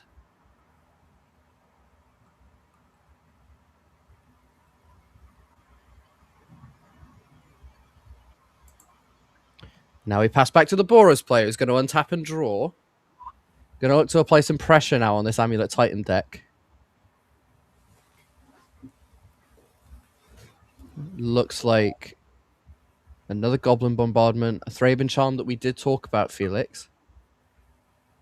I believe a Mountain and something else. And if there's a Fraben Charm in Ola's hand, I would have been tempted to simply like deal 4 and then fling both creatures on Titan before attacking. But yeah, with the single amulet, it was not that big of a deal to have the Titan attack once.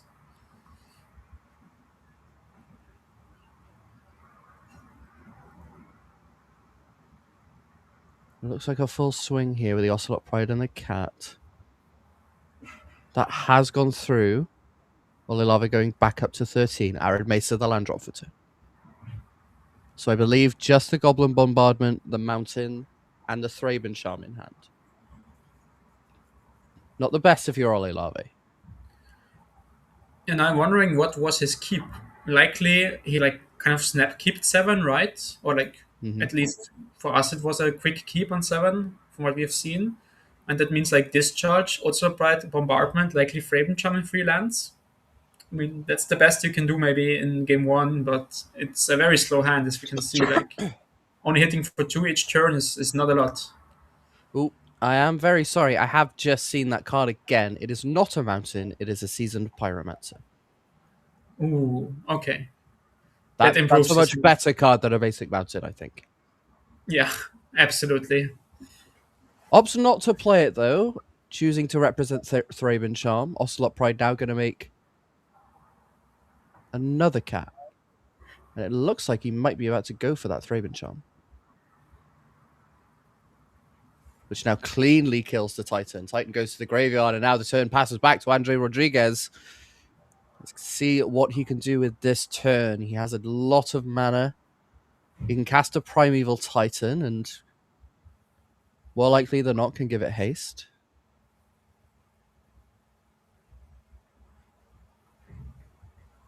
I mean, he really is spoiled for choice, Felix. Yeah, what is he gonna do? He counts his mana. It looks like 4, 6, 7 mana. Damn, 7 mana in total. If I'm not mistaken, and still a land drop to play, so could go up to 9 mana, which should be enough to play Titan and haste it. I wouldn't be surprised if he had a bounce land or something similar in hand. Perhaps get some more mana. Yeah, we know one Crumbling Vestige, I think, from last turn, that it gives us 2 mana to the untap effect.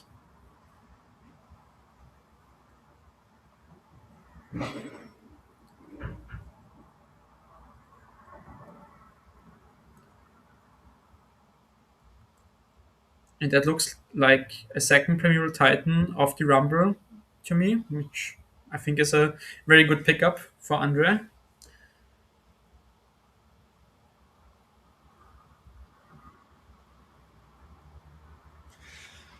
Absolutely. Ooh. It looks like he has a Vesuva in hand. Mm-hmm. And that's going to come down. What's that going to copy now? Going to copy the Gruul Turf. Going to untap that. With the Amulet of Vigor. Going to start getting the dice counters out. It's very interesting. Back to hand. Very interesting that he didn't choose the Titan here. That means he likely has another threat in hand. So looks like a Green Sun Zenith for 6. 1, 2, 3, 4, 5, 6, 7. Yeah, that looks like a Green Sun's for 6. Oh, it might actually be for 7. Are we getting Cultivator Colossus? Likely, yes. There it is. Very powerful card from Innistrad Crimson Vow. Not particularly known for being a very high power level set, but Cultivated Colossus is a pretty good one. Yeah, and it's especially good in the Amulet Titan deck since you play basically your entire deck is lands and useful spells, kind of. So in the end, what it does is replaces all the lands in your hand with useful spells since you draw as long as you don't have lands in your hand. So that's gonna be likely 2 or 3 Titans in hand or some Summoners Pact or Green Suns in it. So only good cards for Andre to draw off this Cultivator Colossus. I mean, who doesn't love a million growth spirals on a stick, right? Yeah. You see, well, that's 2 Visages. One of those going to get sacrificed to the Legend Rule. Mm-hmm. Crumbling Vestige, Otawara, Simic Growth Chamber, and I didn't get the new fancy card. Maybe it was Lotus Field. That's a Lotus Field. Yeah. That's an From Echoing Deeps that I think is copying a Gruul Turf. That's a Shifting Woodland. I feel like this game might be about to end, Felix. Yep. I think he copied Vesuva on Hanware Garrison now, so he's gonna have a hasty, giant Cultivator Colossus coming in. Granted, now 1,000,000 triggers. Got all the untapped triggers, the Lotus Field trigger, the Growth Chamber trigger.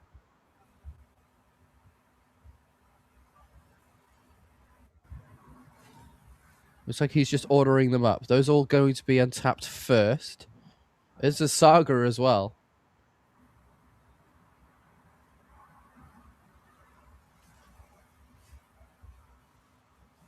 Yeah, now all the mana counters are out. And I think Olelave knows he's very dead.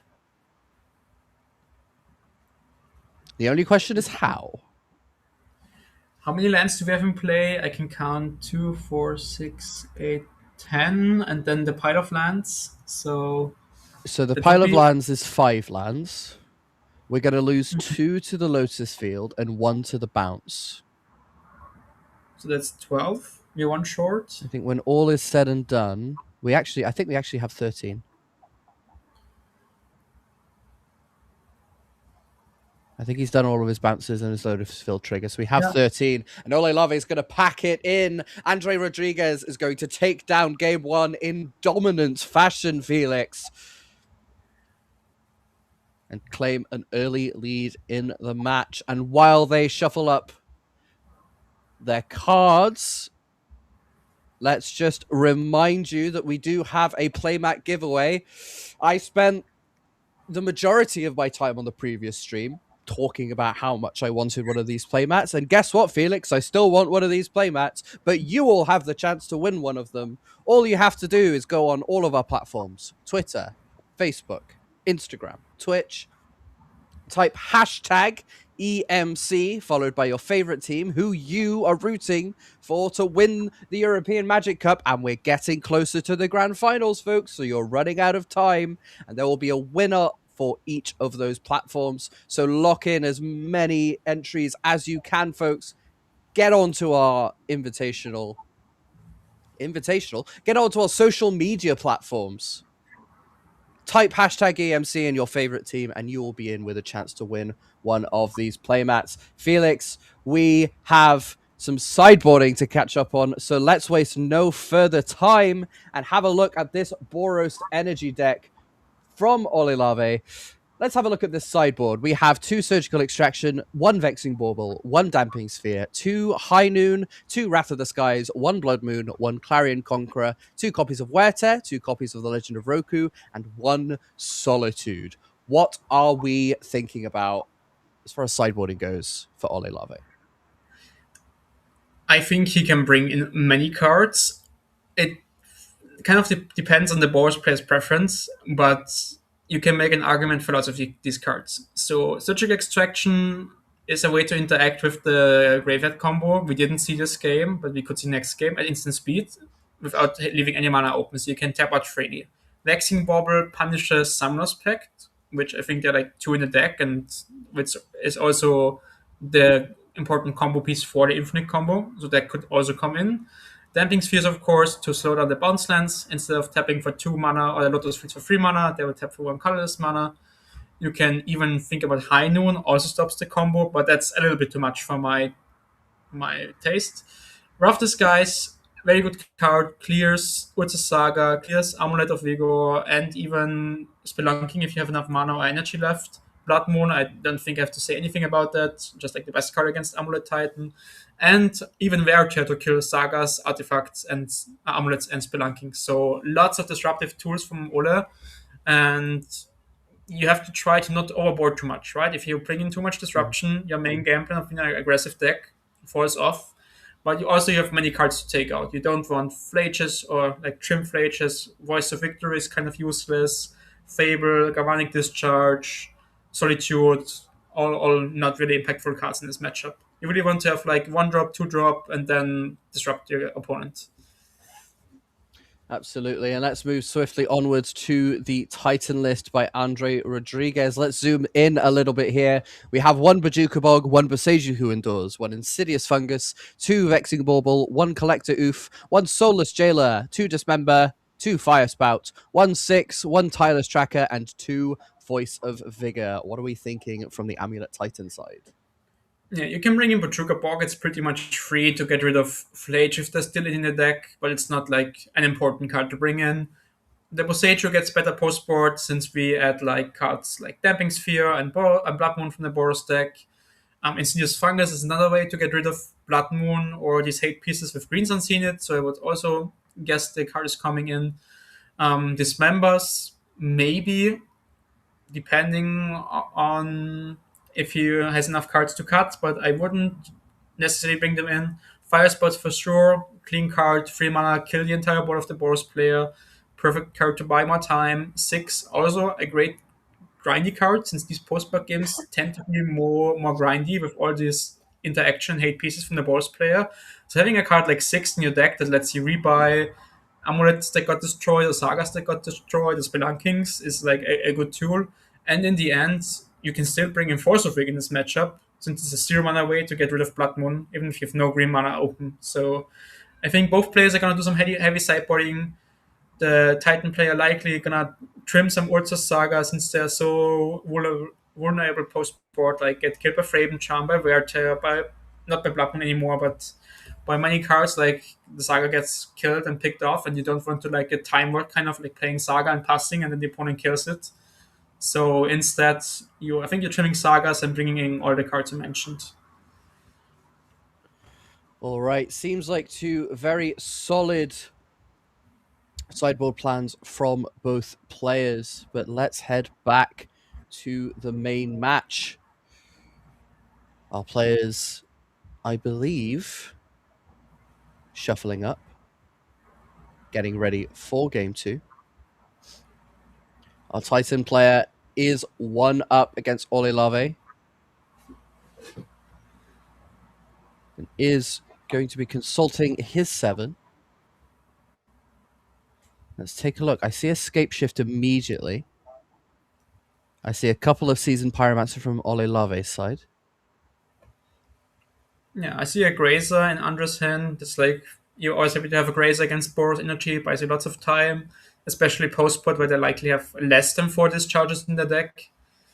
In game 1 we saw the immediate discharge, but now it's getting better post-board. As you said, Escape Shift is also there. I think front cut might be Boseiju, a full out one, but not sure. Absolutely. It does look like a relatively rounded hand from Andre. But I don't see any amulets or spelunkings to really set anything up. But it looks like he keeps it. And now we have a Ragavan on turn 1 from Ole. We talked about earlier, this was probably the best 1-drop for Ole in this. Yeah.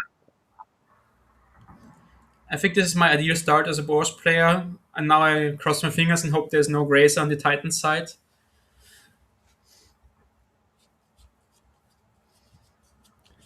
Absolutely. Arboreal Grazer comes down. Boseiju the play off of that, passing back to Boros, who untaps and draws for his turn. That Grazer going to Stonewall that Ragavan for a while. An attack goes in.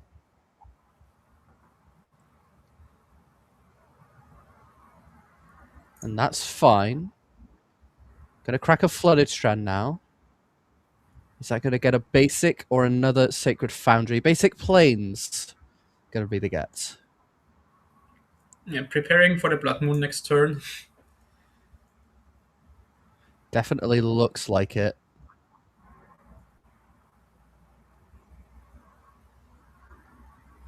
Ajani now going to be the play. Gonna make a Cat Warrior token. Gonna pass back now to the Titan player.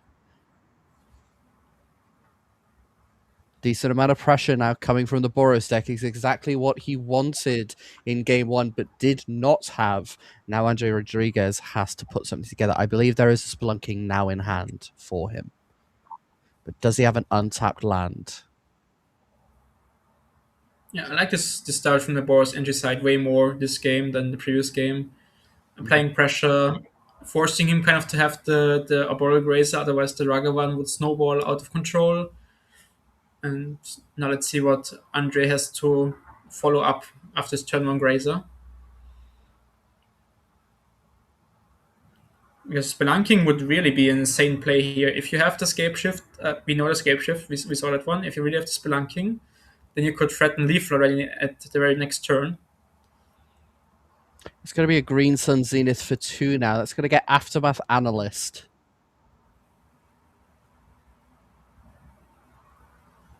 Opts not just to play the Spelunking in hand. Just setting up, a value analyst, the chance of milling a land or two is quite high in your 30 land deck, and it also blocks pretty well the 1/3 body. Oh, the 2 Spelunkings and a Lotus Field.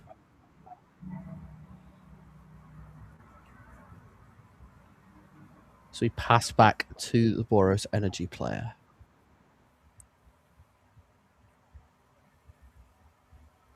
Aftermath Analyst, another great blocker in the face of that Ragavan. Not so much so against that Cat Warrior, but we're going to see a full swing regardless. Arboreal Grazer just going to block the Ragavan. That's interesting.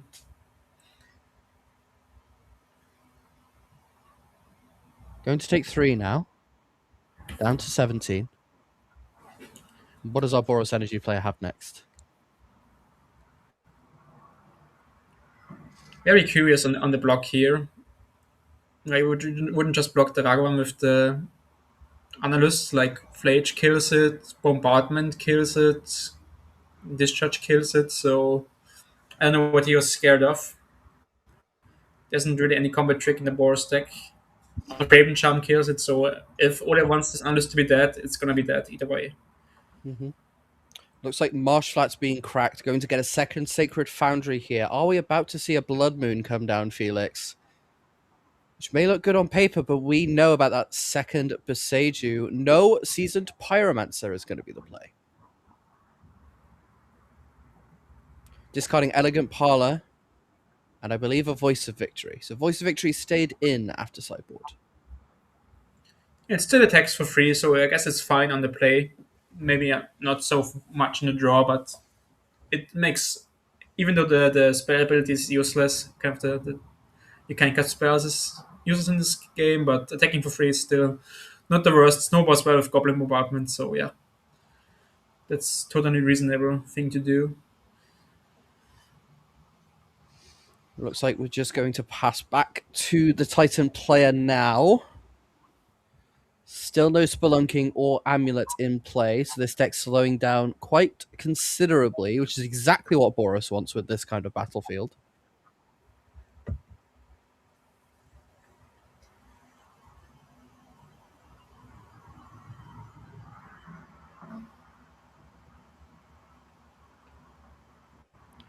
What is he looking to do?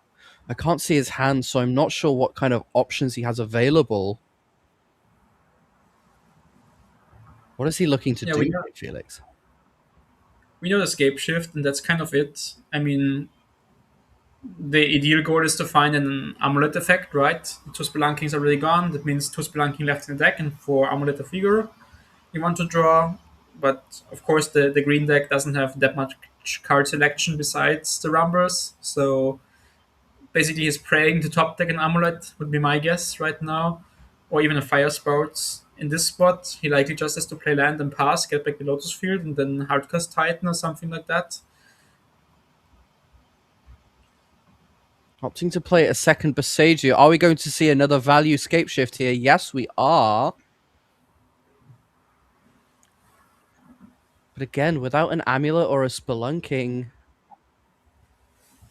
the scape shift not looking so hot. Yeah, this probably means he has no Titan in hand, would be my guess. So we are getting like Simic Growth Chamber, Tolaria Rest, and another land would be the guess for me. So let's see if that's correct or not. And trying to like set up an analyst turn next turn, and then in 2 turns play the Titan if he survives that long. Absolutely. Let's see what 3 lands he's going to get.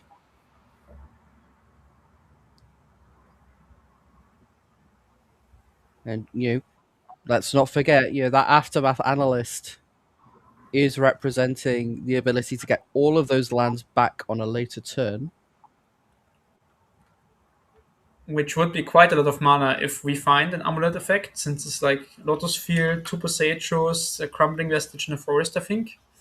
So that's already 5 lands. I mean, you have to sack 1 Poseidon immediately, but 4 lands coming back, granting a total of 7 mana.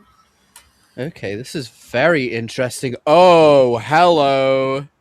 That's going to be 2 Crumbling Vestiges, an Echoing Deep copying a Crumbling Vestige, and all 3 of those are going to be able to cast us a Fire Spout, and that battlefield is gone. Put those creatures away, my friend.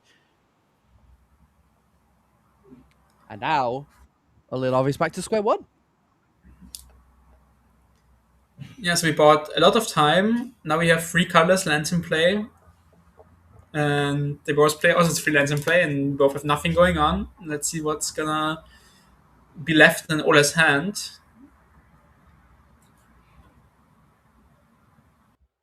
So Olilave drawing 2 fresh cards off of that seasoned Pyromancer.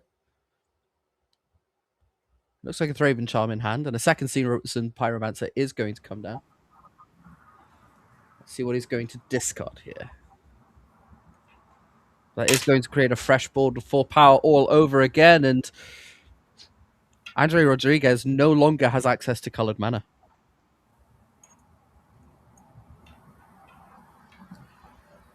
Solitude and Ajani coming down. Solitude again keep staying in post board. Very interesting. Yeah, I mean, there's no much downside to keep it in, but I guess it's like in these games, it's a good card to have, like in these non-amulet games. But in the combo games, you don't like it's a useless card. If you exit the type or not, it doesn't matter. Andre doesn't have another land drop. I think he drew a second scape shift, and now Boros Energy piling on the pressure. Andre's going to have to find something really quickly, and it's going to have to be a land to start off with. The Boros Energy player not playing anything else now. Yeah, he likely just wants Thraben Charm in hand. And he wants to reanimate the exile the season Pyromancer from the graveyard and make 2 more tokens. That's Mirror Pool, I think, that he just played. Yeah, that's another colorless land, though. So no colored mana still for Andre. He really needs some colored mana to be able to cast some of his spells. At the moment, he's not able to do anything at all. That Fire Spout play was brilliant. Bought him a lot of time, but he's very quickly running out now.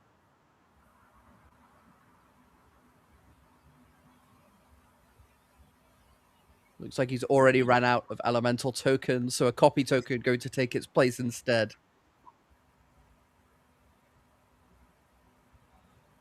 And now 6 damage coming in.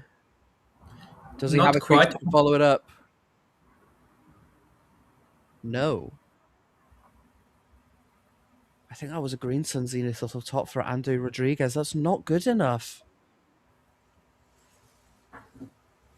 Just going to pass the turn without a land drop, and we're going back to Olelave, who again has 6 power.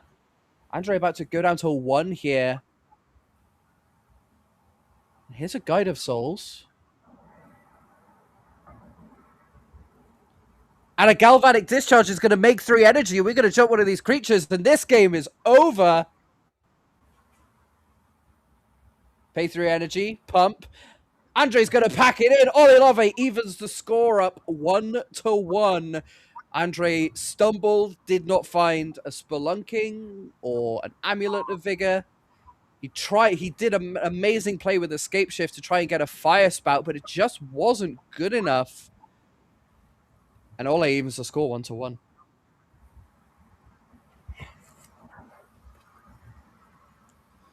What a game, Felix. Andre is back up against the wall, just couldn't find anything to turn the tide.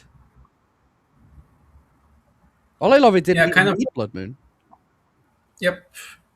Kind of what we talked about at the beginning of the match, that the Amulet deck sometimes fails doing what they want to do, right?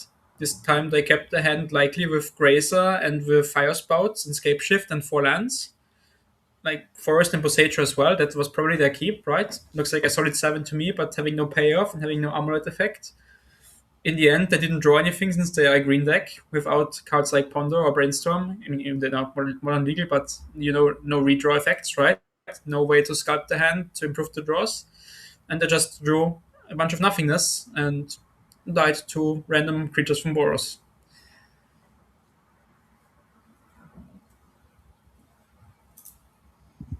Absolutely. And while our players are shuffling up and getting ready for the next game, let's just remind ourselves of how our players got here. We started off the European Magic Cup with 3 rounds of Swiss, playing Team Lorwyn Eclipsed Sealed, our players each getting 12 boosters with which to build 3 40-card constructed decks. It was very fun to watch. Sean Lim and Eves directed you through that. We then followed that up with 5 rounds of constructed team trios, Modern, Standard, and Pauper, which is exactly what we're playing right now in the top 8 double elimination bracket. Both of these players now seeking to secure their spot in the losers finals, where they will have a chance to face the Swiss team, who have gone undefeated in the top 8 so far. So a very crucial game for both of these teams. If they lose, they're done. Yeah, and this was such a very, very cool and great tournament. Like playing Team Sealed again in 2026. It has been quite a few years since we got the last Team Sealed event, competitive one. Mhm. And also, you don't get to play team trios with your friends every day. So great event, really enjoyable experience, good organization. Can't say anything negative about it so far. Absolutely, and that's great to hear. And I have personally absolutely loved covering the team trios portion of this tournament. Just getting to play a bunch of different formats with friends of yours. You would have worked together quite extensively, tested for this tournament, and now it's all come down to this. Loser semifinals. It's crunch time now. This is the game that's going to decide this match between Olelave and Andre Rodriguez, really wanting both players, each wanting to bag the win for their team. As we see Standard just to their left, still raging. Both of our players looking at their 7s now. Looks like Titan is going to start us off. Perhaps the Boris player is still considering. Nope, we're going to start off with an Urza's Cave into an Amulet of Vigor. That is what Titan wanted to see in Game 2. Boros is going to have to do something pretty strong against this one. But note, when Arid Mesa are in a pass of the turn, Felix, this is not what the Boris player wants to be doing. Yeah, this likely means he has an impactful interaction on turn 2, on turn 3. Because for 1 mana, there's no Orbs Chant, if I remember correctly, in the deck list. There's just Surgical Extraction that he can do for 1. Or, like, I guess in theory, Tear, like Destroy an enchantment for 1 mana. But that's it with the instant speed interaction on this one.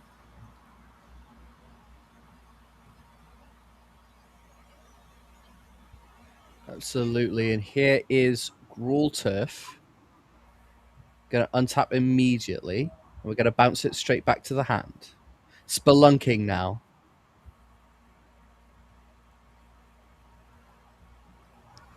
Going to draw.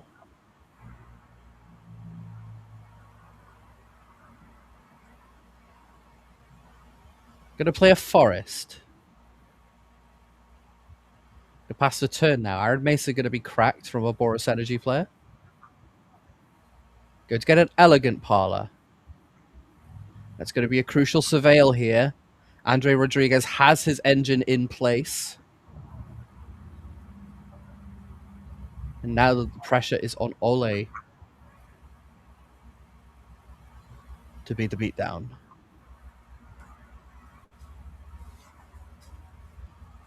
Immediately puts a mountain in the bin. Untaps and draws.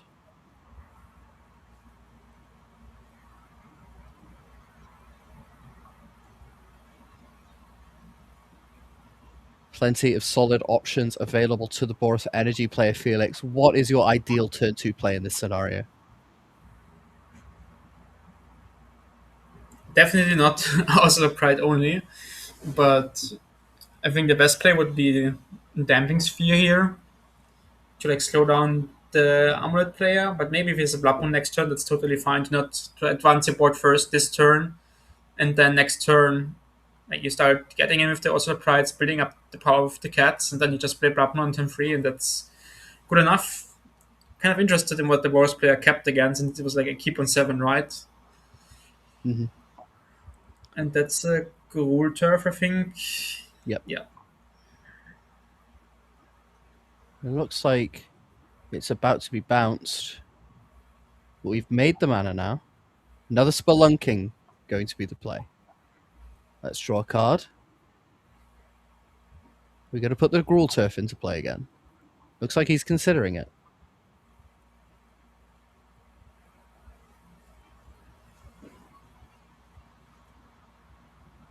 He's definitely considering it, but not too sure just yet.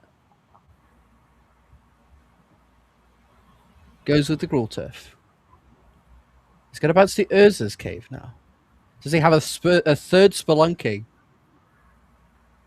to put that Urza's Cave into play and gain a very rare full life? You don't see that every day. Definitely, yeah. You could have done it like previous turn if you kept the Gruul Turf in play and bounced the Ursa's Cave, but now he chose to again put the Gruul Turf in play and put the Ursa's Cave into his hand.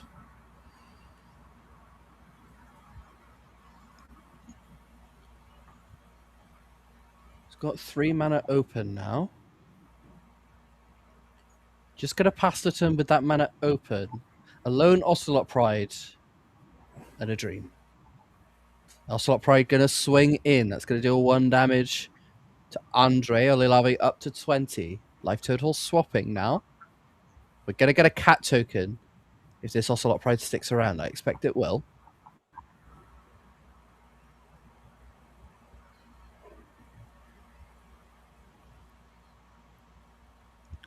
Here is a Plains. And here's a Blood Moon. Do we have Boseiju? Basic Forest here does turn Boseiju on. We're going to get a cat token. Andres does not have a Boseiju, it seems. Just going to untap and draw. Definitely is going to need an answer for this Blood Moon soon. I think I saw a Green Sun Zenith in his hand, which could mean that there's going to be an Insidious Fungus this turn. Or that's just the Fungus right away, I think. That is Outcast. just the insidious fungus, and he's played a Lotus Field, which isn't going to want you to sacrifice any lands because it does not have any abilities. And it looks like Andre's going to go up to 6 mana next turn once this fungus does its thing. Wisely keeping it up to block as well. Has the option to sacrifice it at instant speed to both kill the Blood Moon and prevent the Ocelot Pride from making a cat.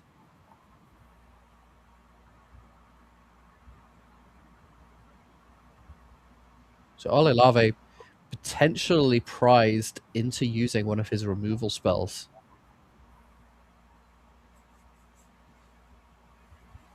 But no, Wow. just passes? I see he's got a Solitude in hand.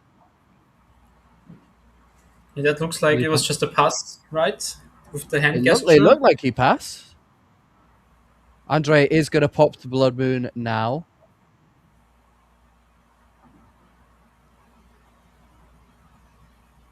Andre going to untap and draw now. He has 6 mana, so if a Titan is in hand, or if he has an untapped land, which we know he does with an Urza's Cave, can Green Suns for 6 to get a Titan.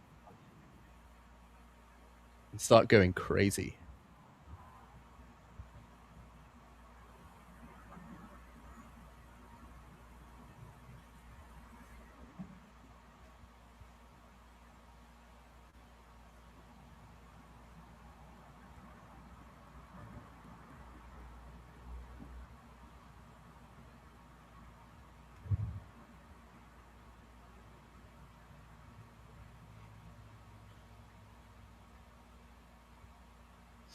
Looks like Andre is considering his options now. He has a lot of mana and a lot of things to do with it.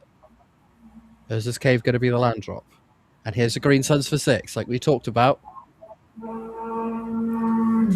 Yep. So it's almost getting certain real he's going to high. get an Amulet Titan. Yeah. And I think at this point you're not too worried about Solitude. You're just gonna get the Hemwire Garrison, Hemwire Battlements, and any red land, I guess. But let's see what Andre decides to do. Maybe get a Boseiju as well to protect from a second Blood Moon and play it safe. Or get like T-West to have a second Titan depending on his hand. There are many options you can do. You can do like the aggressive choice, or you can do the safe choice, kind of. Depends on preference.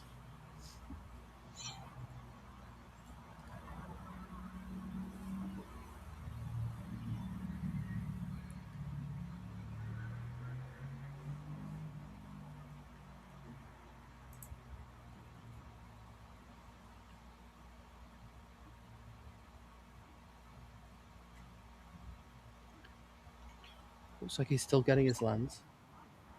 Yeah, he's thinking about it. There are like a million options you can do, and he's looks like he's going for a safe option, which means he likely has a second threat in hand, or a second Titan, or a Scape Shifter, anything impactful in hand, and just wants to prevent the Blood Moon from coming down again next turn. So he gets a bounce and a Boseiju to protect him from future Blood Moons. Olelave especially keen to keep control of this game. Now we see the third Spelunking drawing an extra card and putting another Cruel Turf into play. Yep.